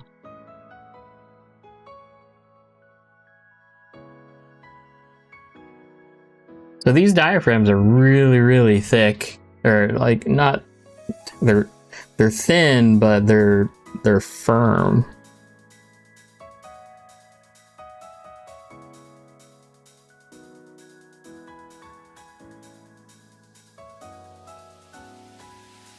And the top hats don't actually sit in them, they just sit on top of them.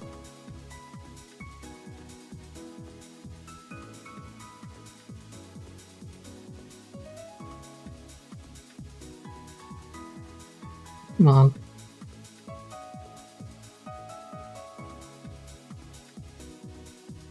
And the difference is like a lot of other brand names will just kind of oh, ow.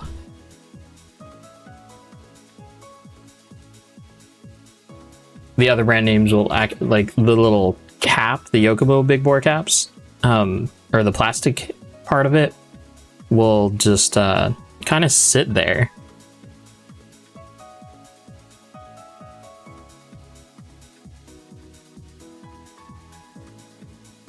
Last one.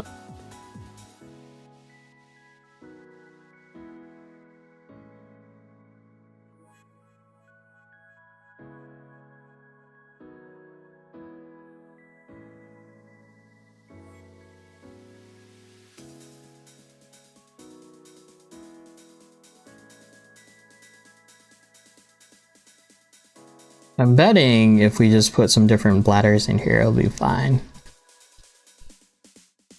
I mean, they feel fine, they feel okay.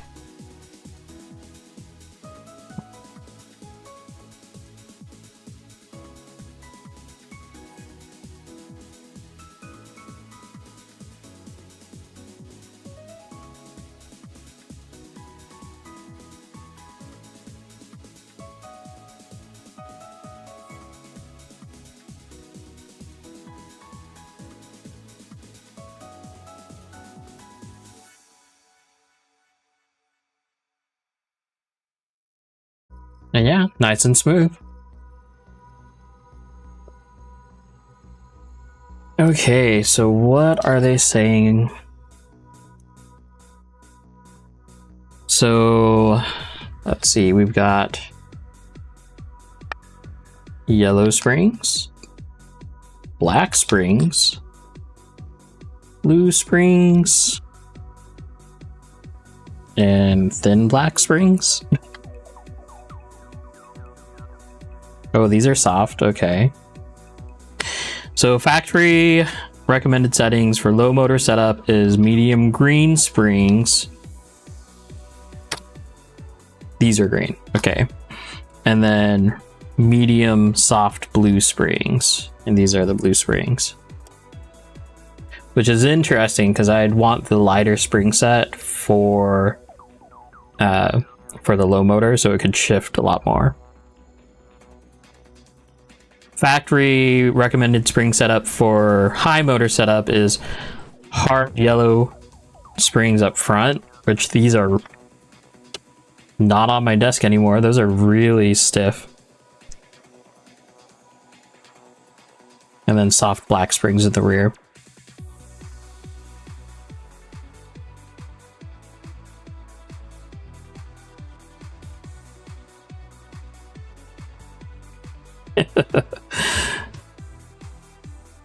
Which are these then?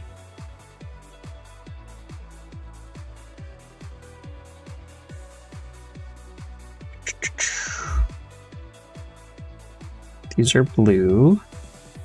Yellow's too stiff. Oh my gosh. There goes another one.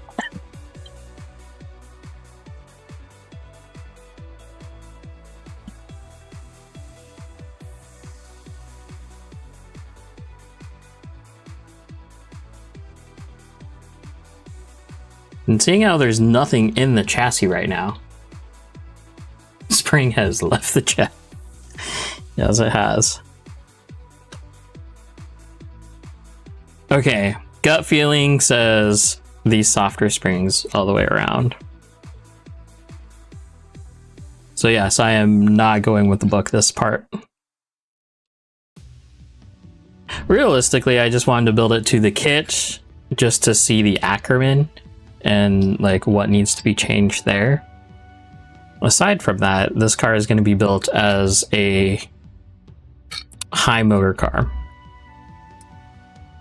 No ifs, ands, or buts. That's just how it's going to be. Those might be too soft. I might take that back in just a little bit.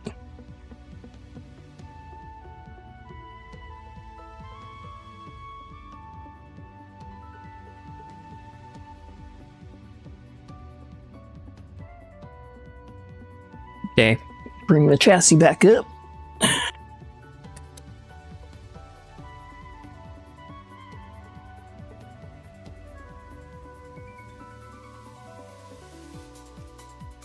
Oh, what's lame? That I just forgot which ones did I put where. Great. Okay.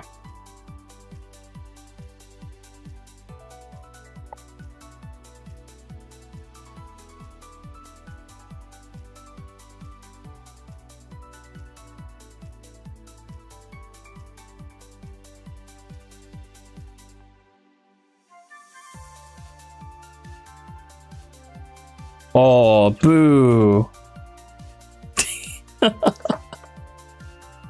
I just went past the ball. There we go.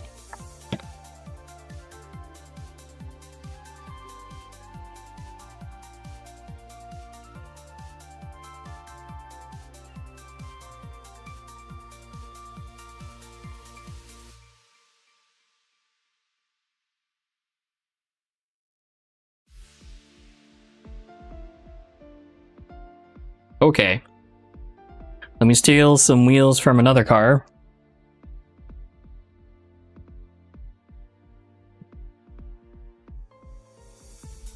Let's take them off the sacrificial RMX here.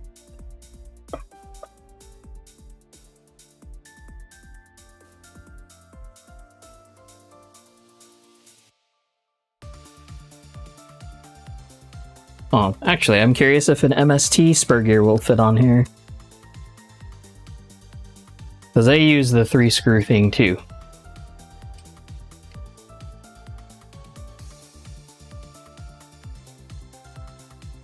Right. As far as electronics, like nice electronics are not going on this. It's going to be a Hobbywing XR10 Pro.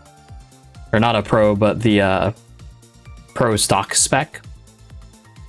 And then it's going to have a Yokomo SPO2 V2 servo with a Futaba GYD 550. And because I don't have another 10.5, or at least another 10.5 that I want to put in a car, it's going to have a OMG from way back when. OMG 8.5 turn motor. Okay. Suspension feels really nice, really supple. I would like a little bit more faster rebound though. But I haven't driven this yet, so. Okay, as far as the Ackerman goes, you can see that it's a little bit towed out here. Again, the amount of, like, I don't know if you can tell from that angle, but that's a lot of caster there. So it's either going to be making the front not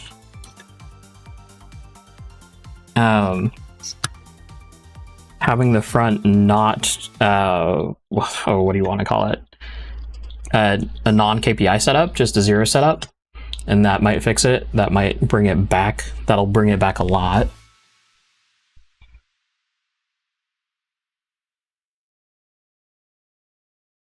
And then here, this part right here is kind of the big culprit. There's not a lot of space right here. So this is why switching over to RevD, switching over to those 45-degree angle knuckles, or at least the 45-degree rod ends, are really critical here. They did a good job trying to like make it work. Like the notch on this side, the wheel doesn't even come close to touching it, so that's kind of a miss sight. But this inside here, the inside is what needs to be fixed. So, okay, that is a DC10 build, 4.5 hours with a lot of mistakes in it. So if I were to do it again, it'd probably be a lot faster, but that's not the point here. If you do have any questions, go ahead and give us a call, or not a call, but let us know. Send us a message. Jake is the guy that basically has all of the original videos on the DC10 that looks, I think, the best. I'm sure there are going to be more videos that come out too, but in the meantime, and actually I'm noticing right now that we have more than 90-degree lockup on this tire, probably because of so much KPI. But yeah, so I'm gonna end it here. Thanks for hanging out with me, you guys. The anime girl's there. Yeah, there we go. If you liked it, cool. Do the like thing. I don't know about sharing because this is a long stream anyway, so maybe save that for just whoever casually walks on by, you know. But other than that, I'm gonna throw electronics in it. You don't need to see that. Yeah, and then I'll get it running, and you'll probably see this up at PDX on Derpiter. Lance Vortex is already built. Like, it comes as an RTR, so yeah. Later, guys. Take it easy.